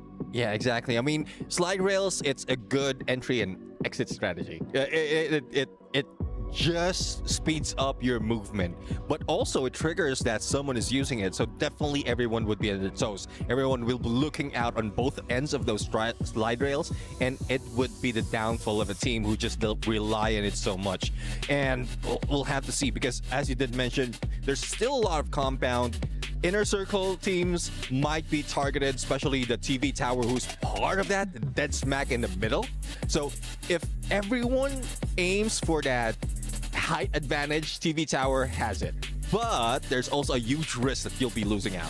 I mean, let's also look at some of the teams that like naturally have played in really powerful positions across other maps, RRQ being one of them. Hey, if it's Kalahari, you know exactly where they're going to be. And I think even for some of the Brazilian teams, right, there are power positions on the other classic maps where you always see them go to. But then when you cut to Solara, it's just, hey, if you control that, all the other teams are going to get punished, but winning it is such a problem. But then again, I just remembered, Bouya was taken by Team Vitality. And from Southeast Asia, they have been, or they crowned themselves, they dubbed themselves as the Kings of Solara. So, Vitality? Yes. So it seems like we might be seeing a back-to-back Bouya, well, unless someone denies them of that. Okay, so I want to hear more about the Kings of Solara statement here for Vitality. Why are they calling themselves that? Well, from Southeast Asia Spring, they were able to get multiple Bouyas. They're topping the board in terms of elimination. And it's because of all the chaos. We did mention it's new, but since Team Vitality is also a new team in the mix of Southeast Asia, they just focus on what advantage they can use. First off, they targeted the top dogs. Hunter, they were the Falcon Hunters. Ooh. And then Solara was introduced because no one dares go against the Falcons back then. Now Solara's been introduced, no one dares to study that new map, perfect their rotation while everyone else is in chaos. So they're just playing it aggressively smart, but hopefully they maintain consistency. Yeah. Okay, I want to kind of play with the thought here, right? The fact that Solara is it's uncharted territory for a lot of teams. Are we going to be seeing a lot of adaptability coming from some of the teams? Like, I don't think a lot of our squads have places where they just drop and say, this is our spot. I think teams are still testing where the good drop points are, especially the Brazilian teams, I feel, because Raja, they're not practicing on the map, right? So if you are untested on the map, you're not going to feel comfortable finding a drop point. I guess I mean the biggest problem, it's probably because they don't know the landing spots of the Asian teams.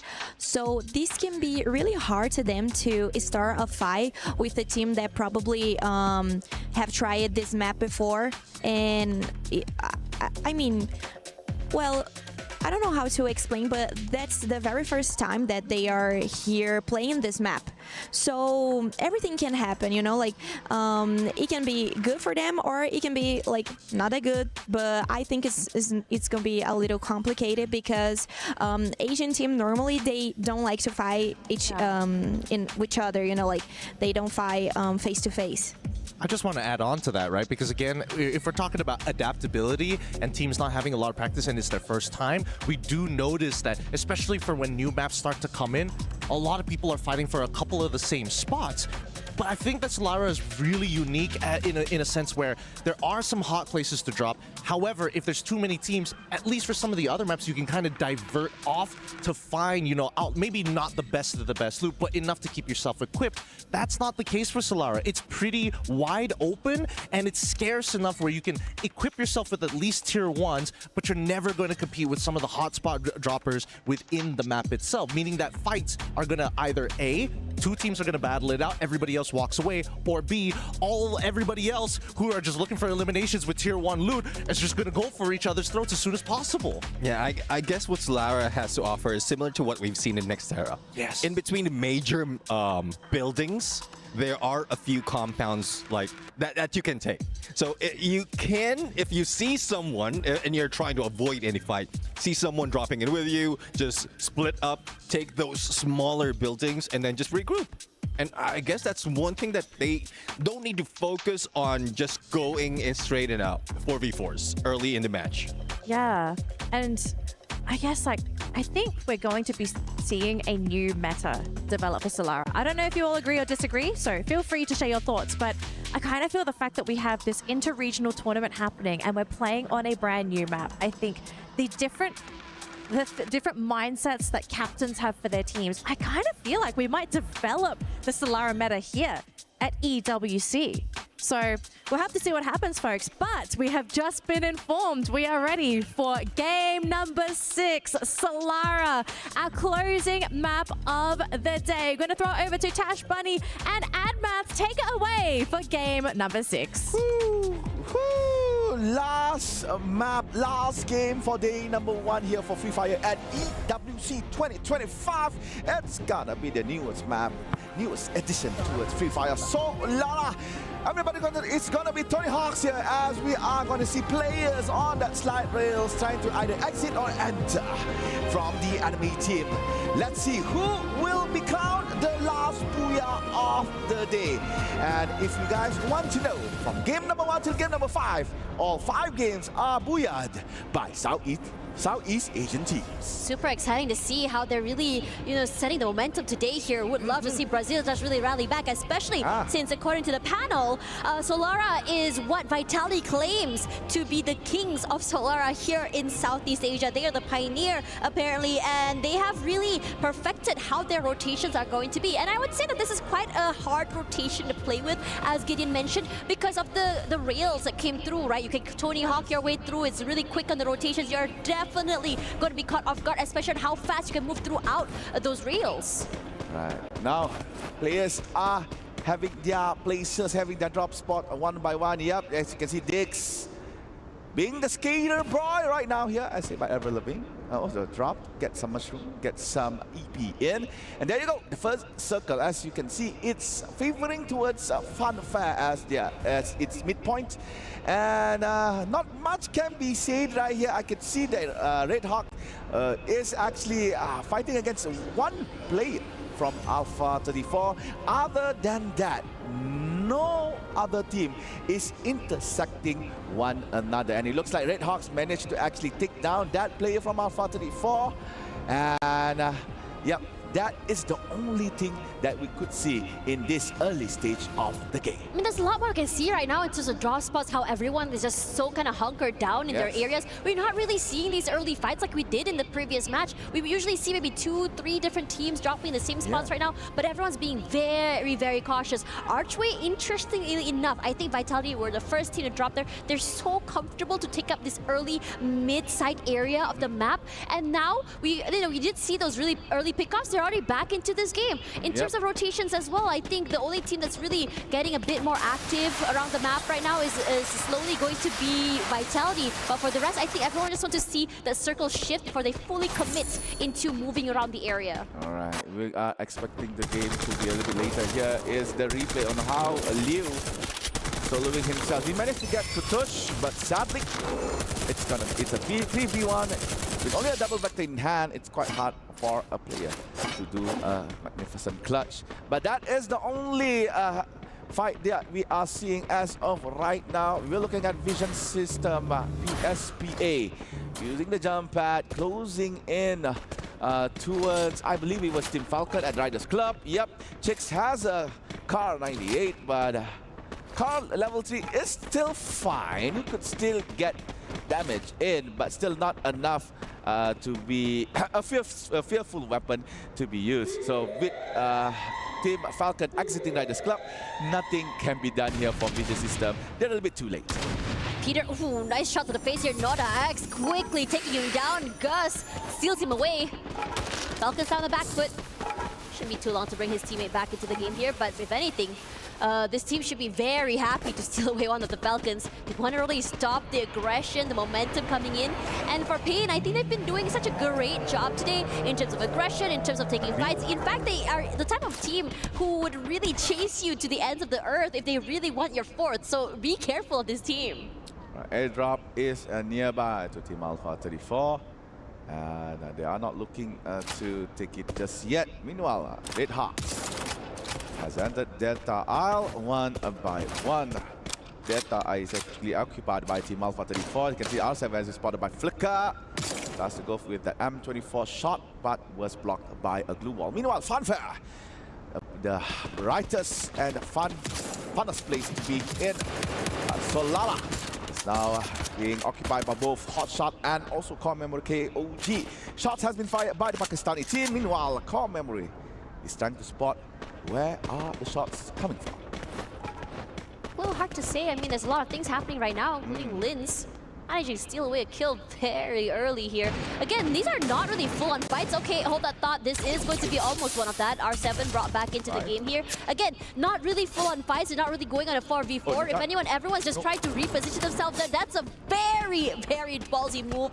Kutush left alone here. It's best just really, you know, cut your losses, try and bring your team back into the game. All right, Nejat is the only member left here for Team Red Hawks, and apparently Linz could not get that final kill in. So there is actually one or maybe two eliminations here for Team Red Hawks. And Nejat really needs to run. Run, Nejat, run, as said by Forrest Gump. But in Free Fire. Meanwhile, Liu finally spot Nejat wide open. Only a glue wall here. Not so sure how many glue walls Nejat had. Finally in the clear, had to enter the building of Windmill. However, inside Windmill, I can see green color there, but no, Nejat goes down. Liu with the hurrah takes down Team Red Hawks at 12th place. Unlucky for him, wasn't able to run away from the side. They chased him to the end of the earth as well. And Hotshots as well is another team to be knocked out very, very early. Two of these teams that we had praised fairly early had great potential today. Not going to be able to live out their last hurrah and make it to it at least to the middle side of this game. Early night for them as well, but for the rest of the teams, it's just business as usual here. Virtus Pro has been showing a lot of aggression, especially in this game. They see a moving target, they go and fully just commit onto this fight, and it's been doing a lot of dividends for them. They have 4 eliminations already on 7th right now, and they're looking to try and overcome where Hotshots and Pain are right now. Fuwarat be knocked by Team Vitality. The Kings of Solana finally gets one from Team Virtus Pro. Virtus Pro, meanwhile, is trying to go to a different position. On the other side of the map, the hub. You can see Pain Gaming facing off against EVOS Divine. 2 members of Team Pain is now no more. Milan Aimgot could still be saved here. So Indonesia versus Brazil. Gus and Motovia has a lot of work needs to be done. And it looks like Gus managed to find space to go and fall back. Trying to be the anchor here for Pain Gaming. Meanwhile, Motovia left alone, guarding Team EVOS, not allowing them to actually move out of their position. Rasha, that was knocked, finally has been revived back. Motovia got space, and this is the time for him to actually fall back, save more time and more survivability here for Team Pain Gaming. This is making it so hard for the team to really just bring themselves back online. This off angle is just ridiculous. He's fighting so many of them. I'm not too sure if EVOS had actually marked him quite yet. I think they do. He has a nice angle to just go for these long-range pickups. But for the rest of EVOS, they're looking to collapse, not allowing these isolated 1v1s. Aimgot with the rush forward here, looking to play that first contact. And Motovia quick to move away. He's so low right now, but I don't think that EVOS wants to push this issue. Meanwhile, Gus trying to give space here for Mono. No, that is incredible. For Gus, but Aingot just pushes it in, and there you go, Gus gone. Meanwhile, Peter tries to go for his body back again, spotted by Russia, but apparently does not have the right angle to get that final shot onto Peter. So Peter Payne Gaming falling back, sliding more towards the bottom. Seeing spotted, Aingot tries to aim, but his aim is not godlike here. So Peter survives and has to find a way to pick up Gus and Noda. I mean, to be fair, EVOS did quite well, just really make sure they can survive, and it's a very aggressive play. You sent Russia out super early. They were not expecting them to go super quickly and take these fights. And for now, EVOS are not done quite yet, because you have another team here. It's going to be Vision System who's rushing forward to take this fight. And I think that EVOS, they love aggression, they love chaos. They put in a lot of damage to one member of VSE. Souza forced to just really take this time to just go for that reset. Blue wall set up, space given. Jota trying his hardest to go a bit more aggressive, but he's gone and bit too much more than he can chew. The damage is done. Maxi tries to rally, but he's so isolated away from his teammates. The rest of EVOS are able to just play tag team with one another here. Kochil low, but his teammate is okay to rush up forward. Go a bit more aggressive. Aim got for one. Russia finds one more, but Kochil as well will be traded. But still, EVOS here will be the one to be victorious in this skirmish.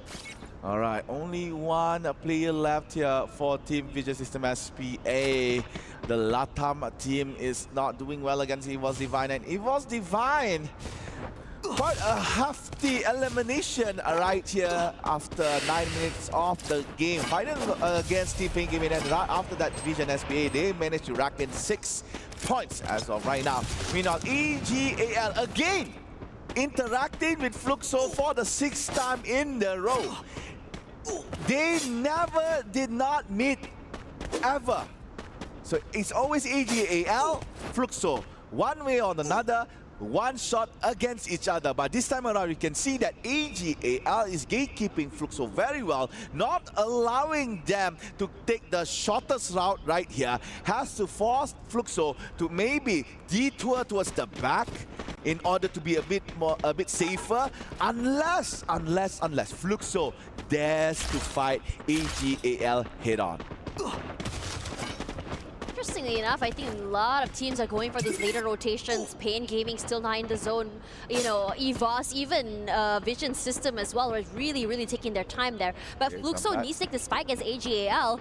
It's not going to be the easiest way to get into this circle as well, because you do have this team waiting in the compound. You have to flush them out. Bob's in the first contact play. They were waiting for it, but they were so quick to set up those blue walls. Gives them a bit of space to reposition. But Chino and Dew, they bring devastation, and Fluxo cannot hold on. One by one, they fall. Double kill for Dew, and the rest of Fluxo are just running away for their lives. But these shots from Chino today have been incredible. What a major mistake. What a bad decision, I could say, done by Fluxo. As I said, they could actually just rotate towards the back, avoid EGAL. They had the mini jump pad. They can just mini jump pad away from the Thailand team. But nah, they wanted to fight. They wanted to try. Maybe it's because it's the last game of the day. I'm like, okay, why not we try one last time? Maybe we can get points. But nah, EGL was like, yeah, give it on. Give more, boys, more. Yeah, 4 free points towards EGL. And that is that. Now, we're looking at EVOS Divine and Core Memory, KOG. EVOS now on fire. Might not know that Core Memory is camping here. Has to rotate towards the side from outside, but they have spotted Vision System. 10 points difference between Falcons and EVOS, and they're really trying to make up for lost time and points as well here. But we look up toward AGAL, who has their sights onto the other members of the team for Alpha 34. Tries to put the shots, a bit more pressure onto them as well, but you can tell that for Alpha 34 is super wary right now. Yep, hit some chip damage onto WU, but not enough to take him down. So making sure they don't stay around alone is going to be key here, as the other members of AGL look to play a little bit more aggressive. Shinoy, I would say the Slayer for today, is doing incredible. He's putting in the pressure. Saifa rushes forward, but he has enough. that he could chew. R7 eliminates him promptly, and the rest of the team now scratching their heads. What do we do? Our first contact is fallen. Are we gonna back off, or are we gonna press the issue? EGAL challenging yet another Brazilian team. However, they have lost Saifa and oh, Chinoy tries to go for the smart glue wall on the slide bar, but sadly Chinoy is not trapped on the balcony in front of members of Team Alpha 34. However, Liu and Luan goes down. R7 is doing as much as he can, but it looks like EGAL maintain dominance in the compound. R7 has to fall back. However, Barros was hunted down. Nice shotgun by R7, but R7 again with the shotgun, with the clutch. Liu is not there. R7 managed to get Luan in the same process. Now, Liu with the grenade, will it enter? However, Falcon is coming. They are coming. The Green Falcons is gonna go for the party. Now, Liu all alone, facing Falcons, facing Alpha 34. And Liu finally found a whole bar and a car as well. Peter and On Fire was hit by the car, and Liu finally has been gone down. Well, he's denied honors the line, and AGAL is now no more. And Falcons leaving at Peter, red color on the bar, being hunted down now by Pain Gaming. Third party, the name of the game. And Falcons are doing it so perfectly, but Limit falls. They're not done quite yet because Pain Gaming is looking to put their hands into the cookie jar. But both of Bea and Luan get one each here, and Falcons cannot hold. With only one player left alive, no space to work with. On Fire here all alone, not enough space, taking a lot of damage from those ice nades as well. Looks to reposition. He pressures an area, looks to push up forward, trying to break this blue walls as well. But if you break it, yeah, sure, you're out here in the open with so many teams on the outside. It's a very, very ballsy play, and he tries to make it work. Nice shifts, nice movement as well from both these teams. It's just a game of ring around the rosy here. On Fire, Luan wins this. There's going to be Pain Gaming waiting for them on the bottom side. Both players forced to hit that pause button. And also Vitality wants a piece of the pie. All right, the king of Solara is now here. Let's see whether or not Vitality leads up to that title. Pain Gaming patiently waiting on the first floor, while Vitality decimating Team Virtus Pro. Core Memory has been eliminated on the 6th plane, Evos on 7, Virtus Pro as well on the 5th. Now we are left with only 3. We have Alpha 34, Vitality and Pain Gaming. 2 Brazil, 1 Indonesia. Will we have another Southeast Asia Booyah as the closer, or will finally we have Brazil slotting in on first day as one of the teams that gets the Booyah? Let's just see. Vitality waiting on top. Alpha 34, only 1 lone survivor left, and Pain Gaming has a lot of resources to play with. Interesting enough, because the circle is shifting over to the other side, every single team needs to be able to win this fight in this compound. If you walk outside there in the open, you are basically dead meat because there's no cover. There's nothing to work with as well. And Vitality looking to just overthrow these 2 teams inside of the compound. The nades will be cooked, throws down, finds nothing. It does break the glue wall, but it doesn't really hit that mark. What Sophia does eventually find one. Luan walks straight into his trap, and the rest of Vitality look to collapse.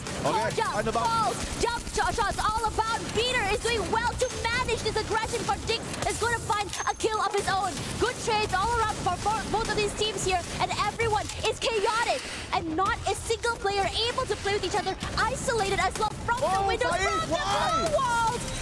Every single corner is managed as well, and Peter, the gatekeeper of the outside of the compound, gets won so many eliminations, and a Booyah happened right out of the blue here.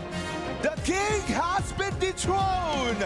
We have the new king for Solara here at EWC 2025. Booyah for Pain Gaming.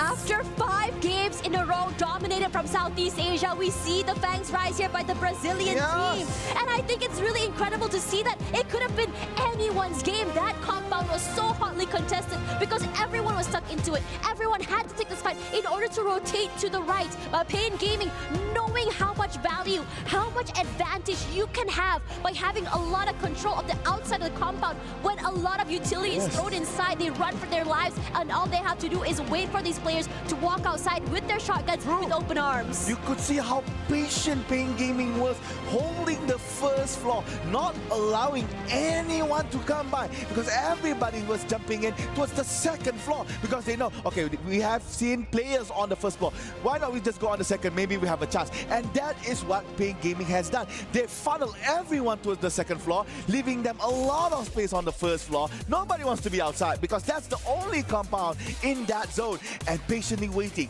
patiently decide whether or not should they engage. Now, they stayed. Hearing shots from above, they don't care for as long as they are the final few tips left. That's when they shine. Once Luan stepped on Motovia's landmine, that is it. And Pain Gaming closing the game very well. Vitality could not control them. Vitality was like, huh? Well, that Pain Gaming, many people, what? Yeah, I think what's really great about Vitality, honestly, is the fact that they were able to survive for quite some time here. But the problem was they were just completely overcome. You saw how when Vitality came, a lot of teams were already anticipating their move. They were already anticipating for them to just, to receive them. And for now, let's talk a little bit more with an interview there over the stage. I wonder if it's going to be Carol. So let's see. Let's go, interview. Welcome to Amazon post-interview show. And wow, what a great match. What a great matches today we have watched from Evil's Esports. Congratulations, Guy. And we have here one of the players for Evil's Russia. Congratulations on today's matches. And we want to know, you were waiting for 1 year to compete on the stage because of the age regulation, of course. And now you managed to compete on the world stage in AWC 2025. How do you feel right now? Jadi tentunya di sini congratulations atau selamat buat tadi di map terakhir, dan tentunya di sini Russia sudah menunggu kurang lebih dari 1 tahun lebih ya, karena adanya batasan umur tentunya di AWC. Tapi sekarang Russia sudah di sini gitu. Bagaimana perasaannya? Menurutku sangat senang karena ini pertama kali dan ya hasilnya lumayan, alhamdulillah hasilnya lumayan bagus untukku, dan mungkin kedepannya aku bakal nyoba lebih improve. Of course, I'm very happy, and alhamdulillah, I think we have a good result for now. But of course, we are trying to be the champion, and we're just trying our best tomorrow as well. Well said, thank you. So you overtook Team Falcons, but got eliminated early in Game 5. What happened? Jadi tadi di game sebelumnya, di map sebelumnya berhasil mendapatkan buyah ya. Tapi habis itu di map selanjutnya lagi langsung early eliminated gitu, dan Falcons kembali meretake. Itu apa yang terjadi di map kelima itu? Mungkin kalau mungkin kurang lucky sih Bang. Jadi kitanya kalah ya, soalnya kalau misalnya gambling kayak gitu tabrakan 50-50. Yeah, I think we're just not lucky enough because like we take a gamble and we just lose badly in that map, so because it's a 50-50 basically in that series. Yeah, that happens a lot. Okay, thank you so much for the interview. Good luck on the next days. And we have watched great action today happen here in the studio. And I'm more excited for tomorrow because we're gonna have Group C hitting the stage. I'm Carol Bombshell, and I will see you all tomorrow for more Free Fire action here at AWC 2025. Back to you guys. Thank you so much, Carol. Welcome back to the panel, survivors. What a way to end the day. That was such an amazing Game 6. All of the casters, all of the panelists, we were screaming in our dedicated seating area. We were just thinking, who's going to get the booyah? Because there was no clear leader. Of course, we did have a couple teams that had the numbers advantage, and it did look like it was going to go their way, but it wasn't a case of us just thinking like, oh, Vitality's going to get it. Oh, this team's going to get it. It was just, at the end of the day, Pain Gaming on a map that they probably don't feel very comfortable on, Raja. Well, right now I think they feel really comfortable. Oh, yeah. And they did an amazing job. I'm really proud of them. And I mean, it was a good map for them. And I could see like all the players like having like synergy, like playing together. They look really comfortable, and they did an amazing job.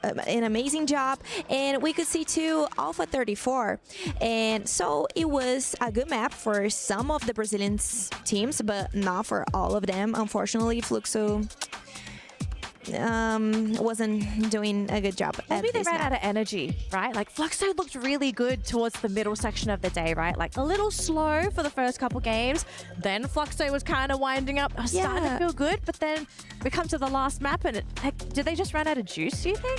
I don't know what's going on. I think it's something about the adaptation because they switched the players. So I think probably someone was like ruining the game. I don't know what's going on. I will check this for us and I will bring this information tomorrow. Here's my prediction. I think that, especially for Fluxo, especially when we're talking about their IGL, they like the structure of the game to be very within the boundaries, right? We don't want to just leave it up to chance. And a lot of these situations that we do end up finding ourselves on this brand new map is very, some may call it a little unorthodox, right? Especially those final game rings as well.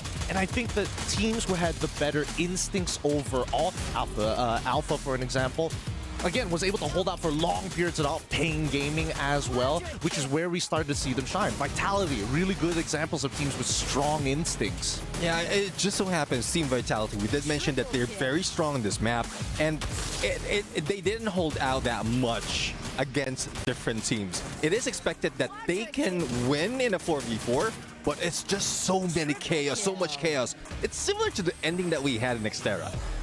Even for Team Falcons, one guy like remaining, and he was just stuck in the corner. So it's just a repeat. It just so happened that Team Vitality and Pain Gaming was the few teams remaining, and Pain Gaming just did it smart.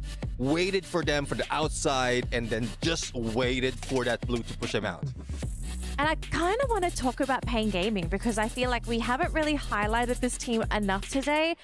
And they seem to be getting better and better with every map that they're playing. They already had a high elimination score today, but their only problem was securing placement points. Now they got a Booyah. All of a sudden, we could be looking at a major contender here at EWC. I know everyone at home is excited to see the overall score, though. So let's have a look and see where everyone is after completing their day one matches. And still at the very top, we have Team Falcons. The main reason they've been able to stay up here, though, is because, unfortunately for EVOS, they had one round that actually cost them a lot of points. Yeah, definitely. I mean, that one round, and it was explained a little bit by Rasia earlier. The 50-50. It was just, yeah, the 50-50. It's just luck at that side. They were unlucky at that point. But again, they're still number 2. I don't think it hurts that much. It really doesn't. And I think, you know, the teams that we were expecting to eventually do well, some a little bit slow on the start, but I think I've been most impressed with these Brazilian teams, these Latam teams, right? They didn't start the day off very nicely, but look at them now. Pain in 3rd already, Fluxo already up to 5th. Yeah, it's good to see my Brazilian teams at the top 5. I'm really happy for them. But how about EVOS? I think it's a really good position. I will be really happy if any Brazilian team keep at the 2nd spot.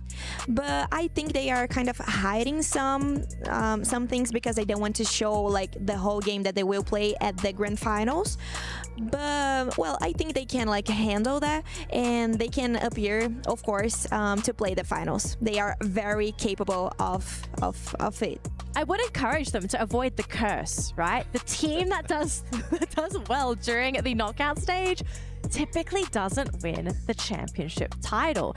And who's in 1st place? It's Team Falcons. So the curse could be in full effect, folks. We really don't know what is really in store for us. But what we do know right now is that we have concluded our 1st round of matches with teams in Group A and B. Now, we do have some exciting segments coming up for you right now. We have the Kidia top plays ready for you at home. So let's have a look at the best plays that we have seen so far here at Free Fire at EWC 25. Kill.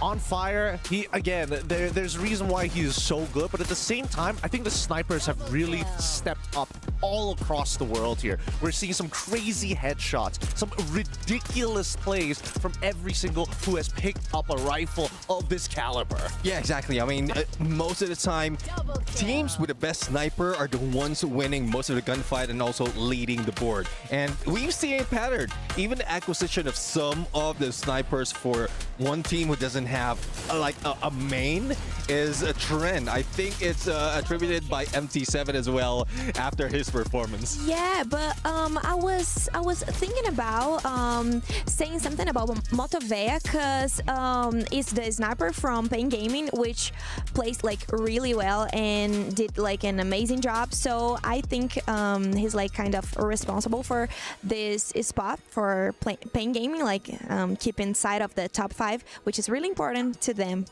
Now we do have to wrap up our matches for today, but of course we do have a special shout out for our Sony MVP of the day. It is none other than Rasya from EVOS. This man has worked for the team. Yeah, I would say that. He's getting close to man, but he has worked for the team today. I think we had a bit of a discussion at first. This was off camera, and we questioned whether Rasya really was a good fit for EVOS, but I think after today, we're really starting to see this team really come into its own, and they're ready to take the EWC title. Absolutely. I think that at least for Rasha, his best pairing is when he's with Ray, right? The energy, because again, they are, I don't want to say exactly the same age, but they're pretty similar in terms of build. There's a lot of relatability, but the communication between those two players alone gives, it almost feels like Rasha has eyes at the back of his head thanks to that. Yeah, and also I think he made those adjustments like after losing all those gunfights, like keeping distance from the rest of the team, he is now going into the mix, like sticking together with the rest. And that was one point that we have earlier when they were losing fight against Team Falcons. Yeah, I agree with everything you guys are saying. I think, and I think it's so cool to see like a kid, like a young boy, doing everything that, I mean, doing this type of things in the tournament. I mean, it's really good to see that he's confident. I mean, it's pretty good, especially at such a young age. Yeah, I mean, it makes us feel pretty bad, don't we? So talented. Oh, I'm hurt. All right, analysts, thank you so much for sharing your knowledge of Free Fire on the panel for today. It's been absolutely amazing. Thank you, Raja, Neptune, and Gideon. That's going to be it for us here for day 1 for Free Fire at EWC 2025. But we still have 4 more days of Free Fire to go. So make sure you come back tomorrow at the exact same time as we get ready for our next round of matches. But until then, have a wonderful rest of your day and enjoy the rest of EWC 2025.